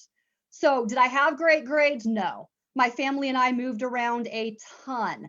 And I joke around about how I went to third grade 3 times because we literally traveled a lot, and I didn't necessarily have a very stable academic support in that. And so it was hard. School was hard. But because I had the limiting belief in my mind, I also didn't try as hard as I could have and as I should have, because there was a part of me that was held back by the belief of that self-fulfilling prophecy of, well, what's the point? Nobody thinks I'm smart enough anyway, you know. So it was this, it played out in so many different aspects of my life. There were things that I didn't apply for, didn't try out for, didn't even attempt, even if I was interested, because I really was afraid of failure. I was really afraid of all of the labels basically coming true. But fast forward now back to my senior year, and I thought, well, all my friends are doing all these cool things. They're making plans. They're talking about all this cool stuff. And I didn't want to miss out. I didn't want to miss out on figuring that out. And so I was scared, was very scared. I had no one helping me with applications because my high school counselor didn't even believe I should be going to college. So I just kind of did it. I didn't even have a clue. I was the first one in my family to go to college. So no one could help me with the application process whatsoever. No one knew how to help me with it. I just kind of secretly did it. And just because I didn't want, if I failed, if I didn't get in, I didn't want anybody to know. So I applied for one school and I just threw it out. I worked really hard on the application, filled it out to the best of my ability, and then just kind of waited for the response. And I got accepted on probation because, and this is what they told me. My first academic counseling appointment with my college advisor said, Lori, your application was very impressive, even though your GPA was very, very low. And so the committee met, and we want to accept you on a probationary period because we believe that you're capable of more. And I remember just being in such shock over hearing that from someone, because I had strong community involvement. I actually had a commitment that I had made to myself at a very young age that I volunteer a minimum of 500 volunteer community service hours a year.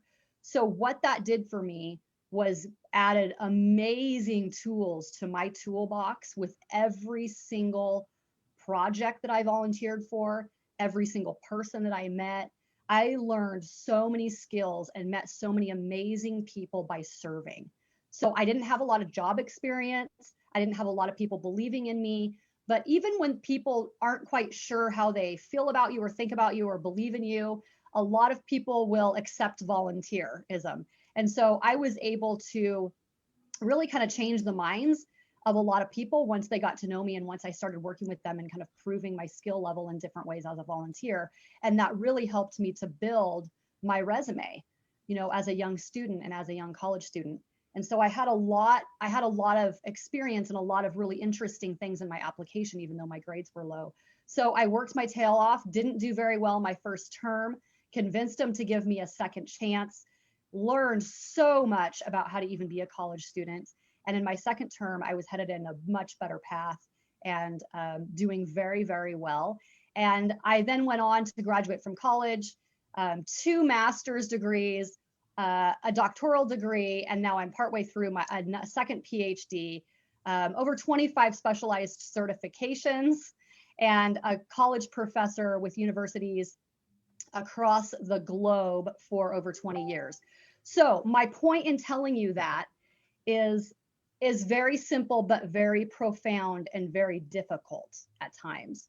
You are so much more than you give yourself credit for. You are capable of so much more than the labels that you put on yourself and the labels that other people try to put on you. If you have a passion, if you have an interest, if you even have a curiosity like I did, even a small point of curiosity, I want to encourage you to have that faith over fear and just step into whatever it is that next step, no matter how small it is, might look like. Here's the thing that I've learned in all of my years of coaching people, of teaching people, and of practicing that faith over fear, is that it's not even possible. Okay, I want you to hear me. It's not even possible for you to know all of the options. People get so wrapped up in paralysis by analysis because they're so scared of making the wrong decision that they wait until they have all of their options in front of them to decide. And I'm here to tell you that that is not even possible. And the reason is that until you take that next step, and that might be an email, that might be a phone call, that might be reaching out and having lunch with somebody or getting on a Zoom call, whatever it is that next step is that you need to take for you, that just moves that success even a little bit, whatever that looks like for you, it's not even possible what amazing gold nuggets are going to come out of that next step and that possible conversation, or the connections, or the networking, or the resources, or the aha moments that you have. That's why it is not even possible. So that's why you have to get to the point where what you want in life drives you so much greater than where you've been or what you've had. You can't keep doing the same thing, expecting that different result and allowing fear to dictate your success, because fear is a success killer. Okay, fear is a killer of success. So even if you have, fear, and you know that you've got to make some kind of a move, some kind of a decision in order to get yourself even a little bit further down the road, you've got to have that blind faith sometimes. You've got to borrow belief and faith sometimes. I'm here to tell you that I believe in you and I know you can do it. And I want you to borrow the belief that I have in you. And this may sound funny, but I want you guys to really wrap your head around it, because even if you think that there's no one in your life that supports you, there's no one in your life that understands, no one's been through a hell and back like you have, I'm here to tell you that there is something in you that knows that you want more and that you are capable of more. There is that small, still voice, that pinch of curiosity, that stubbornness, that grit, that whatever it is for you, that you know it. Even if you are scared to death, what action do you need to take today to move your success needle from wherever you are to where you want to be, so that you literally can use your internal toolbox to serve external problems and move your formula from your toolbox to your strategic impact to your global ripple. Now, let's talk a minute about what the strategic impact actually looks like. Okay, we're building out our formula. Good, bad, everything in between. We all have that internal toolbox. So now what do we do with those tools? What does that look like for you? Well, I already talked about how not to get caught up in the mind of competition because someone else's story might sound or look similar, or even might look or perceive to be exactly like yours. Okay, first of all, that's all in your head. It absolutely is all in your head. Everybody's story is unique to them. Okay, your story is unique to you. You own it, you hold on to it. It's basically kind of your life raft. No one can take that from you. What you choose to do with it is entirely up to you. So how you build your impact strategy is going to be unique to you. This means that although you need to find mentors and people that are of higher mindedness, not like-mindedness, and you need to surround yourself with amazing people and fill your mind and your heart and your body and your soul and your spirit full of the positive influence that you need, that the strategy is unique to you. So let me use myself as an example. I do things very, very differently than a lot of coaches. And if you've ever coached with me, you can attest to this. My style is very different. My approach is very different. As a curriculum designer, the way that I design all of my classes, every single coaching call, everything I do is very different than a lot of coaches. And when I first started out in coaching, when I retired as a business professor and I made that switch into the next chapter of my life as a business strategist and a business coach, I was listening to all of the everybody, all the gurus, all of the everybody. And it was getting very confusing because I thought, oh, I need to be doing this. Oh, no, I'm not doing this. Oh, I'm not doing it right. And I found myself sitting in this very frustrating state where I was willing to work hard and I was willing to do it, but it was so, everybody had their own idea of how I should do it. And when I stepped into my own greatness and my own value and my own power and understood how to use my own tools in my toolbox, everything changed. It was a major game changer. It no longer mattered what this person over here was telling me and what this guru was teaching that, worked for them and what this person, had found success in doing for the last 10, 20 years. It was taking all of the pieces and making it mine, right? So kind of like a la carte in a way, but standing in my own power with understanding I don't have to do anything that this person is telling me if it doesn't resonate with me, or I don't have to do it exactly the way that this person over here is doing it if that's not my style, if that's not my jam.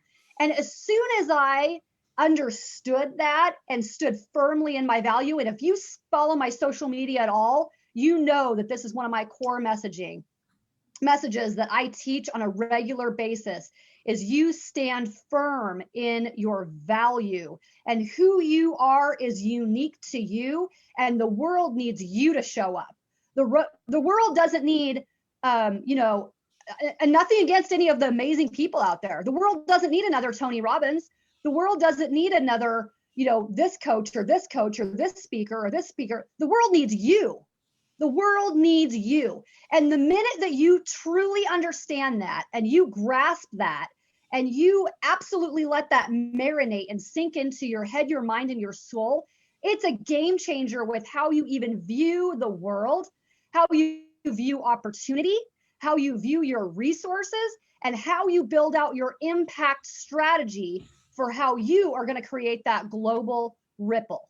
Okay, so I want you guys to understand that your story is unique to you, and how you tell your story and how your personality and everything that you are, all the goodness of who you are, is unique to you. Now, have I spoke on global stages where other people have poverty stories? Yeah, absolutely. But nobody has my story, and nobody has all of the tools that I've mixed over the years with my story that allows me to be the coach and the teacher and the educator and have the global impact that I have, right? So I want you to think about this in a different way. There's a ton of different churches out there. There's a ton of different schools out there.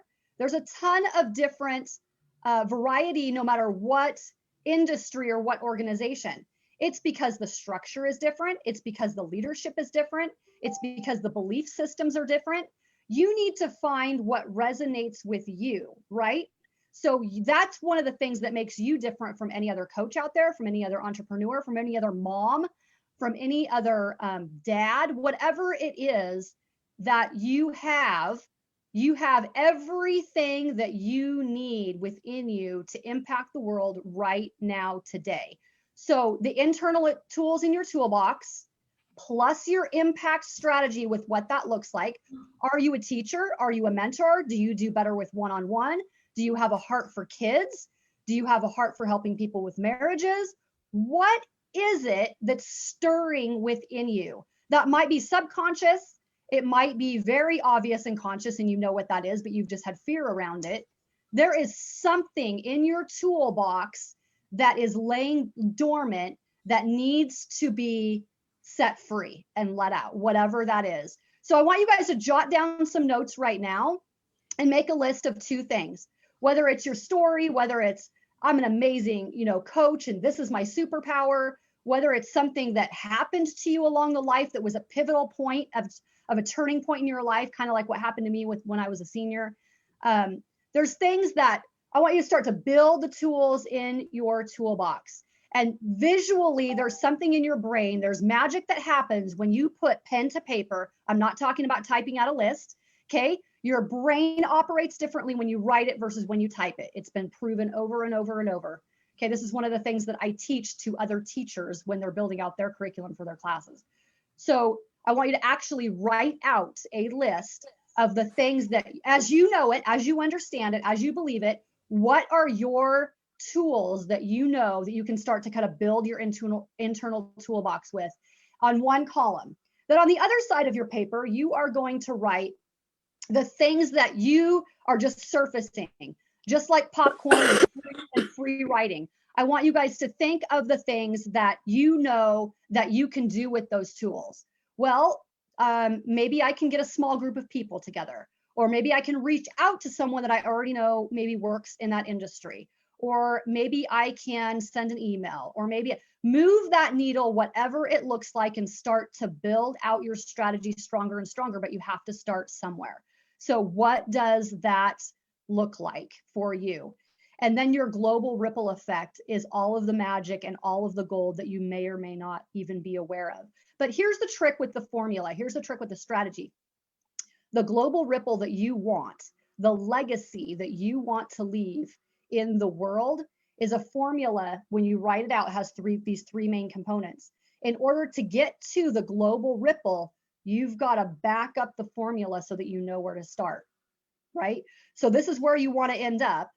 So even if you don't have a clear picture of, oh, I might want to build out, a school someday or a center someday, or do work in Africa or whatever, you might not have all the pieces, and that's okay. That's totally okay. Where are you at right now with your thinking? What makes sense to you right now? And then that vision, my friends, gets larger and larger and larger and larger the more that you understand your toolbox, and the stronger that you build and implement your strategy. Okay, so your vision will absolutely start to drive you the more that you work this formula.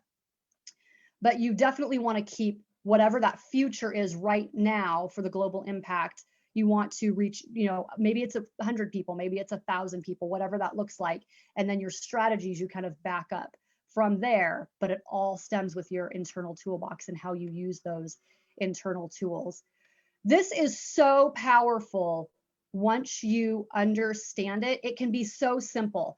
And if you followed me at all, you know that the strategies that I teach are actually very simple, but very, very impactful. Very, very impactful. And this is what I've learned in all of my years in teaching and coaching, is that most people aren't even doing the simple.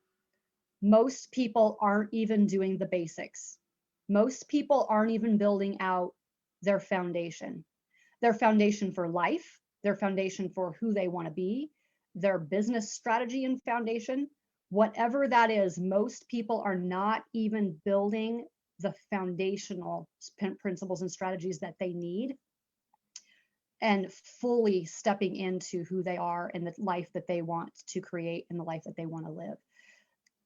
There's another important aspect to this that I want you to understand, and that is that, so some of you may be on here with, well, I've been a stay-at-home mom, or I've been a stay-at-home dad, or I don't have kids, or I don't have a business, I just have an idea, or I have some type of a desire, but I don't even know what I want my business to be.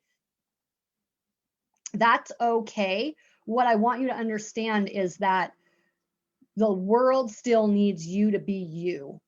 So everything that I teach is business and strategy together, but I want you to understand that if you don't want a business, if you don't want to do what other people are, doing in business, whether that's online or brick and mortar, doesn't matter, and you just want to have a greater impact without having an official business, you still have an amazing opportunity to impact the world in so many ways. So don't think that this message isn't for you if you don't own a business, or if you don't have the desire to own a business.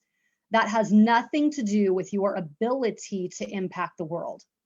Okay, so that's what I want you to understand, is that everybody on here right now, thousands of people from all over the world that are going to be hearing this special 2-day event, you're going to be coming from different perspectives, different experiences, different mindsets, different desires, right? And so in that, There are going to be people that say, well, I want to do something impactful, but I don't necessarily want to own a company. I don't necessarily want to own a business.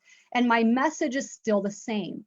Who you are still has an internal toolbox to solve external problems that leads to global ripple. Okay, so I want you to understand that. Or just because you don't have that desire, that interest, that business now, doesn't mean that it won't grow and that it won't turn into something later. Because sometimes when you step into a greater version of yourself and understand that, your interests and your desires and your perspective and everything completely changes the greater that you step into who you are and what the options even are and what that looks like. I don't want you to think that just because you don't have a desire or you don't want a business, that because a business strategy that I'm not speaking to you. Okay, that's really important. But what I am saying is that if you have a business, if you have a desire to have a business, and if you want to grow your business, that you also have to build your foundation for life. Okay, so you can have an amazing global impact without having a business, but you can't have a business without having your personal global impact at the same time. Okay, so I'm going to say that again so that that's not confusing. Okay, you can have global impact without having a business, but you cannot have a business without having your personal foundation for impact in place, because they go together. So let me explain this in a different way. So I see this all the time. Unfortunately, it breaks my heart. It breaks my heart. There's a lot of amazing, amazing, influential people out there that are very different when they get off of the stage. It doesn't matter if it's a virtual stage or if it's a physical stage, because I travel the world. If you are not willing to be humble and be authentic and be yourself when you are not in front of a camera and when you are not on a stage, you are lacking integrity. You are lacking integrity. You should absolutely be the same person on or off camera and on and off the stage, and when no one else is even looking. When it's just you in your own thoughts and in your own space, you should absolutely be the same person. Everything that you do as a business owner, as a leader, should be the same that you do with your family, with your kids, with your students, all the time in all aspects of your life. Now, does that mean that you don't have a bad day or a bad week or a challenging year like some of us have had this last year in different ways? Absolutely, of course. But you're still who you are. You still have a choice every day to show up and be yourself, and how you're going to respond to someone and what you're going to say and how you're going to follow up, and how the presence and the essence of who you are and the impact that you're going to have on the world just by showing up. Okay, so that is not the same. It breaks my heart when people are different on and off stage, on and off camera, and it's different when I hear it. It breaks my heart when I hear from kids or from people in the community or from spouses that, man, they're just a different person when they're at home. They're just not the same person. They're a totally different person. Everybody loves them, but they come home and they kick the dog and they treat their kids horribly, and they're snappy and they're demanding, and they don't give time, to their family and the friends that support them behind the scenes. And that is super sad. I'm here to tell you that you need to tap into the greater essence of who you are and understand what it means to be in full integrity and build that strong foundation in your business and in your life, because they are not two separate things. They are absolutely not two separate things. You should be the same person. Now, your internal toolbox has different applications. Okay, so that means that everything in your internal toolbox you might use in a different way in business or in your marriage. That's not being out of integrity. That's using your tools for different applications. Okay, so that's an important aspect to this that I want you guys to really fully understand, is in understanding the correct way to apply the tools that you have.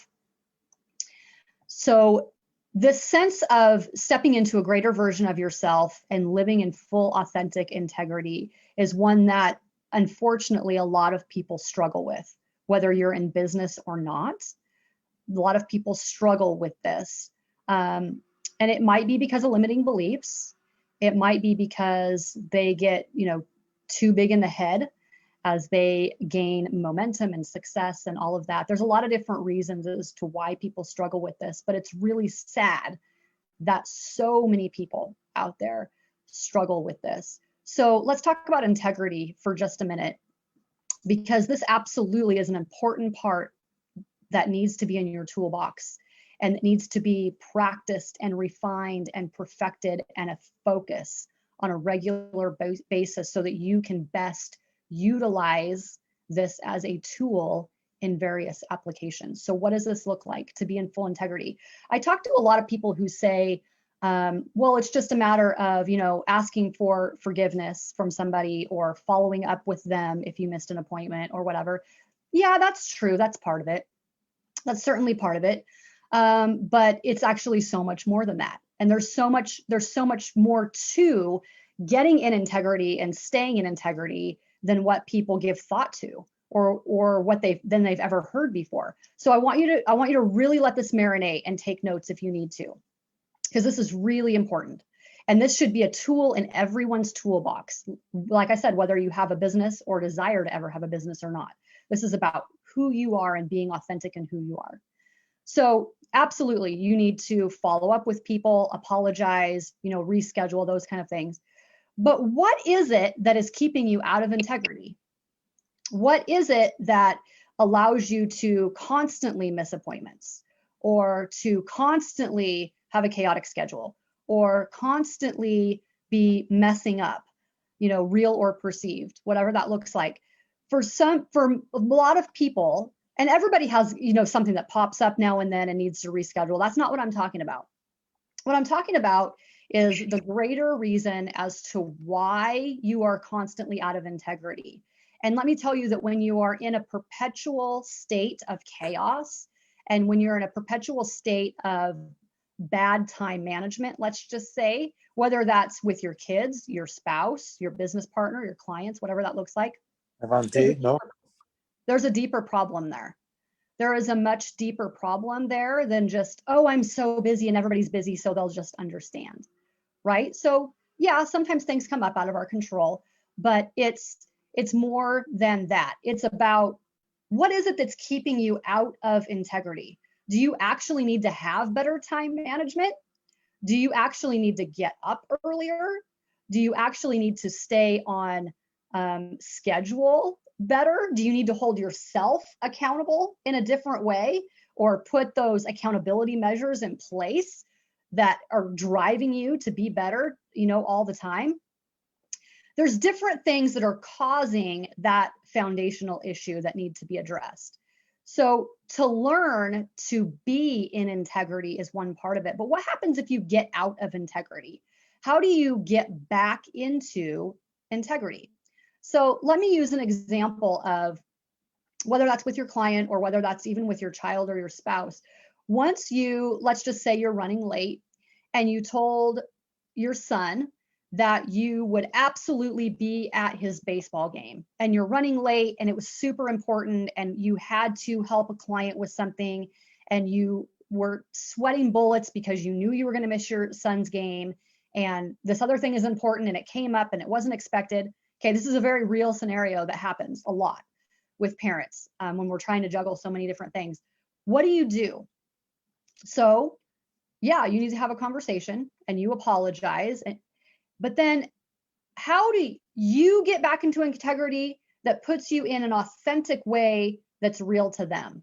Okay, so it's not enough to say, oh, I'm so sorry, mommy will make it up to you, I'll take you out for ice cream.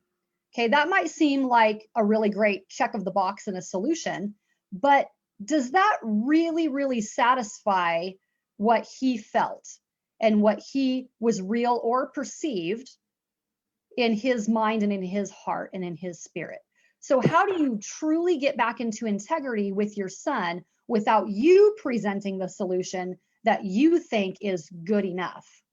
Okay, so what that looks like is having a conversation that goes deeper and more vulnerable, that says, how can we work this out? What do you think would be fair? What do you think? Would you like for us to spend time together doing something special?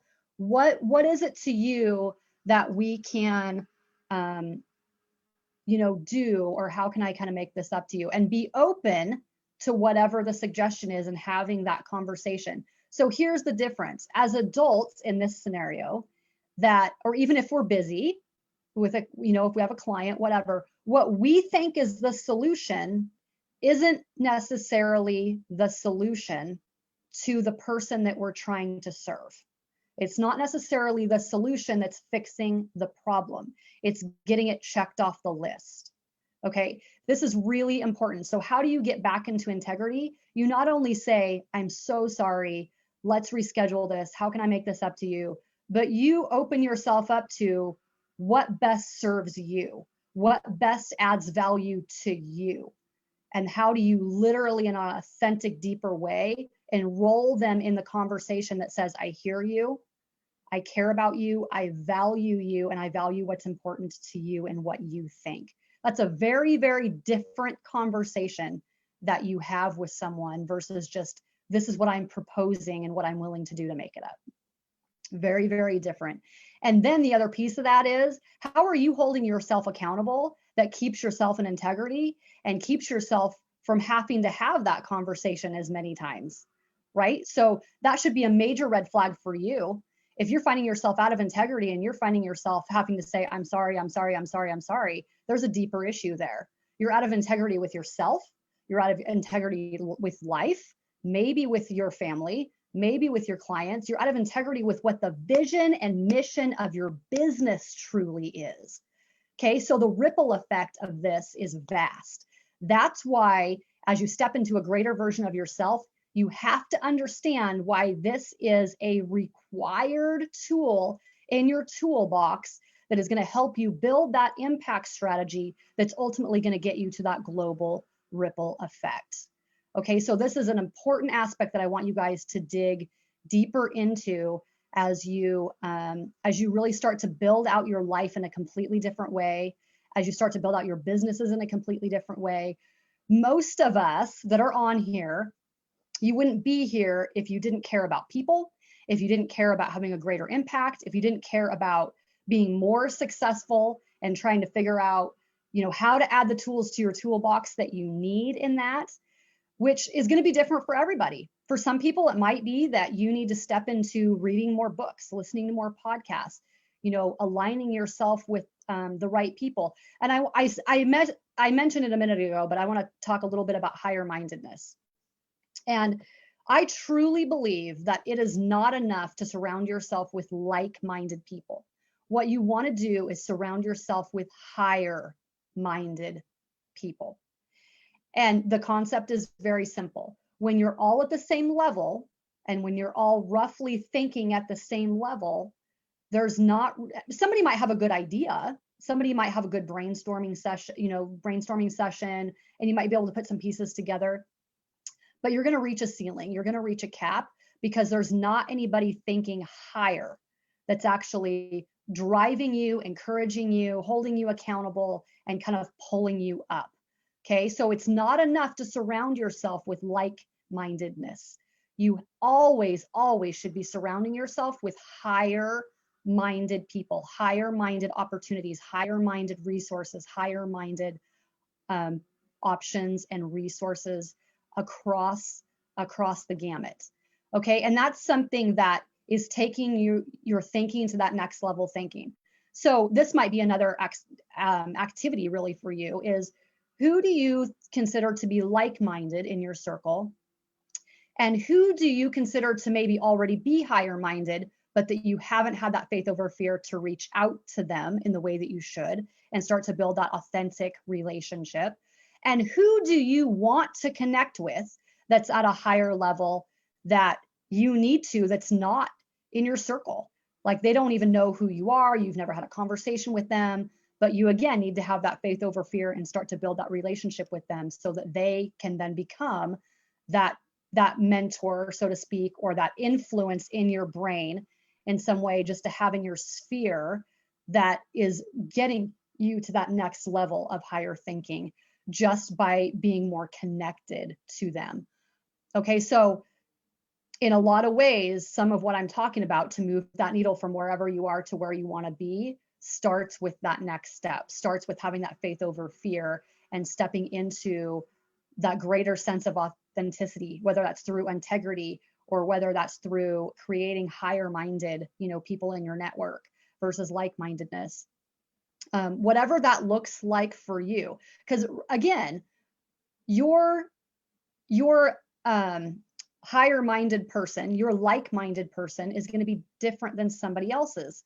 So your higher minded person might just be somebody's like-minded person in their network. That's okay. Doesn't matter, because you're not in competition with anybody else. And it doesn't matter, because who you are is who you are, and what you need is what you need. And so it doesn't matter. Don't think, oh, I consider this person to be amazing, but this other coach over here is being coached by or mentored by this person, so maybe that's what I need to do. Maybe, and maybe not, because it's all about you and your mission and your goals and what resonates with you and what you need to get to that next level. There may be different people that you need to have, as part of your process than someone else had as part of their process. There's no right and wrong. This goes back to what I'm saying about understanding yourself and stepping into your own value and not being in competition mindset and not being distracted by what everybody else is doing or what everybody else is necessarily telling you. So it's about, you want to do something a certain way, you have that faith over fear and you have that courage and you just do it. You just do it. So success is built on the building blocks of failure.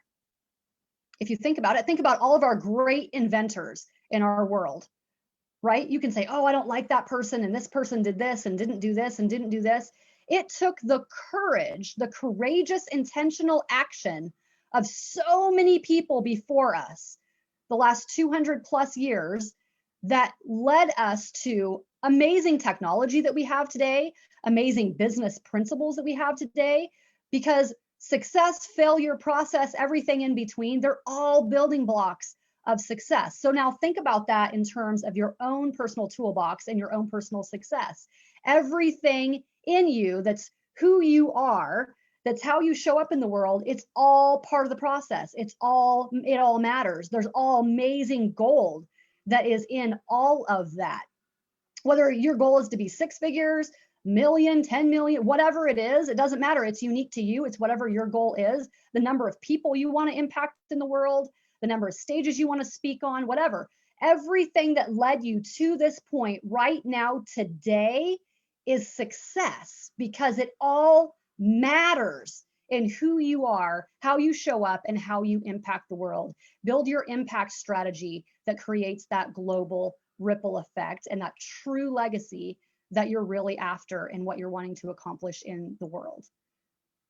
It's unique to you, and that's all that matters. That's all that matters. You guys, in my young professorship many, many years ago, I read a book by Mr. Farrell. And Mr. Farrell owns Farrell Ice Cream Parlors. You may be familiar with him. I had the pleasure of actually meeting him in person and spending some time with him on a couple of different occasions, actually. And he has a book called Give 'Em the Pickle. And if you've never read this book, it actually had a greater impact on me than I expected when I first read it, to be honest. And I have referred to it and thought about it and reflected on it many times. It's called Give 'Em the Pickle. And the concept is very, very simple. It's about essentially over-delivering. It's about amazing customer service. It's about not being afraid to be courageous in how you serve people and how you create that amazing experience, whether that's in a checkout line at a grocery store, whether that's with a client on a Zoom call. It's all about serving the customer, solving the problem, and creating that amazing experience that gets you to that global ripple effect of how then they are going to be impacted by their experience with you and how they continue that on. So give him the pickle is very simple. It was a customer that came into his store and he asked for an extra pickle with his burger. And the waitress then said, "I'm sorry, that's an extra 25 cents." And Mr. Farrell, the customer was very, very upset. Mr. Farrell came out from behind the scenes and learned a very important lesson as in his young restaurateur career. And that was, you give them the pickle. It's not worth a bad review. It's not worth an upset customer. It's not worth a bad experience over the 25 cents. So he learned a very important lesson in his young business mind that served him very successfully in building out a chain of restaurants and ice cream parlors. And that is that you give them the pickle. You show up to absolutely serve and use your toolbox plus your impact strategy to create that global ripple effect. All right, you guys, that's what I have for you today. I want to invite you to download my free guide off of my website, www.lauriemcneil.com.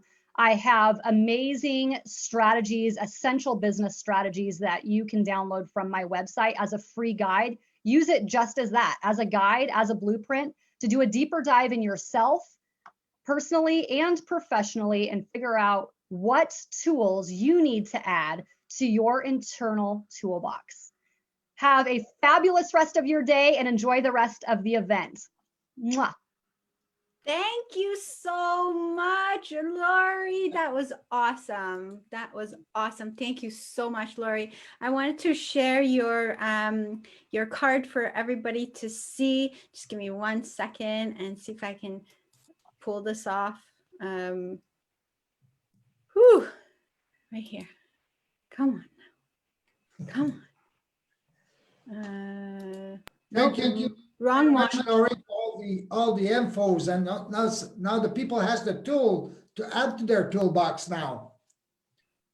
My pleasure. It sure is. Very grateful for it. Thank you, Lori. I am trying to share, but it's not coming up for me. Oh my gosh.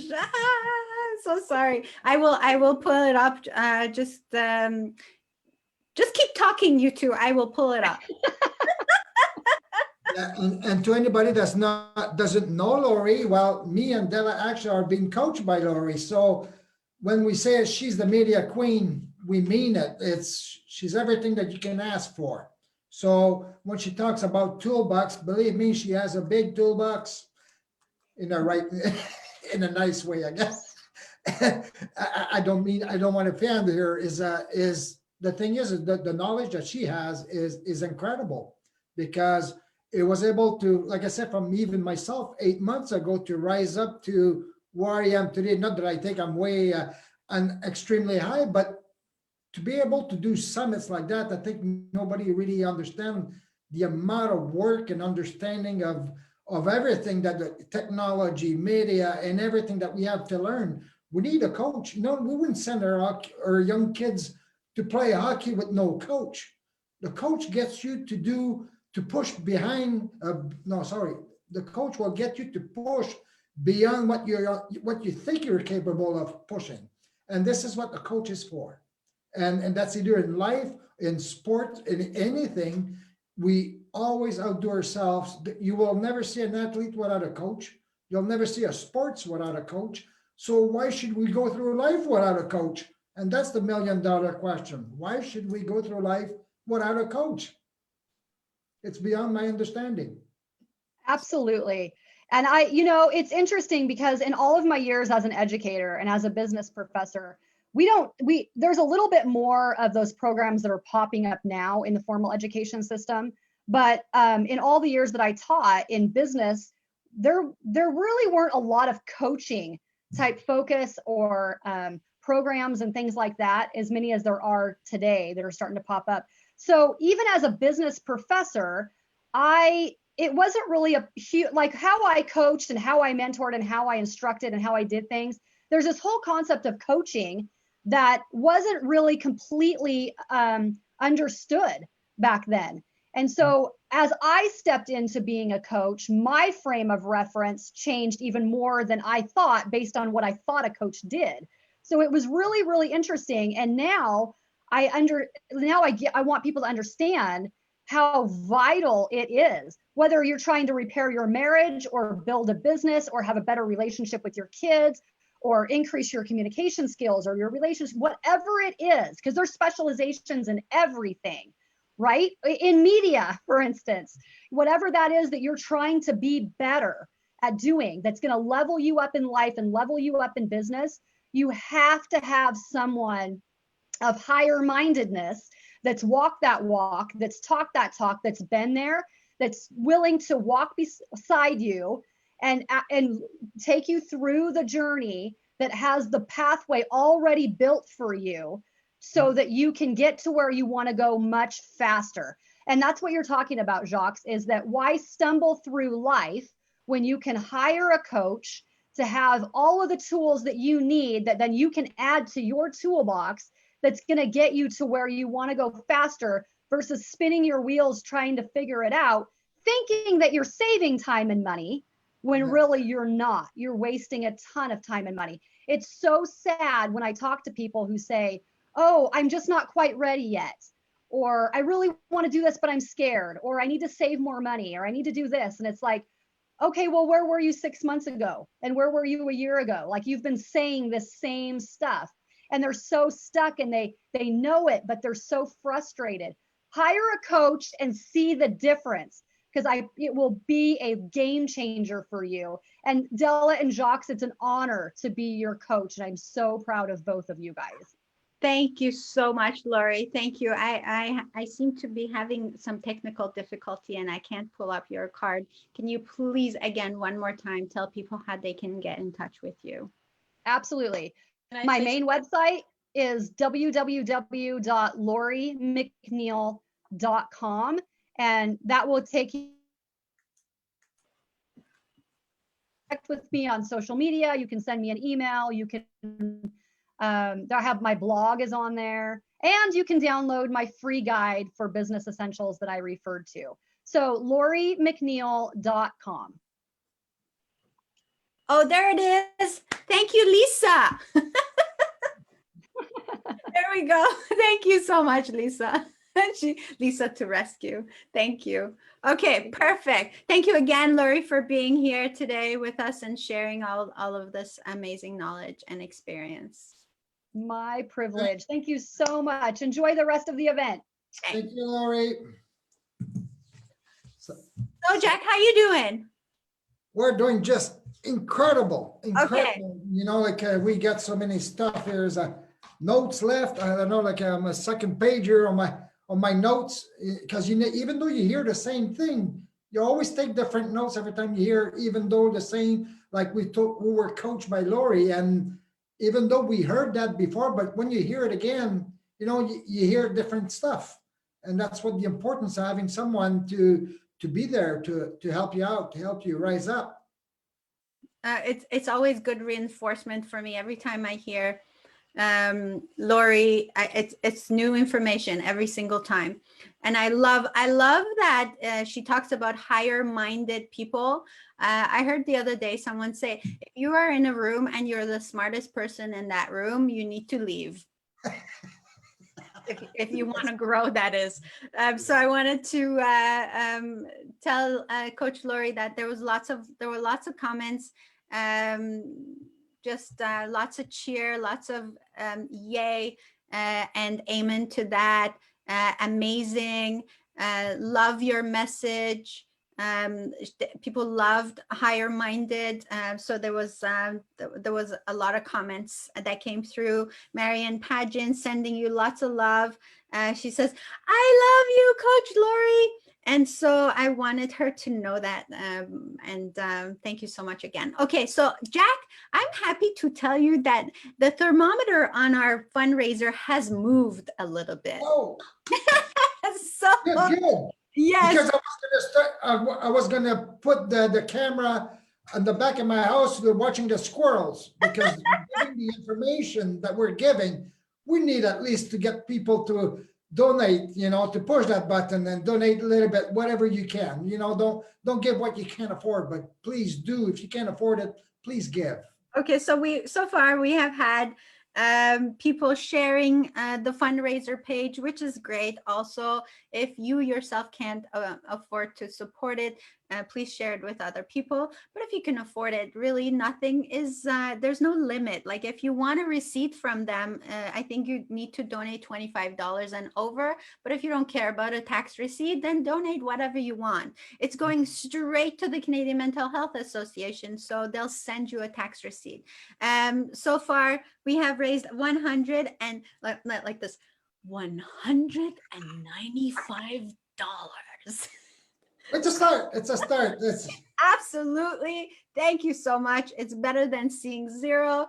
And I love it. Thank you so much. Okay. All right. I think we've got to get on to our next speaker, Jack. And so that's on you. Oh, it sure is. Well, I have the pleasure to introduce the next speaker, which is Dr. Katrina A. Hunter. Is she on standby? Yeah. Super. Well, Dr. Katrina Hunter is a board certified doctor of integrative medicine and a board certified alternative medical practitioner who is globally recognized for her expertise in neuropathic oncology, energy medicine, chronic disease prevention, behavioral neurology, and integrative medicine modalities. Woo! It's doctor's speech, isn't it? So she's also a vitalist associate of Neuropathic Institute, a diplomat for pastoral science, and a holistic health practitioner. So Katrina is a published author, speaker, and educator committed to training professional and laymen in holistic integrative medicine, including serving as a professor and dissertation mentor and an International University of Integrative Medicine and the Integrative Quantum Health Institute. Oh, these are all big words. She's the founder of Integrative Quantum Health Institute, LLC, and Hope for Life, and currently serve as a CEO of her own clinic in Texas and as a researching physician for Proton X. Wow, well, let me welcome Katrina. Hi, Katrina. Hi, Chuck. Thank you for that introduction. It's a little overwhelming. These are all big words, doctors. Yeah, We're so delighted to have you on board. I'm delighted to be here, and thank you for having this opportunity to speak on this wonderful summit. I'm super excited about everything, and just feel very blessed to be on here today. All right. So yeah, with that information, I think we can just jump right into the next. I'm gonna. You might as well. Yes. I'm in Texas. I don't know if you guys know about all the weather conditions we've had to, go through, but so my internet is still a little unstable. I'm hoping that I'll be able to share my screen. If not, then we're gonna just wing it. Well, Dr. Hunter, I have your PDF here. If you can't share yours, I'm going to try and share mine. Okay, yeah, awesome. Let's see here. Share. Can you guys see that? Yep, we can see it. Awesome, wonderful. Yes, so this is exciting. It's just been wonderful being on here, and I just again, it's fabulous speakers. I mean, I've learned so much just being on this summit, listening to all the speakers, and it's just amazing. So I'm very excited about this. So today's topic for me, when I spoke to Jock the first time, I told him my story, and he was like, "Oh, Kat, I need you to share this with the people." And so I'm going to share this today, but I do want to let everybody know that there's some sensitive information in there. I'm going to be authentic, and I want to be really vulnerable today and just share this story from a place of, realness, just this is it, you know. So just for those that are tender-hearted, I'm really sorry, but I feel like I need to share this information today. All right, so let's get going. You know, how to move through adversity with dignity. You know, we've been going through this COVID thing for a year and a half. Everybody's spoken about it, and it's a real thing, you know. So today people are really facing these increasing dehumanizing situations that are normalized around the globe, and people are suffering on unprecedented levels, unable to move from and move on from the hardship that they're facing, you know. So it's really been a debilitating situation. A lot of patients have come in here and just saying, I don't know what to do, I don't know how I'm going to get through this situation. And then we've also seen several patients getting sick, you know. So suffering forces us to ask the following questions: where am I? Where do I belong? What is mine? What is not mine? What do I do now? You know, suffering creates that separation from relationships and joy, and it makes us question ourselves and our place in the world. You know, where am I? Am I am I doing right? You know, do I still live with integrity? Am I still authentic? You know, who am I? And we start to really question that about ourselves. I know that that's been true for me.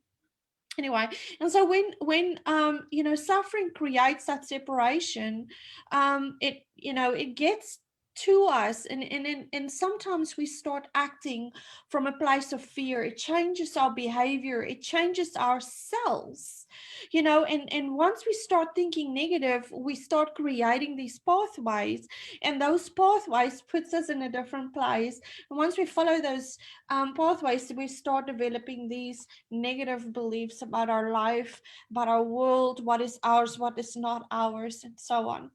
And so when suffering has caused that kind of trauma and continue to do that for a long time, we start fighting to be right, and we start protecting that limiting belief that we've created that maybe served us at the time but isn't serving us now. And so we will fight and protect and to claim our ownership and on that limiting belief that caused the suffering in the beginning. It's not a fight that we want to win, because it means that we're stuck in an emotion and we're doing that emotion the whole time. So it's not, hold on, I just want to move my camera a little bit here. Yes. So it's not a fight that we want to win, because we're stuck in that emotion, we're doing that emotion. So people come in here and say, oh, I'm always angry, I'm just an angry person. No, you're doing anger because you've gotten stuck into anger. You're unable to go from anger back to joy. You know, joy and relationships is a thing that helps us grow. And so once we're unable to have that sympathetic nervous system and parasympathetic nervous system change over, or it's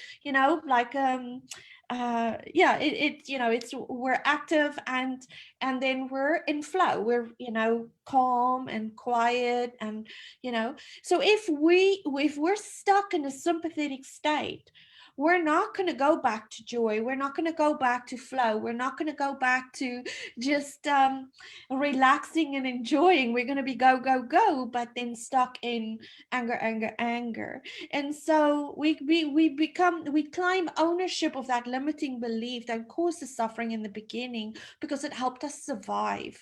And it's really not a fight you want to begin, that you want to win. Reliving that trauma, or living the trauma and then reliving that trauma over and over, diminishes our capacity to look and become open for something new. And so, it's definitely not something we want to do. Ego has very few arguments that can survive an honest, heartfelt prayer and authenticity. And so no matter what we want to do, blaming our sufferings on people and circumstances seemingly beyond our control, the bottom line is staggeringly simple. Anything and everything that we experience is a foundation of what and how we think. How we think determines our feelings and our behavior determines the quality of our decisions in our lives. And so any emotional investment that we make, feelings that are attached to a particular thought pattern will resurface each time the pattern is engaged or entertained. And so, for instance, if we're, like, for instance, money, Laurie was talking about money earlier and making money. If I believe that I'm going to work hard and if I work hard, I'll make money and I'll be happy. So now I have several different belief systems there. I believe that if I work hard, I'm going to make a lot of money and I'm going to be happy. So the emotion there is happy, but working hard will bring me a lot of money. Now, how many of you know that working hard doesn't always bring us a lot of money? And we know that a lot of the times it doesn't make us happy either. And then if we have another belief system, for instance, saying, no matter what I do, I'm always going to fail. Now we'll take on so many things. And that's been true for me. You take so many things on because you're trying to prove that you're going to be that person that's going to make it happen, and then you fail. And so now you have these two different belief systems. And unless we understand that feeling that we have together with that belief system, we'll never change that pattern. So, and it creates suffering, and people suffering are often unaware of how they participate in creating and repeating these experiences. Suffering is, when there's an addiction to suffering, meaning that the individual have accepted their experience as normal and expect their experience to remain as they are, there's often that flat out refusal of acknowledgement, or they won't accept that they are what they think as the truth. And it's a matter of accepting responsibility of that state and condition of our mind. And for some reason, we'll resist that premise and the responsibilities associated with it. I sure have been in that place. And so I just want to warn those people that for the, this is where the graphic parts come in. I've minimized the graphicness, so hopefully we'll get through it in one piece. I apologize in advance. So I would like to invite you to take a peek into a time in my life. I just finished my second year at university. I was 19 years old, and I went home for the holidays. My dad said, my birthday was coming up. My 19th birthday was coming up, and my brother is 2 weeks before me, his birthday. And so normally we celebrate our birthdays together. And my dad was like, okay, we're going to go dinner. Please make sure that you look nice. And, so for me, that was like, okay, great. We're going to do dinner, and that's all fun. And yay, dinner, birthday dinner. It was always fun. And so I wasn't expecting anything more, going to dinner. I get there and we're sitting down at the restaurant table, and I realize that this dinner is different. There's something else going on here. Other people come sitting down. I don't know them. Anyway, long story short, that night I find out that I'm getting engaged. And so I got engaged that night, and 3 months later I was to be married. So it was an arranged marriage. Never thought that that would be in my destiny to have an arranged marriage. Didn't know that it was a custom in my family. I didn't know my mom and dad had an arranged marriage. I grew up very protected and got everything my heart wanted, and I was daddy's little princess. Anyway, so as the wedding crept closer, I became fearful. I became restless. I didn't like the man I was, just gotten engaged to. And I ran away from home. My dad hired a private investigator, and they found me a couple of days later, took me back to my family home. And it was the first time I ever defied my father. For us, it was all about status and respect and family name. And so, when I told my dad I couldn't marry him, my dad was horrified. He couldn't believe that I was defying him, but he couldn't believe that I didn't want the best for me. He felt that that was the best for me at the time. Anyway, and so, my mom was horrified. And in that moment, when they tried to cancel the wedding, my mother-in-law to be at that time, she just went off and told my dad that she was going to shame the family name and this and that and whatever. And a long story short, at that moment, I felt so sorry for my family that I made this decision. I took that burden, and I made the decision to get married. I figured, you know what, I'll get married, try this out. If it doesn't work, then at least I can say I've tried. I spare my family this situation, the horror of, canceling all of this. But then at the end of the day, if it doesn't work out, then I can always move on. And anyways, and so got married. My wedding day was an absolute haze. I can't really remember much of it, but I thought I did pretty well. And that night, my wedding, I realized that I didn't do so well and that I had shamed my husband, or he felt that he was shamed. And so that night was literally an assault on my life. Once he eventually, I was a virgin, and once he eventually did what he needed to do, he fell asleep, and I sat in the corner crying.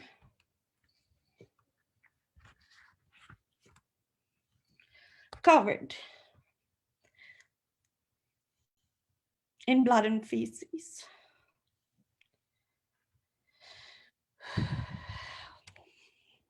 Waves of nausea, and still today, sometimes waves of nausea and just disillusionment and disgust and shame and humiliation just spilled over me like water. And that was my first night. That was my wedding night. From there on, that set the stage. And so my husband used sex and his penis as a weapon against me and my femininity for the rest of our marriage. We were married 8 years, really. And so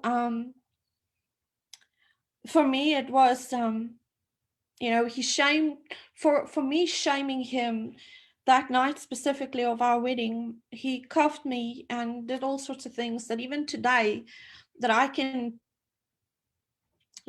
believe that happened to me, and things that still makes me shudder. So he cuffed me, beated me, and I spent our honeymoon in my room. I couldn't walk for a couple of days, or barely walk for a couple of days. And then afterwards, I had to heal. My body had to heal. And just the day of that we were able to go home, the end of our honeymoon, I was, for the first time, allowed outside of the house that we were staying in, the holiday house. And so anyway, getting back home, I asked my dad, can I please get an annulment? I need an annulment, or I need a divorce, please. But my dad, because I didn't want to tell my dad what happened, I was too ashamed. I couldn't give him a reason. And so he just refused. And so, with that refusal, it was just debilitating. Anyways, and the next thing, 2 months down the line of being married, my ex-husband, well, we became aware, and someone else, a lady, said that she was pregnant with my husband's child. And so she was about 2 or so months pregnant, 3 months pregnant. And so, I was like, oh yes, here we go. And so my dad was warming up to the idea of me getting divorced by then. And, I thought, okay, fine, we're finally there. And then I find out that I'm pregnant. And so I'm like, okay, wait, this cannot be common knowledge, because if it becomes common knowledge, I won't be able to leave this marriage. And so I went to a friend, and my friend's dad was a doctor, and we arranged that I was going to have this abortion. And on the day of my abortion, I couldn't do it. And so I left that clinic that day thinking that, okay, that's it, my fate's sealed. I'm going to have to go through this for the rest of my life. Abuse is my number. And I just vowed that day that I will protect my children. At least my children will be safe, or I'm hoping, And so I vowed that day to protect my children.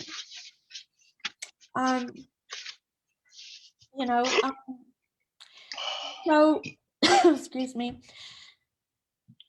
My baby was then born premature. She was born 26 weeks. He beated me. She died 28 hours after birth.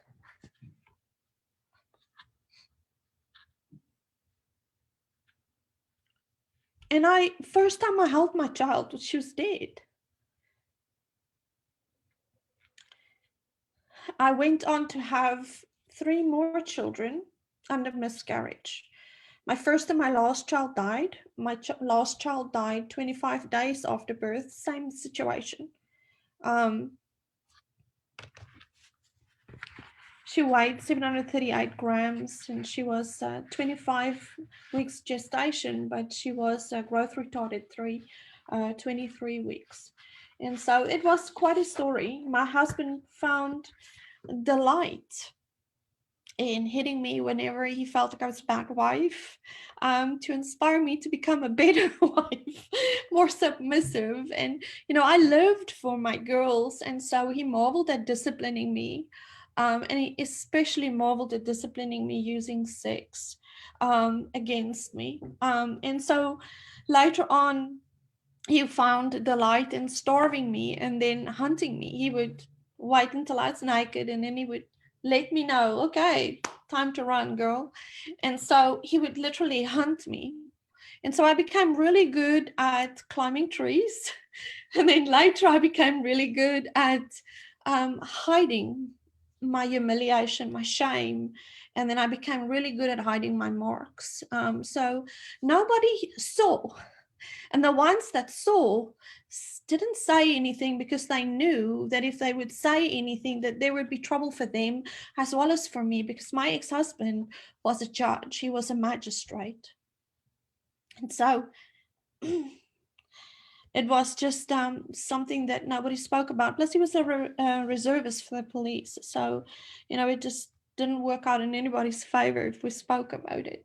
And so not even my parents knew. I was way too humiliated about it, and trying to leave several times, but every time he would find me, or people would bring me back, because they would make he would make their lives hell. And so I would go back, and then, the treatment would worsen.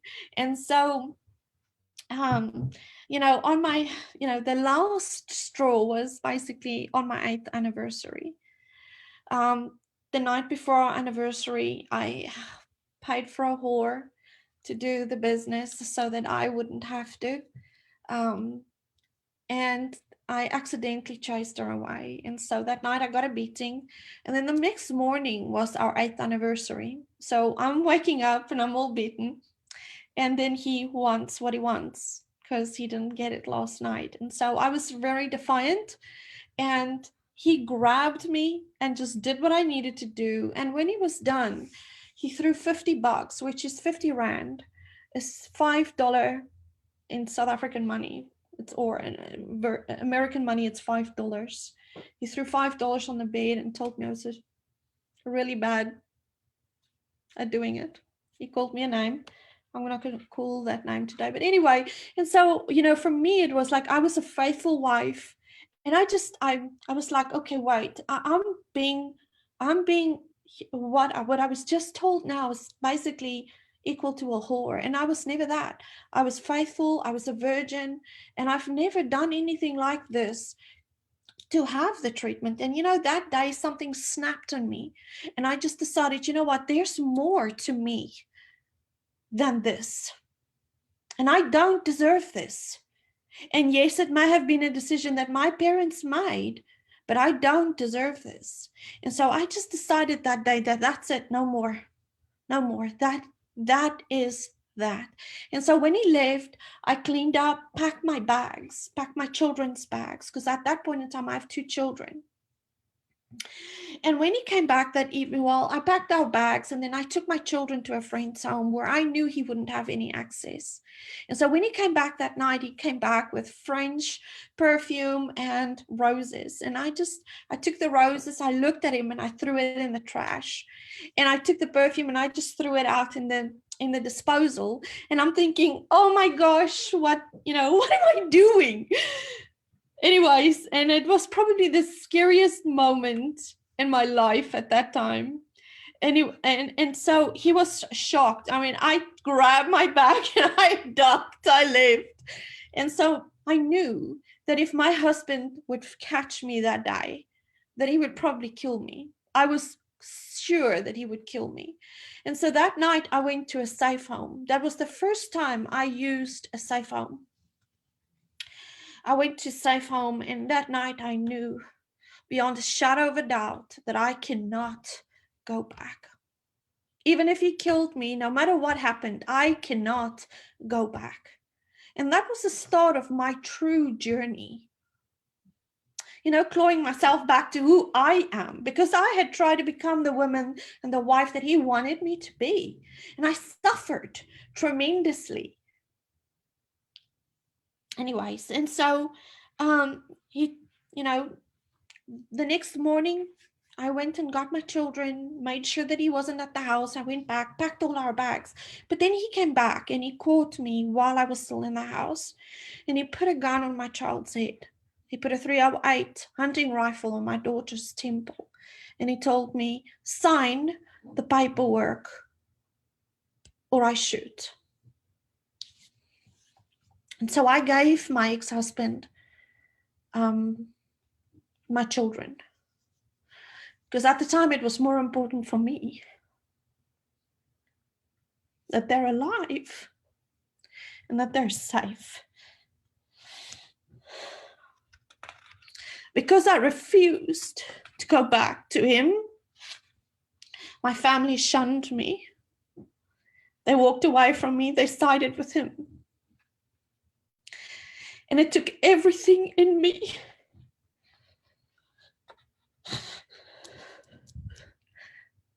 to survive. But I did. I'm here today to tell the story. And I'm so sorry, I get emotional.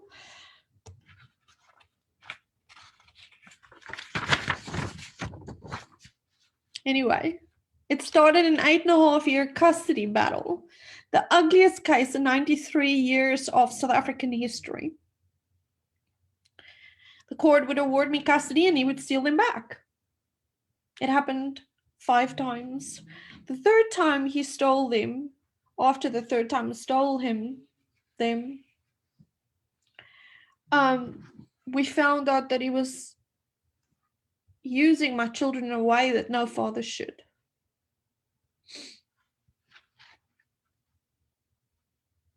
And a protective order was granted. Even though the order was granted, my ex-husband still had a lot of power, and that protective order was really of no use. In the time that I was still fighting for my children in this custody battle, I was diagnosed with cancer, stage 4 terminal breast cancer. And so I was going through my cancer journey, trying to hide it from the system and trying to hide it from my ex-husband. My attorney knew, and, you know, the people that needed to know knew, but it was never made public. So I had to literally hide that fact. So I always looked good.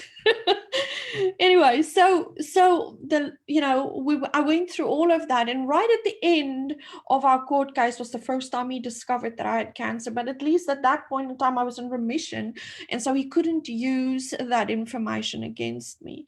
So long story short, again, you know, I got my children back, still busy in the court case, and then the fifth and the final time he took my children, the girls were at school, and my ex-husband took an opportunity that presented him. The magistrate that was aware of the case wasn't there that day, and so he went to a new magistrate, said that the kids had been stolen, and he was claiming them back. Anyways, and so on his way from the school, he stopped off at my house, and walked into my house. My kids were in the car screaming, and he shot me in my face.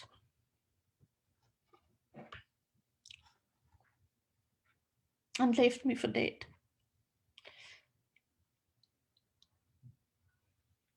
My kids were aware of that. A client came to my house because I didn't come, you know, I wasn't there for my appointment with one of my patients. And so they went to my house and discovered that I was, you know, I'd been shot, and I was taken to the hospital. When I woke up, I was told that I'd tried to commit suicide. I couldn't remember anything. And when I asked about my children, I was told that my children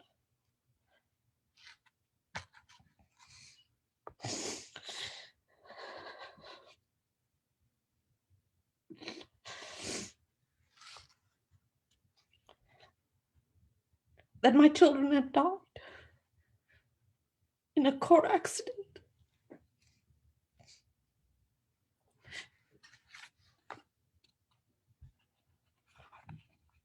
And so I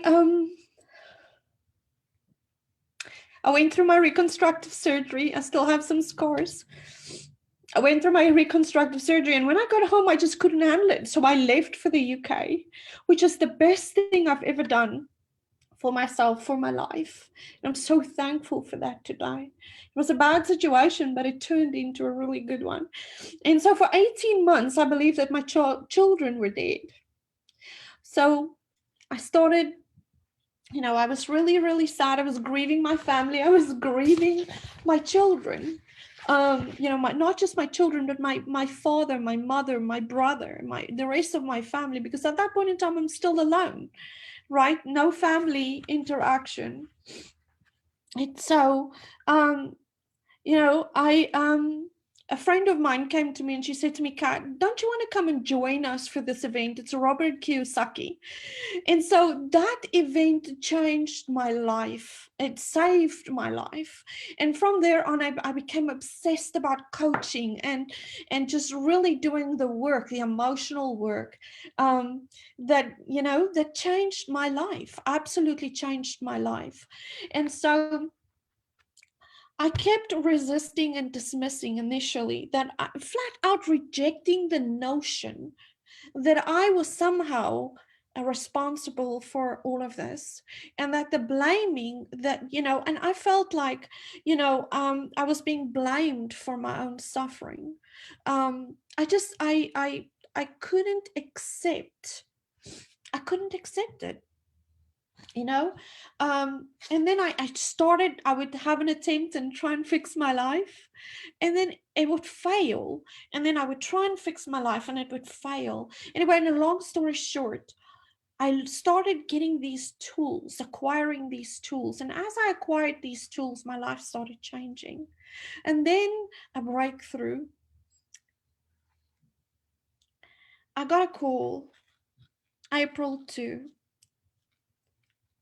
I can't even remember the date now. Anyway, I got a call. It's ahead of a children's home. And he says to me, "Are you Kat?" I said, "Yes, absolutely." He says to me, "I have your children." I'm like, put the phone down, and he calls me again and he says, "Ma'am," I started swearing at him and telling him, "Don't do this. You know, my kids are dead. Please don't do this. This is a sick joke." And he says, "No, ma'am, I have your children. I have your children. I've had them for 18 months. We've been trying to get hold of you." So my kids were alive. They were in an orphanage for 18 months.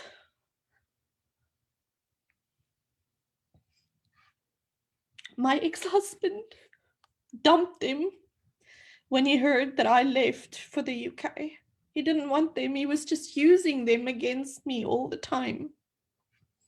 And so, yes, they'd gone through a lot at that point in time. And I was so thankful for this head of the children's home that he called me, and this, you know, he was tenacious about it, because he told me that day that he had received a letter from my ex-husband saying that I give him complete custody of the children, that I've gone on with my life and I don't want anything to do with my children. Anyway, so a long story short, he said it just, nothing made sense to him, you know. So he didn't know what I was told. Anyway, so 72 hours later, I'm back in South Africa.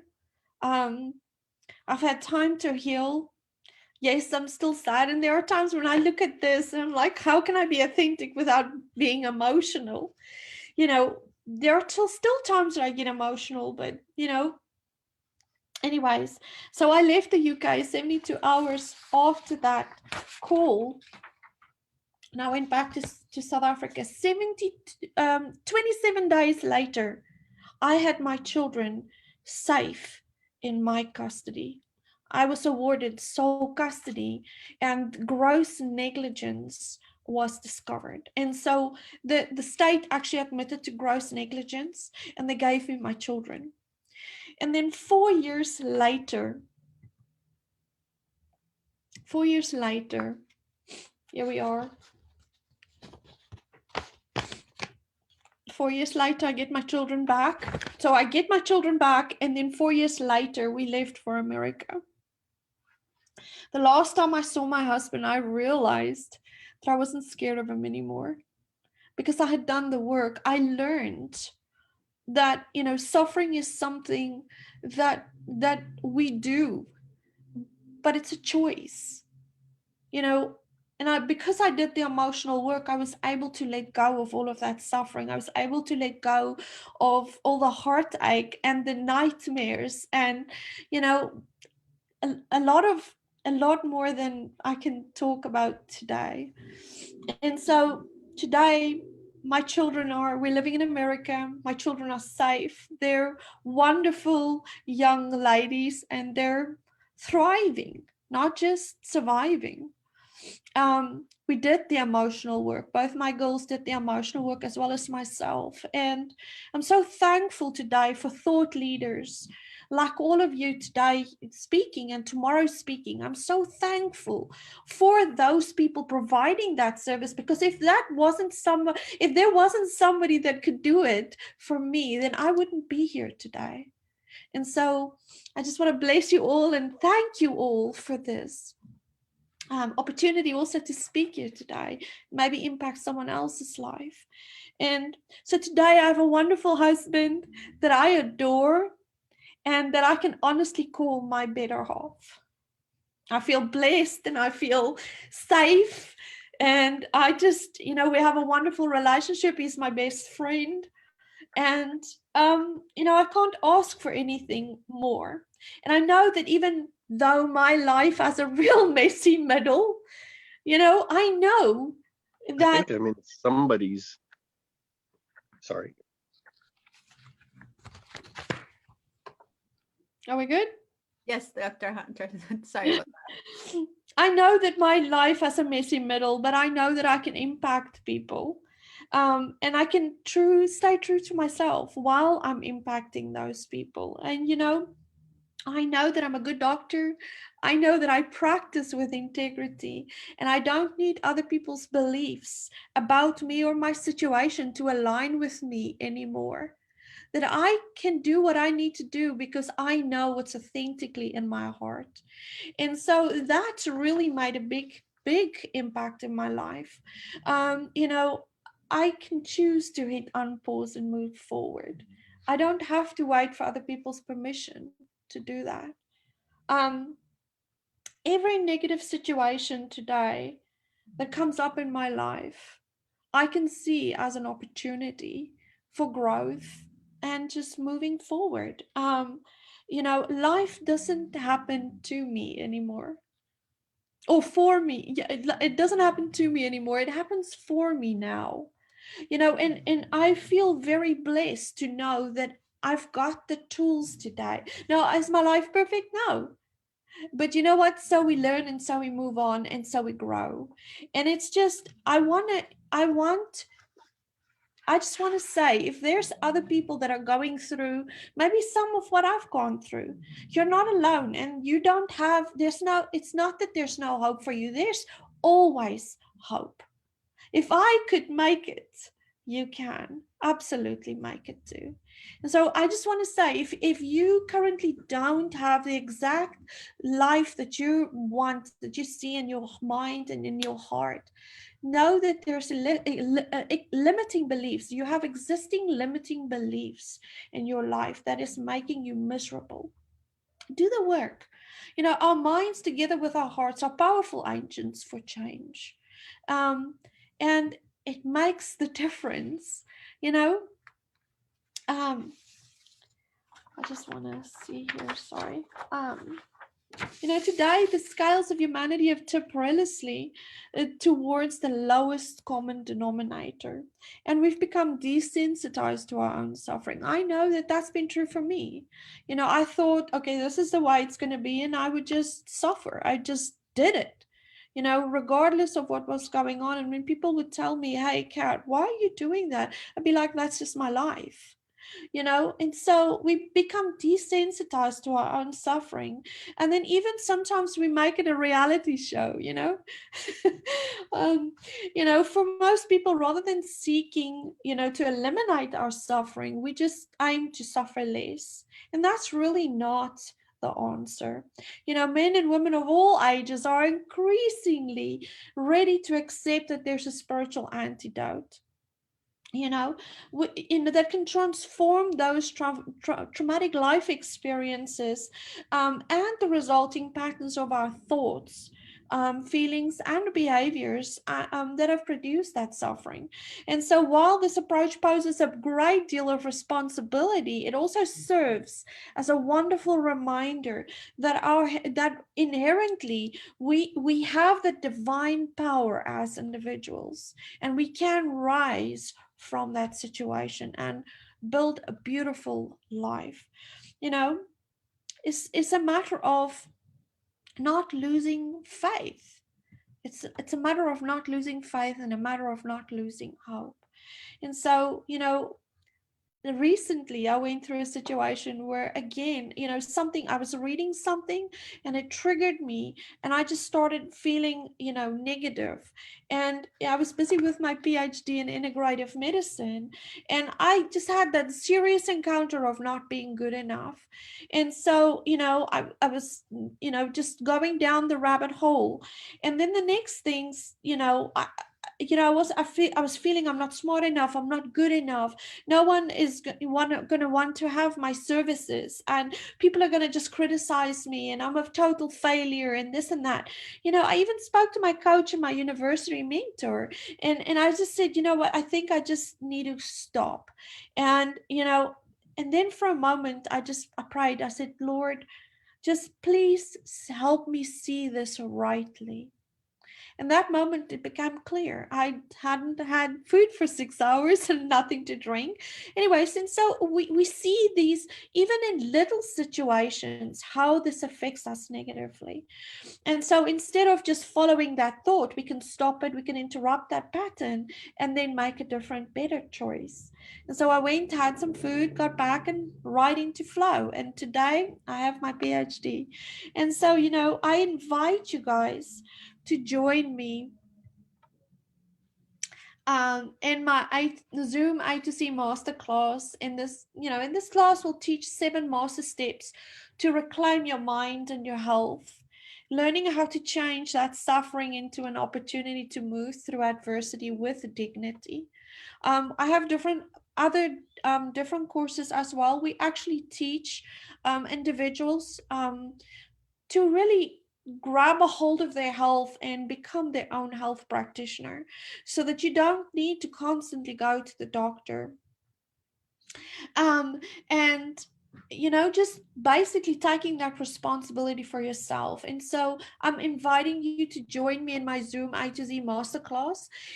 Normally it's $350, and I would like to just offer this class to the first 5 people that are interested.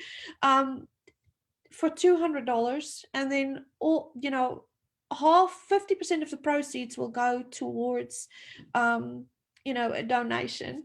And so I hope you take me up on the offer and the opportunity. In this class we really we go into those 7 steps, and tremendous power when we walk from that place. It's really changed my life, and it's changed several patients that I've worked with lives. And so I take me up on my offer. I spend a lot of time with my patients, and I do believe in just pouring in. Anyway, so just a quick one. 75% of our health, I believe, is determined by our thoughts.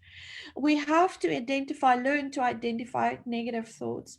Awareness, acknowledgement, acceptance, and action. Those are the 4 keys. Challenging those negative thoughts that cause destructive feelings and replacing them with positive ones. Modify that dysfunctional, unproductive, and self-destructive behavior. And then having a coach to get you through that thought therapy process to neutralize those negative thought patterns and emotional energy most often associated with those patterns. So in the course, I actually teach you how to, get a hold of those things and make those changes. I believe I'm out of time. And so I just want to thank you all. I want to leave you with this. Healthcare is self-care, and self-care is self-love. And I just want to thank you for this opportunity today, knowing that changing is simple and easy if you're ready and willing. We have to have the awareness, the acknowledgement, the acceptance, and the action. I bless you and I thank you. Aho. Wow, thank you Wow. so much. Can you Yeah. stop share, Dr. Hunter, please, so we can see you on the big screen? Yeah. Hold on. Well, how do I do that again? Just says stop share. For some reason it's not letting me do that. Hold on. I can stop it for you. Please do so, Della. There we go. Thank You're you. back. You're so welcome. Dr. Wow. Hunter, that was amazing. Oh my What God. a story. And some of us are worried about because somebody doesn't like us or something that swears at us or something. We make a big deal out of that. And then we listen to stories like that. Man, you had a box of Kleenex. I hope everybody had a few Kleenex by their side. And it's a story worth telling the world, because she just demonstrated how powerful humans are capable of going through obstacles. If she's able to do it, so as a lot of people can go through much smaller obstacle, I hope, to rise up, and stop finding excuse to why you can't do something. There's always, you can always find a reason why you can't, but you got to search for the why you need to change if you want your life to change. So thank you very much, Kat, for your talk today. It's extremely inspiring. Thank you. I just want to leave you with this. If you understand your value, you will never let people dehumanize your situation. Can you repeat that, please, Dr. Hunter? We lost you. if you understand your value, you will never lose yourself. Thank you. There's a lot of comments sending you lots of love. How powerful is this story of resilience? If you were able to come out of the struggle with so much grace, and accomplish so much, so can we. That was another one of the comments. I'm going to ask everybody to please keep yourself muted, so we have no disruptions. Thank you so much. Lisa, if you could please display Dr. Hunter's slides so that people can take down her information, so that you can reach out to Dr. Hunter.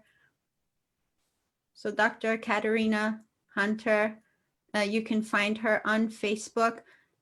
Do you have a website that you can share, Dr. Hunter? Yes. Did you want me to just put it in the chat?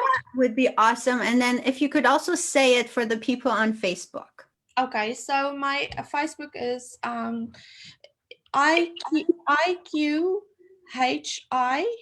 Integrative Quantum Health Institute USA.com. So it's IQHI USA.com. Thank you, Dr. Hunter. Thank you very much. I want to thank you and for being here today, sending you lots of love. Big hugs from everybody. Everybody who's watching is sending you hugs. Just hugs all around. Lots of love to you, Dr. Hunter. And thank you again for being here today and sharing so much with us. Thank you. And I'm sending everybody love. And thank you for allowing me my story and just to be vulnerable. I didn't think I was going to get through it. As they say in Texans, you all have a great day. You're Awesome. Yes. You're amazing. May God continue to bless and keep you, doctor, someone says. Thank you. Thank you. So just want to share with everybody that our summit right now has been shared 52 times, Jack. This live summit has been shared 52 times. Can you just imagine the ripple effect of what is happening here today? And I'm just We just need the ripple effect now with the donation. I'm just so proud to be here. Oh my gosh. Jack, okay. I'm going to check on the status of our fundraiser just so that I can report on that. I hope it has increased. Okay, so I'm just going to check that for you. If you don't know what we're talking about, we are doing a fundraiser for the Canadian Mental Health Association.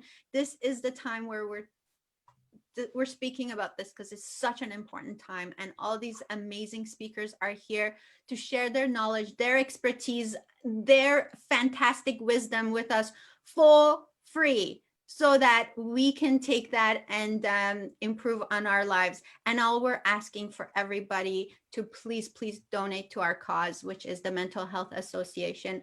And you'll see the link. It's pinned on Facebook. Just go on there and press donate. It's very easy. And donate what you can, please. That's all we're asking for. And so thank you so much. It's raising very slowly, Jack, very slowly, but we've got this. Oh my gosh. Okay, are you ready for our next speaker? We have 2 minutes before we can bring our next speaker, our finale for this summit. But I want to ask everybody to please take a moment and take a deep breath in for gratitude. For the gratitude of having this technology available for us so that we can learn from the comfort of our home. For an hour. I want the babies. I call my sister. Thank you. So please keep yourselves muted because we don't want any disruptions. Thank you very much. So with that, I'll ask you to, again, take another deep breath. And breathe out. So thank you. Thank you. Okay, Jack, what do you say? Are we ready? Oh, we sure are. Well, we got somebody coming, and man, it is a blessing in disguise. And it's even what's even better is there's going to be something after his speech. Is I think is I can say his name. I think is he's the flagship. He's the man, and he's going to let us watch a movie. It's called the Think and Grow Rich. Don't steal my thunder, man. I'm so sorry. I've got him right here. Oh, okay. I'm so sorry. Well, I got a piece of it anyway. I just had so much fun spending a few minutes one-on-one with this amazing speaker. It was and it was, even though it was our first time meeting, it just felt like it was so easy because he's just that kind of a man, and he's so easygoing and so much fun, and what an entertainer. So, okay, ladies and gentlemen, our next speaker is Sir John Shin. Sir John Shin is a serial entrepreneur, philanthropist, movie producer, author, motivational speaker, and critically acclaimed business coach. Sir John Shin has started over 26 companies from scratch, which have all become multi-million-dollar enterprises. Sir John Shin is the co-founder of the All for One Foundation and sits on over 6 different boards of charities. Not a busy man. Sir John Shin also is the executive producer of the featured film Think and Grow Rich, The Legacy, which is sweeping the world in multiple countries. And guess what? You get to hear all about that from Sir John Shin himself. So he is the modern day author of the best-selling book, Think and Grow Rich, written by Napoleon Hill in 1937. So a lot of you have heard of that book. A lot of you have read that book. You know how popular that book is. His book, though, a Think and Grow Rich publication, was released on January 6, 2020, called How Rich Asians Think and Grow Rich, published by the Napoleon Hill Foundation. Sir John Shin continues his mission to inspire young entrepreneurs around the world. He captivates his audience by educating them with a sense of humor. He commands his audience with an exhilarating, intensive energy that keeps people on the edge of their seats for 12 hours. We got a little bit of that experience, didn't we, Jack? Sir John, yeah, Sir John Shin received his BA in Business Administration from the University of Southern California and an MBA and Juris Doctorate degree in law. Immediately after college, John was recruited to work as a Fortune 500 company at a Fortune 500 company, but soon learned that the corporate world was not for him. In 1994, Sir John Shin was introduced to the financial services industry by his wife, Arlene, and since this time, they have opened over 128 offices in 42 different states. It's mind-blowing. Sir John Shin knew that this would fit his entrepreneurial vision and mission to spread financial literacy. Sir John Shin has mentored and trained thousands of people nationwide to become successful business owners. In his own words, he says, "Show me your mentor and I'll show you your future." Sir John Shin has been featured in the Wall Street Journal, Forbes magazine, and numerous financial magazines. He has appeared on CBS, NBC, Fox News, and MSNBC, and now he is our speaker at the Global Pandemic Summit, the sequel. Please welcome Sir John Shin. Woohoo! Yeah! All right. What's up? What's up? Oh All my gosh, it's righty. so nice to have you here. Yes, yes. It's great being here. Thank you. I'm gonna put you on big screen. There we go. All right. This is looking good. This is great. Not Well, a bad thank looking you. guy, right? Not a bad looking guy. Oh, that's nice. Thank you very much. Yeah, Jack, I actually shaved this probably from the last time I saw you guys because my wife had not kissed me in nearly 12 months. So just so that I can get a kiss, she said, you know what she did? She took a paintbrush and she went up to my face and she went like this to my face with it. I'm like, what are you doing? It's a paintbrush. She says, well, that's what it feels like when you kiss me. You know, it's not the greatest feeling. So that's why I actually had it removed. So The wife always wins. that's right. That's right.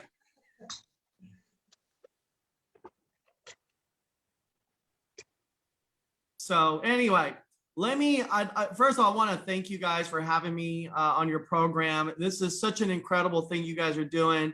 You know, there are so many people around the world that are suffering in so many different ways.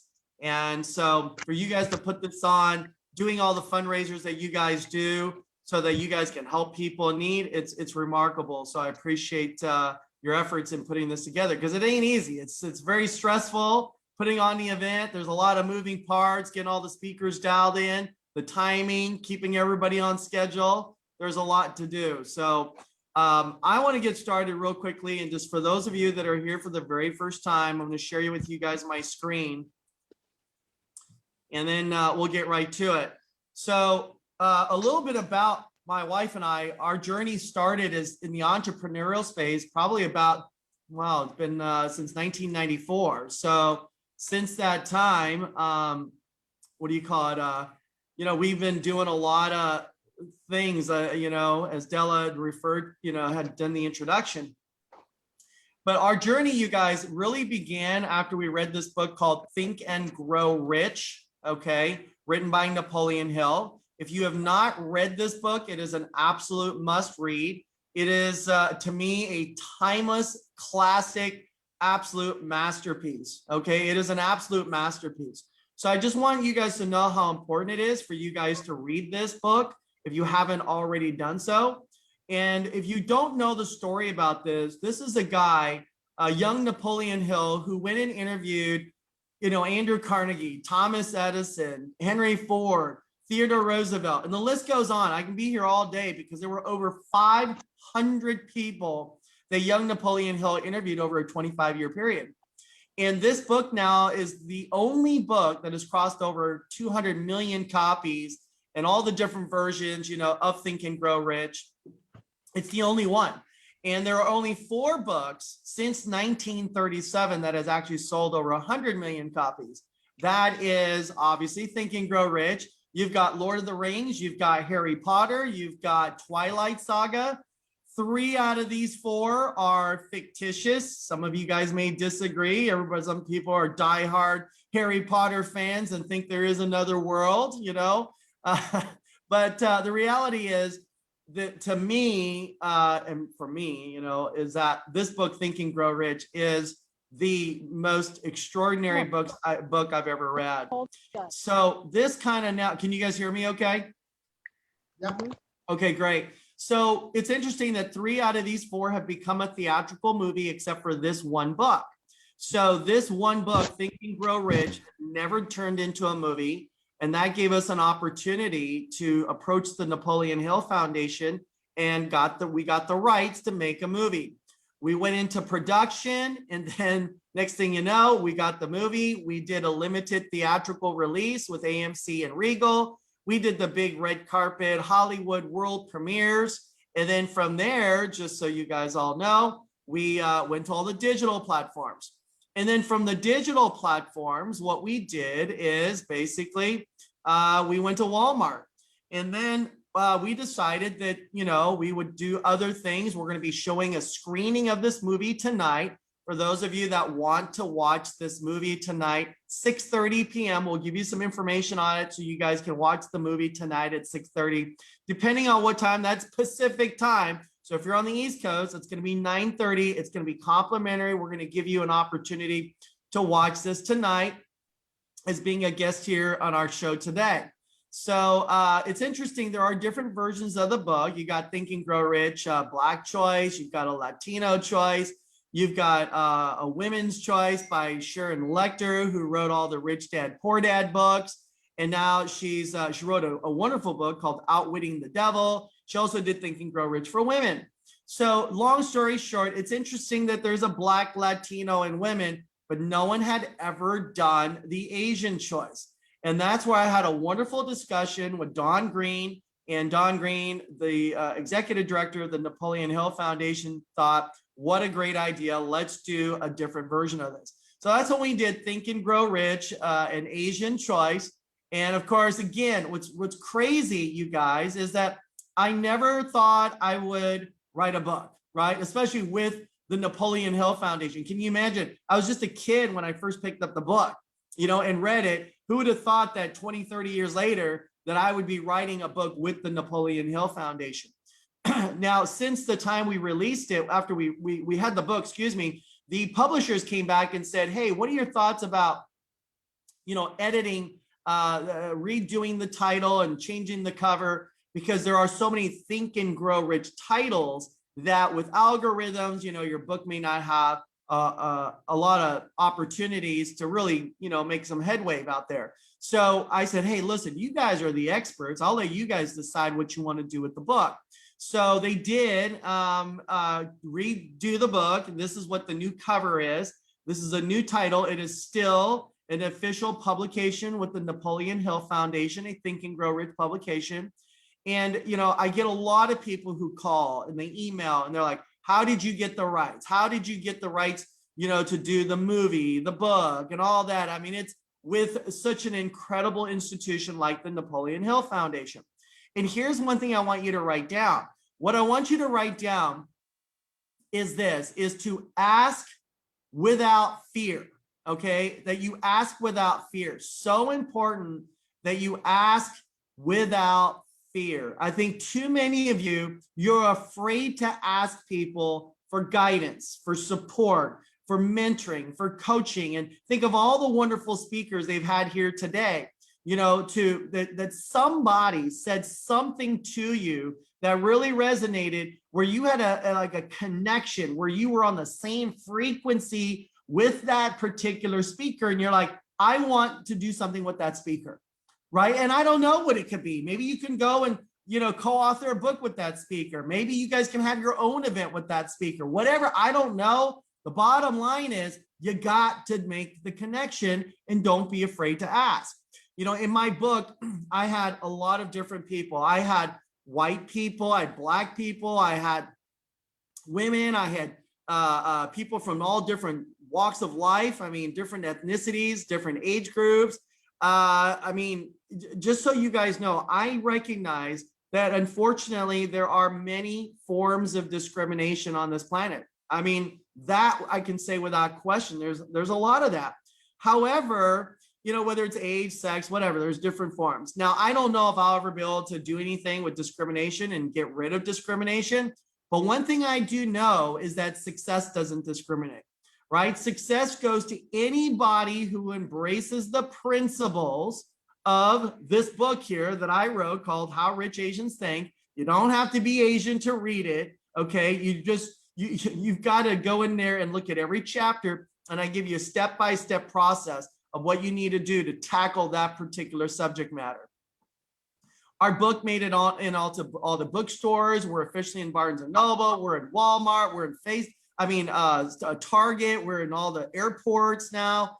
And, it's a big deal because, most people don't recognize the fact that only 1% of all books ever written will make it into a bookstore.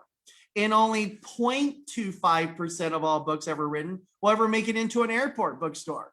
So how is that? What are the strategies? And that's something that I had a wonderful opportunity to learn with working with the Napoleon Hill Foundation.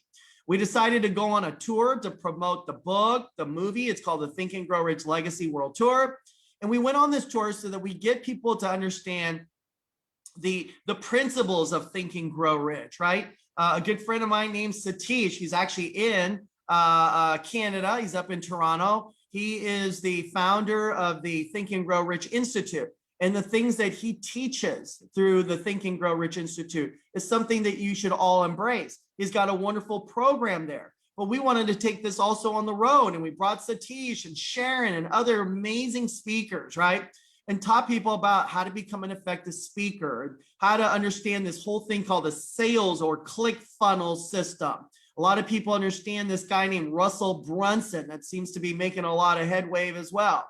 Understanding the human mind, right? Mental health, leadership development, how to be an effective, build an effective sales team, and spiritual growth and thought leaders and other industry experts. There's a lot that we want to share with people, and then also a wonderful opportunity to meet people. I know there was another speaker on this platform named Lori McNeil. Well, I met Lori, and she was actually one of the speakers on the Think and Grow Rich tour, and she did an amazing job. She toured with us all over the country. Lori then introduced me to another person, right? A guy named Robert. Robert then introduces me to Jack. Then I meet Della, and then I meet everybody else. I mean, you guys, this is what we mean to connect with people, right? And so we've had some amazing speakers like Condoleezza Rice. We've had Barbara Corcoran, Les Brown. I mean, how cool is it that one day as a young kid, I'm sitting there listening to Les Brown, right? Like literally on my Walkman. I don't even know if you guys know what a Walkman is, but I used to carry it like a headset. I used to have a little thing about that big. It was attached to the side of my hip. I was listening to Les Brown. I was like, man, one day I hope I meet this guy. Not only did I meet the guy, but we're both sitting on the same stage, rocking the stage and really just disrupting this room. I mean, it was awesome, you know? So then I got Martin Sheen. We're doing humanitarian work around the world. Rob Dyrdek, you know, a guy was a skateboarder. Now he's got his own TV show, becomes a big TV personality. Stedman Graham. A lot of you guys may know his other half. Stedman, his wife is a lady named Oprah. She refers to him as her spiritual partner, right? But they're huge Think and Grow Rich fans, okay? This is a great photo of Stedman and I because I am 5'8", okay? Stedman is 6'9". So for me to be in the picture, I had to actually stand up on a chair so we could be in the same photo. And it's hilarious, but it's a great picture. Steve Aoki. Maybe you guys don't know Steve, but his father was the founder of all the Benihana restaurants, right? And I know you guys love that, you know, where they're cooking all that Japanese food right in front of you. Well, everybody thought that Steve would inherit that business and kind of carry the family legacy. He decided to go down a whole different path, right? He decided to become a DJ, and now he's the highest paid DJ in the world. And a lot of us, just so you know, we get that pressure from our parents, right? Especially a lot of us that are immigrants, where we came from another country, right? Whether you're Asian, you came from the Middle East, or you came from Europe, or wherever you came from, you come to America, and I can tell you that most of you are immigrants that I'm probably talking to, that your parents or your ancestors came to this incredible nation, right? North America, Canada, United States. They came to this country seeking the what? The American dream, the land of opportunity. And your mom and dad said that they wanted you to become a doctor, a lawyer. Very traditional Asian parents, a lot of the Middle Eastern parents, they want their kids to become doctors and lawyers. And that's the kind of, you know, our parents want to live vicariously through their children because they couldn't become a doctor or lawyer. They're telling their children to become doctors or lawyers.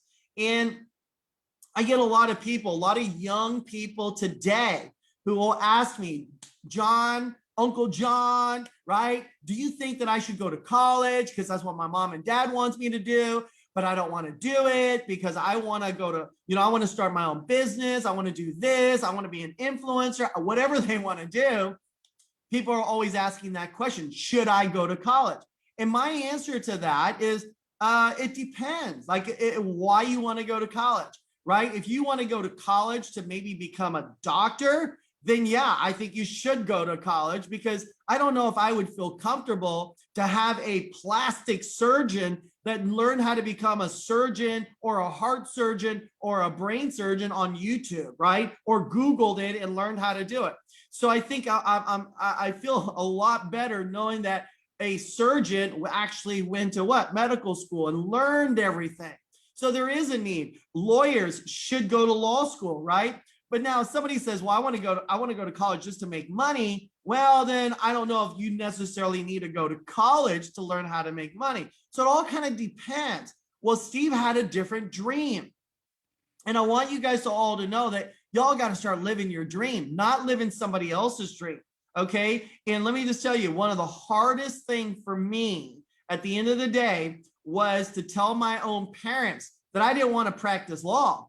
Right? I mean, my sister, by the way, became the doctor. I did go to law school and I was lawyering. And then next thing I know, I met my wife and I got into the financial industry, totally different industry than what my parents ever thought they would do that I would do. But it was the hardest thing to do was for tell my parents I was not going to practice law. And I did. And my father was a little disappointed. In fact, he didn't talk to me for 6 months.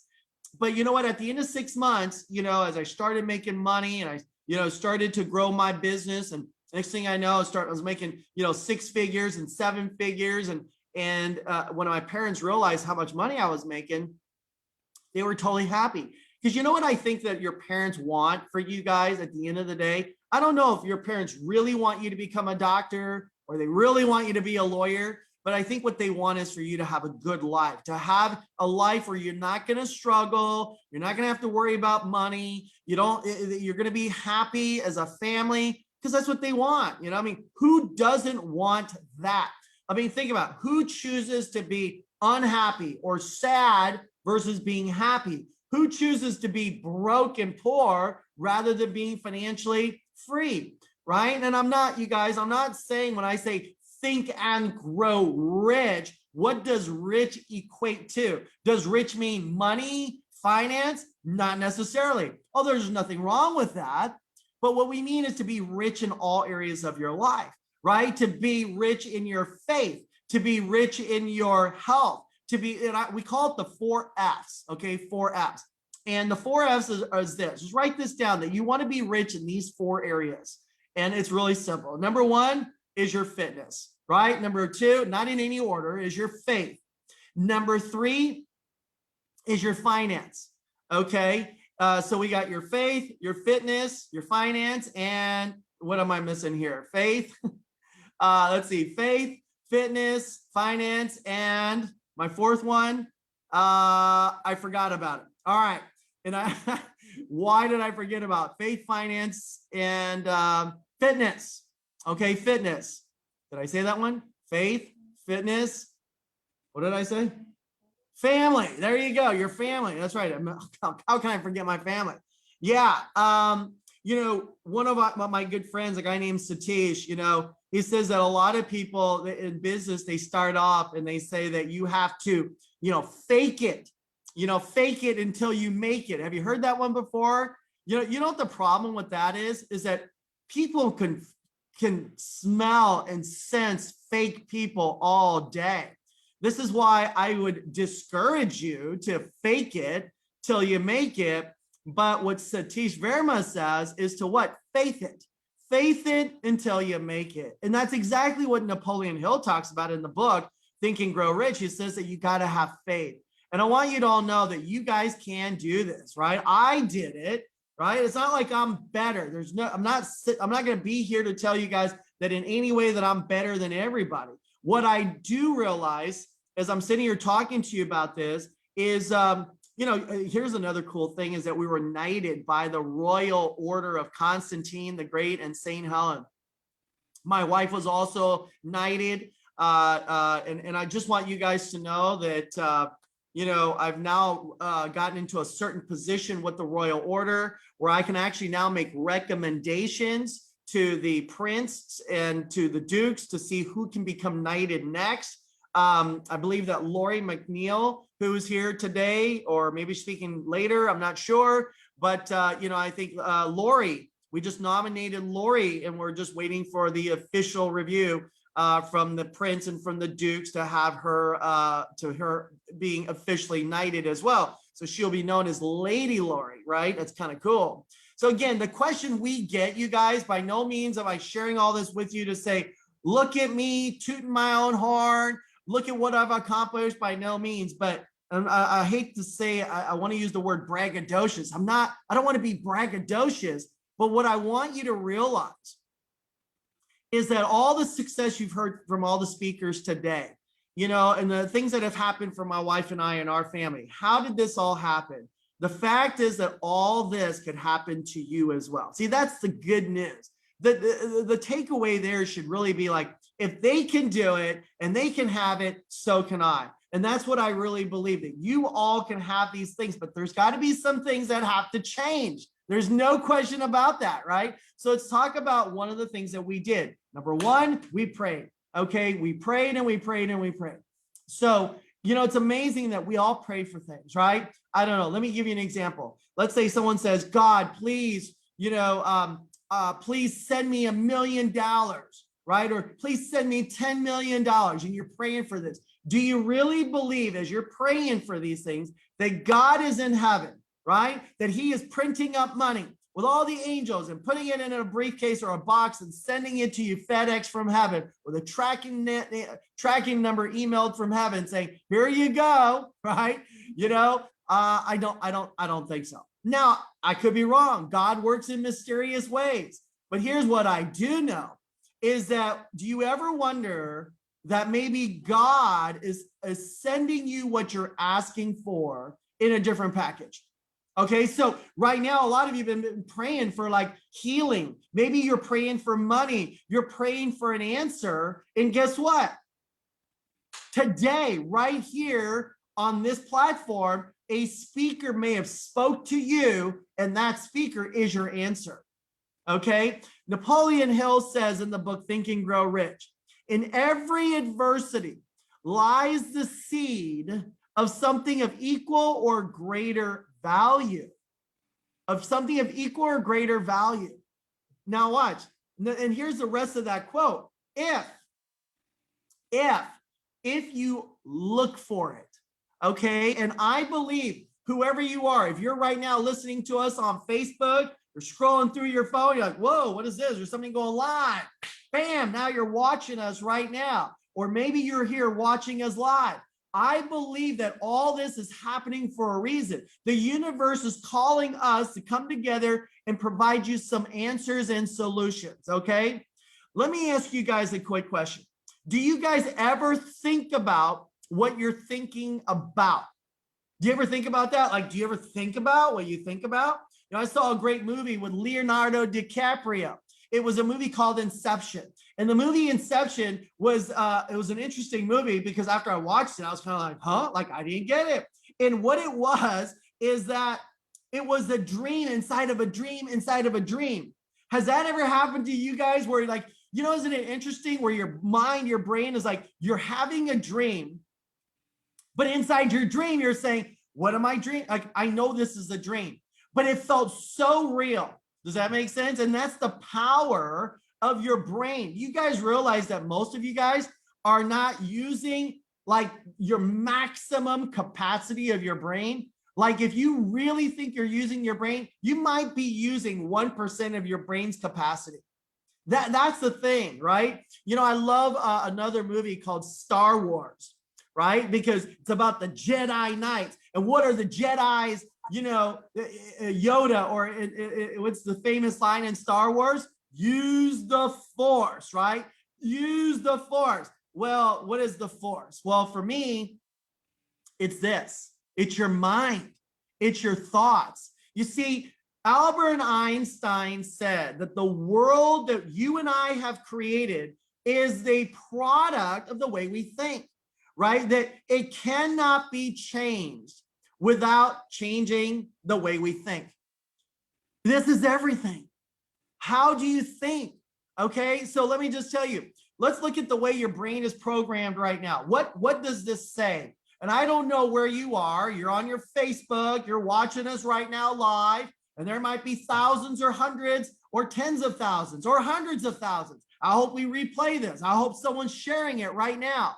Wherever you guys are right now, as you're reading this, what does it say? And I think most of you guys are saying good times are here. In the chat, in our Zoom, they're saying good times are here. That's exactly, it's the way your mind is programmed. But what does it say? It does not say good times are here, although good times are here and good times are coming, but that's not what it said. You see, it's just the way your brain is programmed. Okay, let me give you another example here. I want to show you a paragraph, and what I want you to do is look for the letter F, like the letter F, like F isn't funny, F isn't Frank. Okay, I want you to look for the letter F as in friend. Okay, look for it and tell me how many you see. Ready? Here we go. Oh man, where did it go? It's not there. We'll come back to that. So here's what I want you to know. I'm not sure where that maybe got hidden or something, but I want you to know as we're going from this to this is this. Write this down also, TFA. Did you guys hide that slide? I'm not sure. You didn't hit it? All right, here, let's go back. Here we go. Nope. Oh, here it is. All right, here it is. There it is. Look for this. How many F's do you guys see? You're looking at finished, files, and scientific. Am I right? Okay, now, so you said there's 3. Do me a favor. What about this one right here? Did you see this one right here next to this F? There's an O. I mean, right? O right here. There's one here, and there's one here, right? A lot of times we see something like this. We're like, oh, there's 3. But in reality, there's actually what? 6. Some of you guys said 4 or 5. Okay, what I want you to understand is that sometimes you need somebody else to help you see what you don't see. Okay. And that's why I want you guys to think about what you're thinking about. So this slide kind of went out of order, but just check this out. TFA. So T stands for your thoughts, everybody. So whatever you allow into your mind. Okay. Look, here's the thing. Whatever you got to guard your mind and your brain.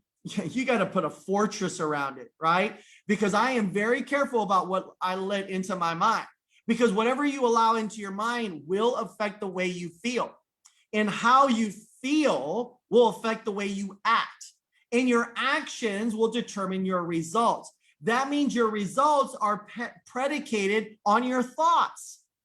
Think about that, right? So here's what I'm concerned about is I think the media doesn't serve us. Okay, no offense to any of you guys that are in the media, but here's my problem. My challenge is that when I watch most media, the news, it's like we put fear in people. You know, those of us that are watching in the United States, right? You sit here and you listen to the news, and it was almost like doomsday. It's the apocalypse. The world is coming to an end. Be careful who you vote for, et cetera, et cetera. Can I tell you guys? Think about this for a second, okay? I have been an entrepreneur now for 30 years, okay? For 30 years.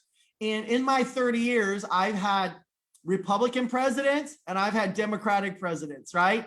I made money under Trump. I made money under Biden. Under Obama. I made money under Clinton, under Bush, under Reagan. I made money because I made a decision to make money, not because who the president was going to be.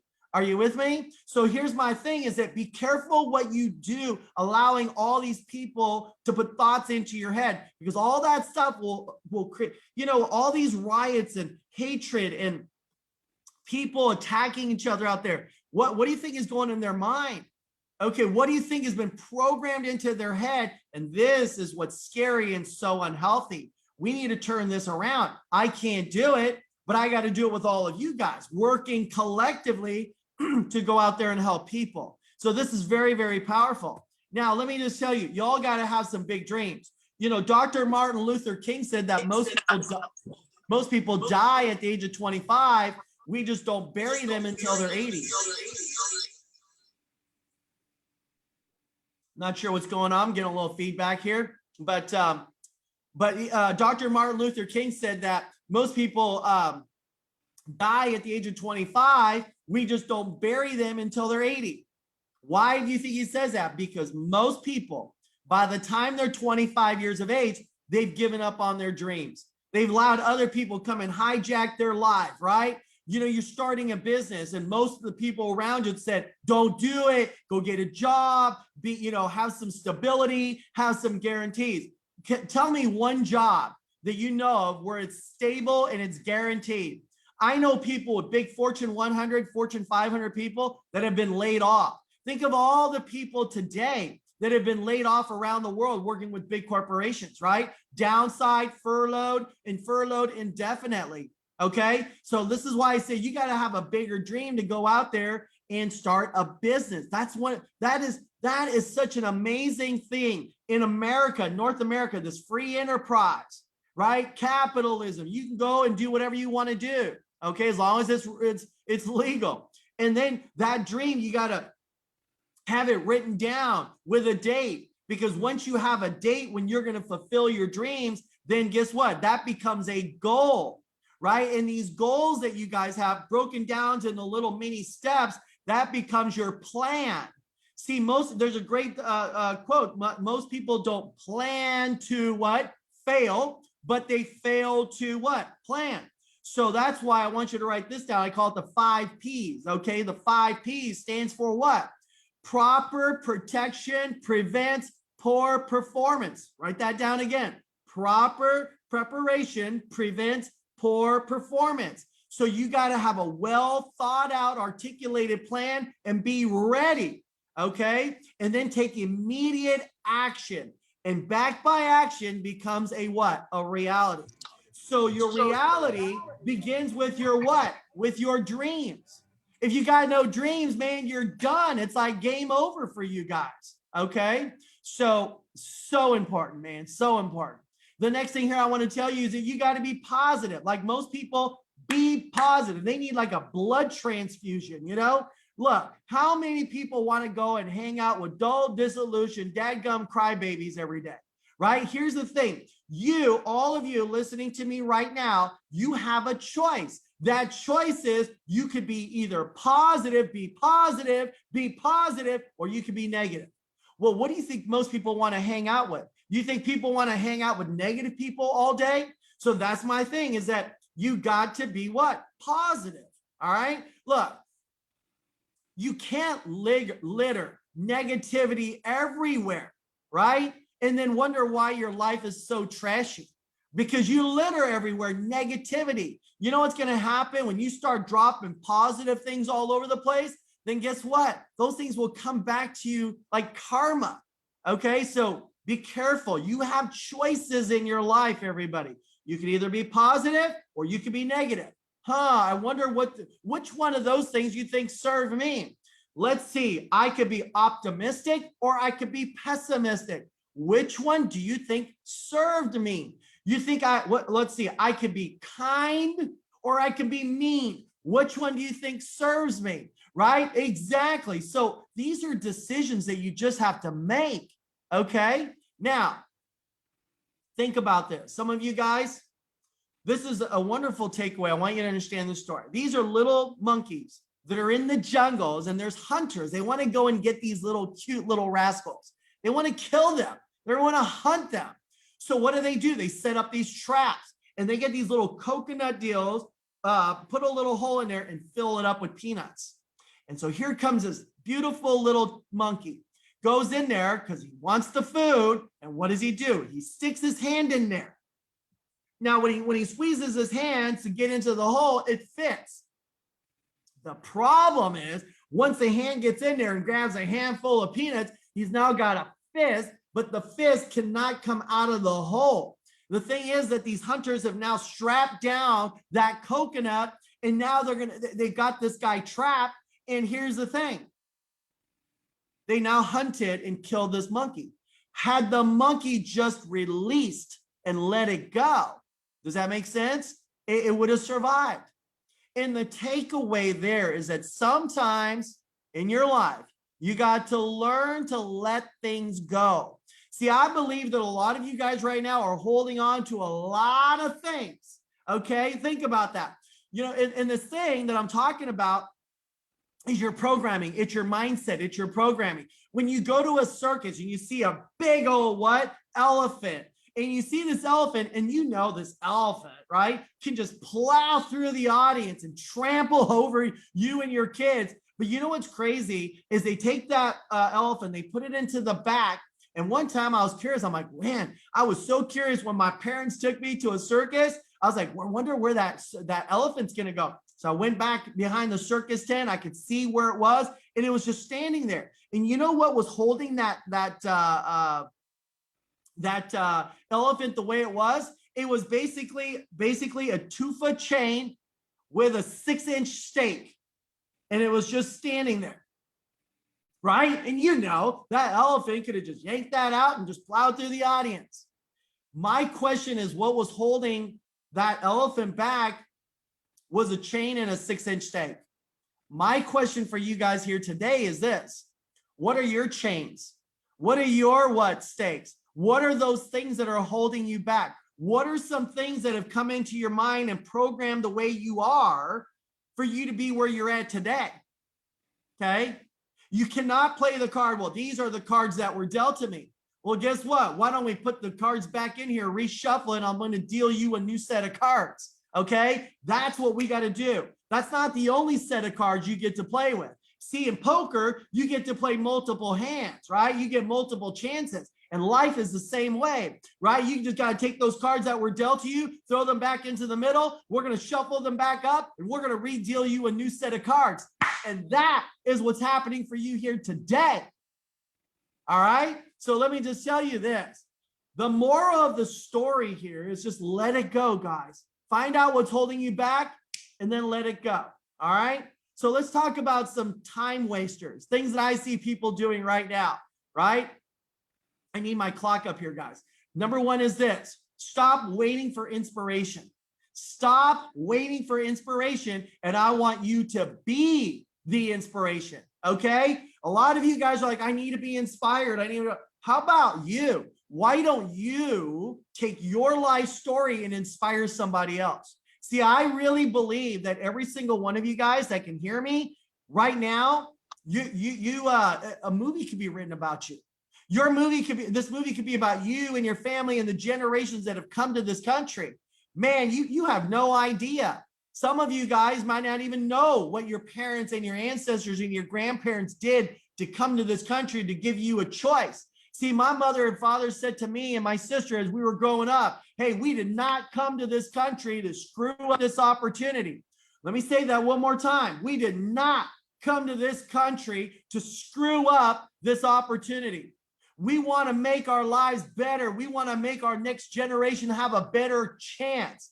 For you to sit there and watch TV and movies and binge watch and play games, that is not going to serve your next future generation. Okay?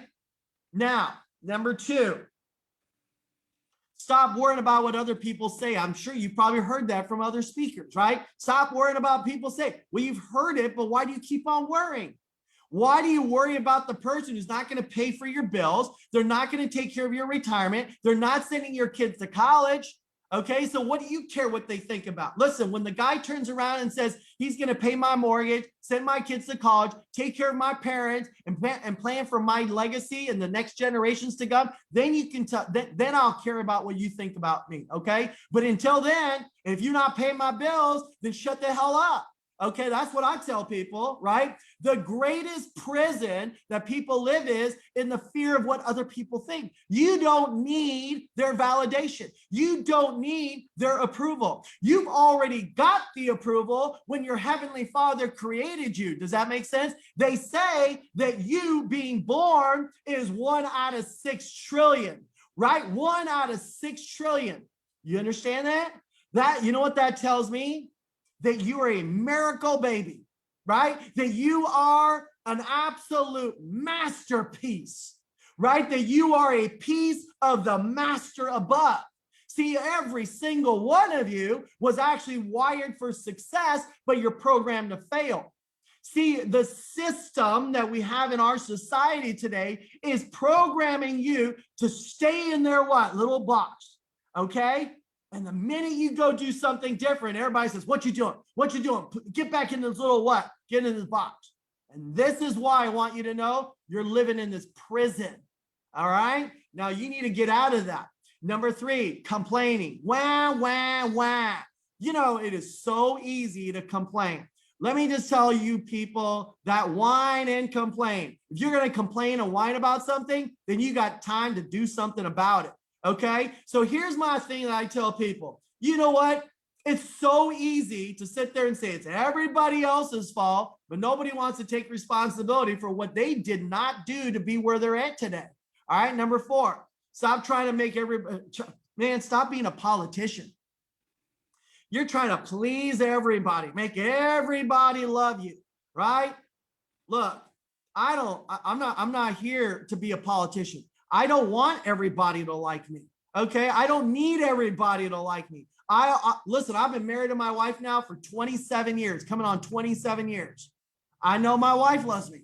I know my 4 kids love me. I know that my mother and my father love me. I know my sisters love me, right? So all I can say is that, guess what? I don't need to please anybody for their endorsement, okay? The only thing wrong with trying to please everybody else is that there's at least one person you're never going to make happy. No matter what you do, no matter what you say, they're always going to what? They're just not going to like you. And you know what? I know that there's probably people talking about me behind my back. In fact, I'm like 95% sure that somebody has said, I don't like John Shin. I don't like the way he talks. I don't like his confidence. I don't like his arrogance. I don't like that he's always talking about what he has. I don't like, well, guess what? I'm 95% sure someone is talking shit about me. Does that make sense? But guess what? I'm 100% sure I don't give a shit either. Okay. So here's what I want you to do is stop worrying about what other people are thinking about you and just go do it. Okay. Number 5, stop comparing yourself. You're like, look at him. He's got more money. He's got a better family. She's got a nicer car. She's got a nicer purse. Wow. She's got this or he's got that. Why? Why are you comparing yourself to somebody else? Okay. Let me just tell you, when the time is right, it will happen for you. Okay. Don't compare yourself to others. Let me just tell you, there is no comparison between the sun and the moon.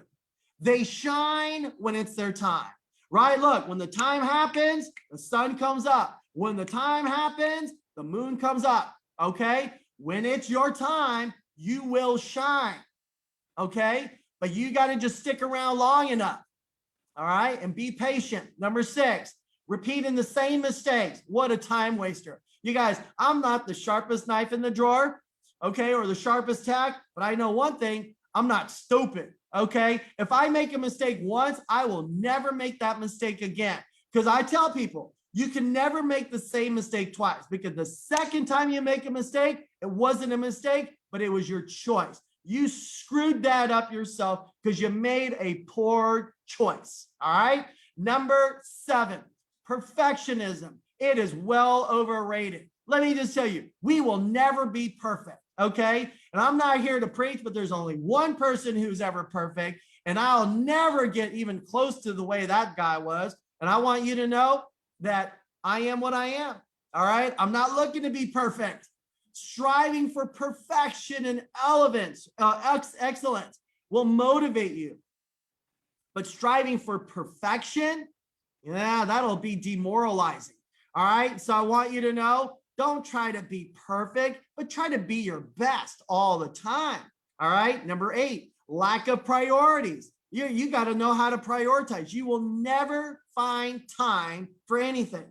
Okay. Whatever you want, you got to make time. You want to make more money, then you better sacrifice something else. All right. And there's a lot of things that you're going to have to sacrifice. You might have to forfeit some sleep. You might have to forfeit a hobby. You might have to stop doing all this charity work. You know, it's amazing, guys. I never understood this. How many people do charity work, and then while they're doing all this charity work, they become a charity case?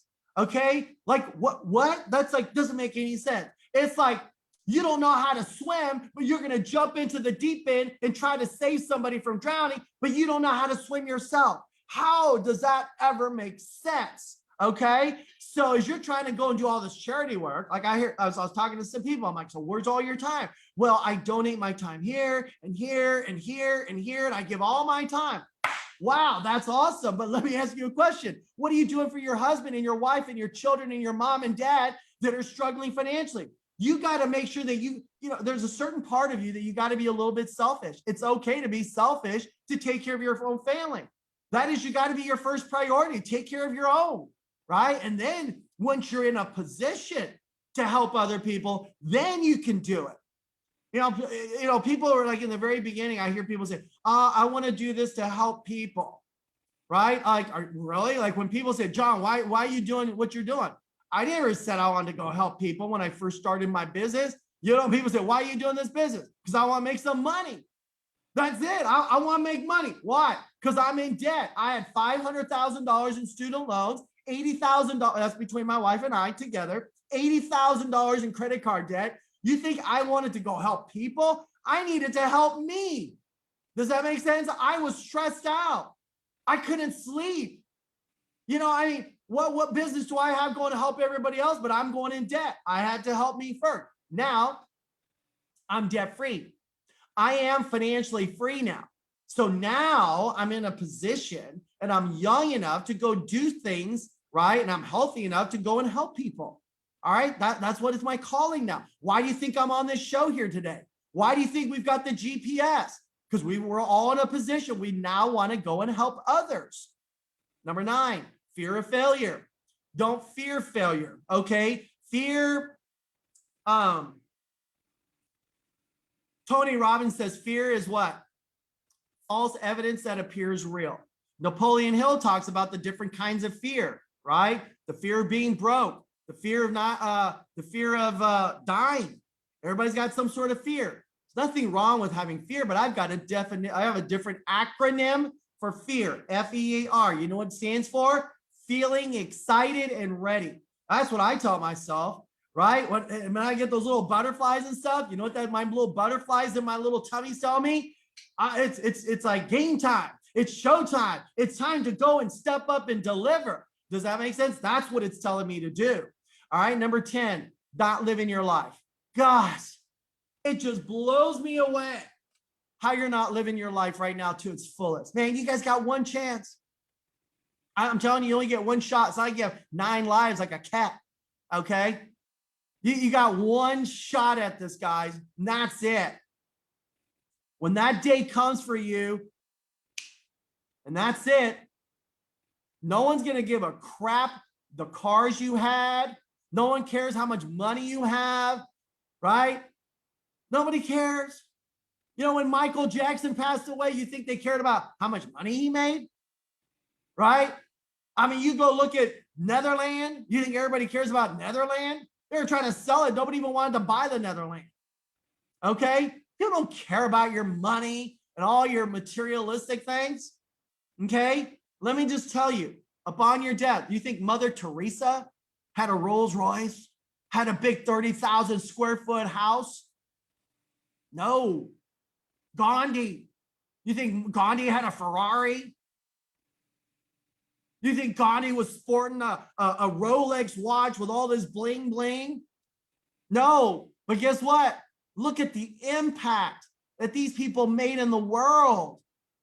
And every single one of you, you can make that impact too. But you're going to have to make some decisions to do it.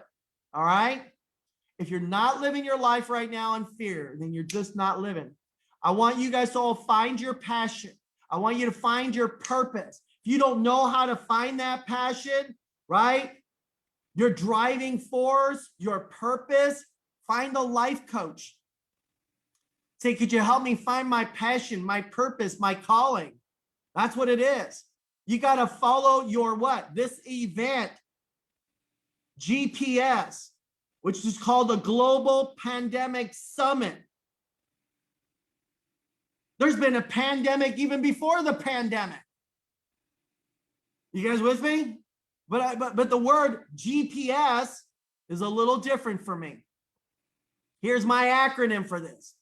I want you to figure out what your goals are, okay? What you need to get done. You got to figure that out today. When this weekend is over, Monday morning, you know exactly the direction you're going. What are your goals? The letter P stands for what? Start putting it all down on paper. You got to have your plans in place, right? And last, the letter S stands for what? Schedule. How are you going to get it done? When's the time? What are you going to sacrifice for what you guys want? Without the sacrifice, you're never going to hit your goals and you'll never live your dreams.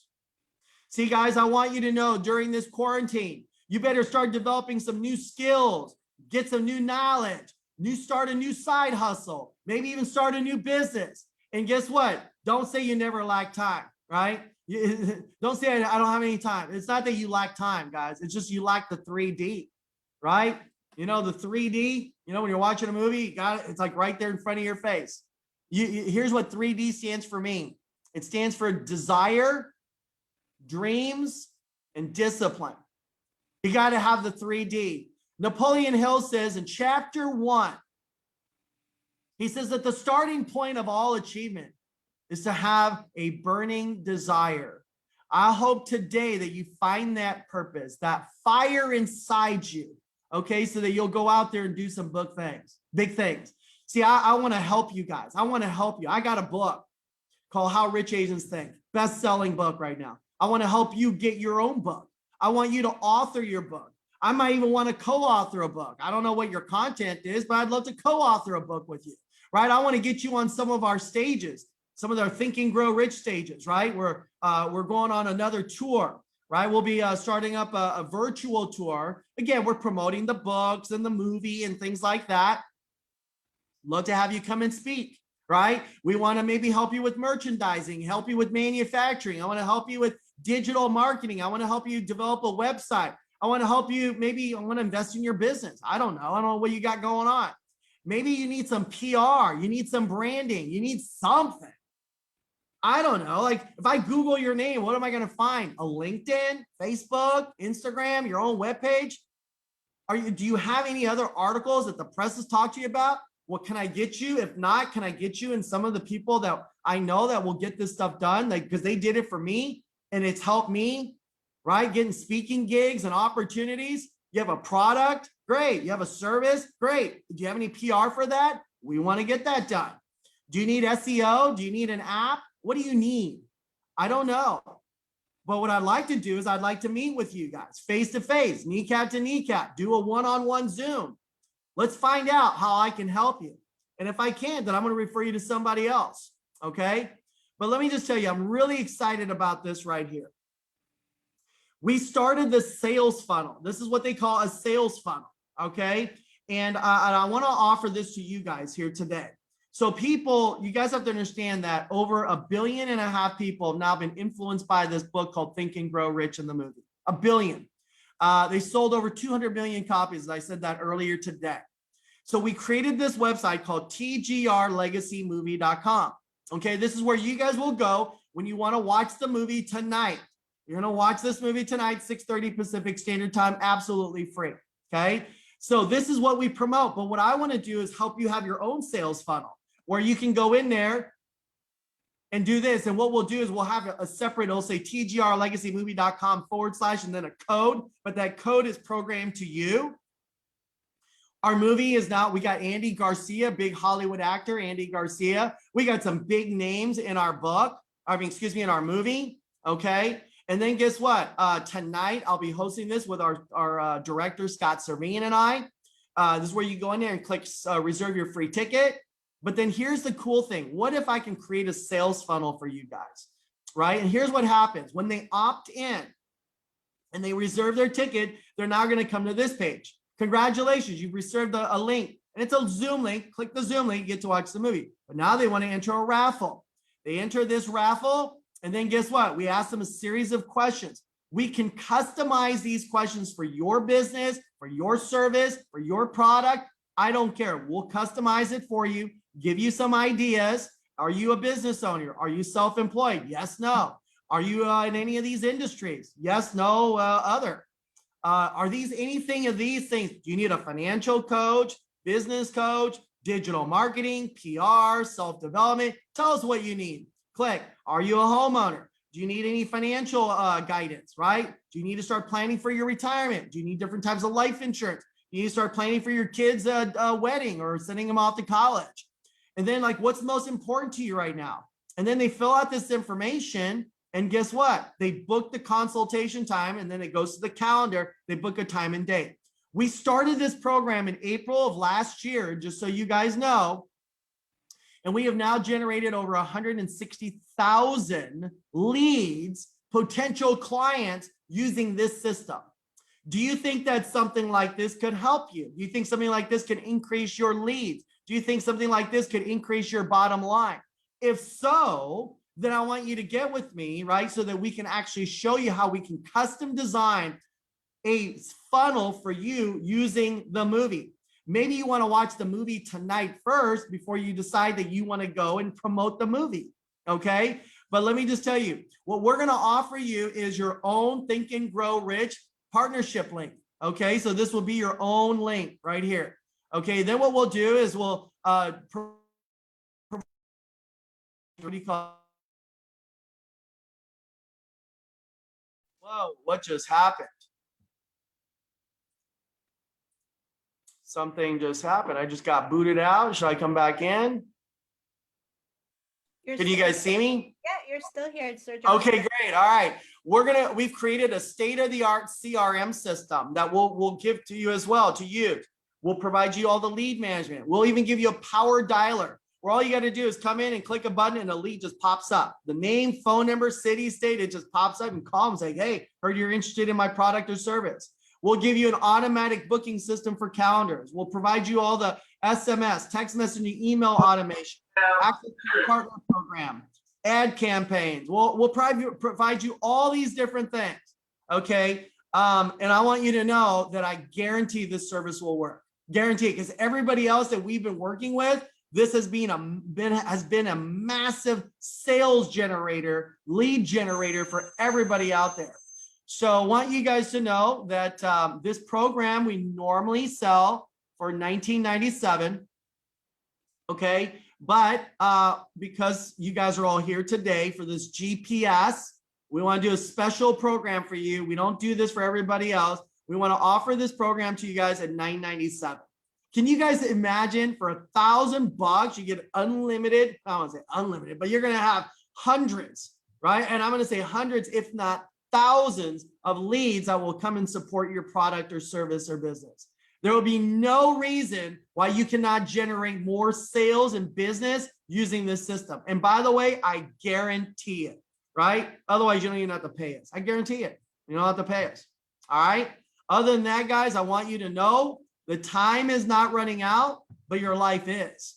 Okay. So I want you to know that tonight we have this awesome VIP movie screening at 6:30 p.m. It's absolutely free. Come and watch it. Join us tonight. It's going to be a lot of fun. We're going to do some Q&A. And I hope that if you want to get connected with me, and I'd be honored if you did, then give me a call. Email me.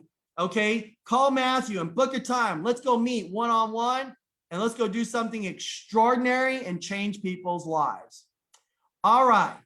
Well, my time is up and I want you guys to know we're praying for you and I'm very optimistic about our future together. Take care, everybody. Awesome. Awesome. Oh my gosh. Jack, are you able to unmute yourself? We're just waiting for the screen to be unshared. Thank you. There we go. Can you hear me now?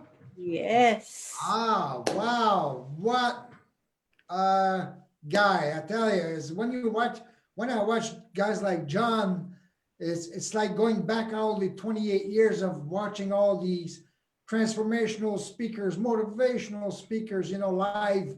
And boy, you can't ask for better than that. If someone, I think, don't get it, I think they should just turn on the TV and watch a soap opera because their life's never going to change. And this is what the summit is. It's about to help you change. If they say if you don't change anything, nothing's going to change. So if you want things to change, you have to change. That was amazing, Jack. So I want to thank everybody for being here today with us. It has been a great day. We have been enjoying amazing speakers since 10 o'clock this morning. And thank you so much. I want to make sure we say thanks to every single speaker for giving us your time, your knowledge, your wisdom. We totally appreciate it. And thank you everyone who supported our fundraiser. The fundraiser continues for 2 more weeks. I mean, yes, 2 more weeks. And we're still going to talk about it tomorrow all day. Join us again tomorrow on this live summit for some more fantastic speakers. And I want to thank everyone who joined us today.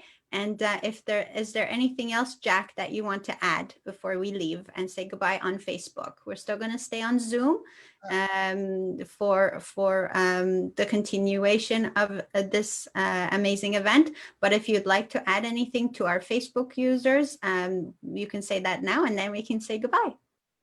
Absolutely. Well, thank you, Bella. Don't forget, tomorrow we're back on at 10 o'clock in the morning, and we have again a great array of speakers. We have Maria Recruit, Serena Brown Travis, Greg Walker, Tony Caggiano, Robert J. Moore, me, Satish Verma, and Della. So imagine, again, another great day of learning. Tomorrow is, please keep your mind open. Again, it's just like a parachute. It does not work if it's not open. So be there. We'll be waiting for you. And again, don't forget to push the button. We're counting on you. Which button, Jack? Which button? The donate button. The donate button to the fundraiser. The button. Yes, don't forget to push. It's going we want to reach our target, and we're really counting on everybody to help us out, because Perfect. like I say, there's a lot of people that needs help out there. So let's do our best. Thank you. So yes, so for everyone who's interested to donate to our fundraiser, the button is, as Jack mentioned, under the post, the Facebook Live. Keep yourselves muted, please. We're still on live. Thank you. So go ahead and donate whatever you can. It's for a good cause. It's going straight to the Canadian Mental Health Association. You will get a tax receipt if your donation is over $25. Otherwise, donate what you can. Donate what you can. Let's do this together. So thank you so much, everyone, for being with us today. Stay on Zoom if you're here with us, and for Facebook Live. See you tomorrow at 10 o'clock. See you guys.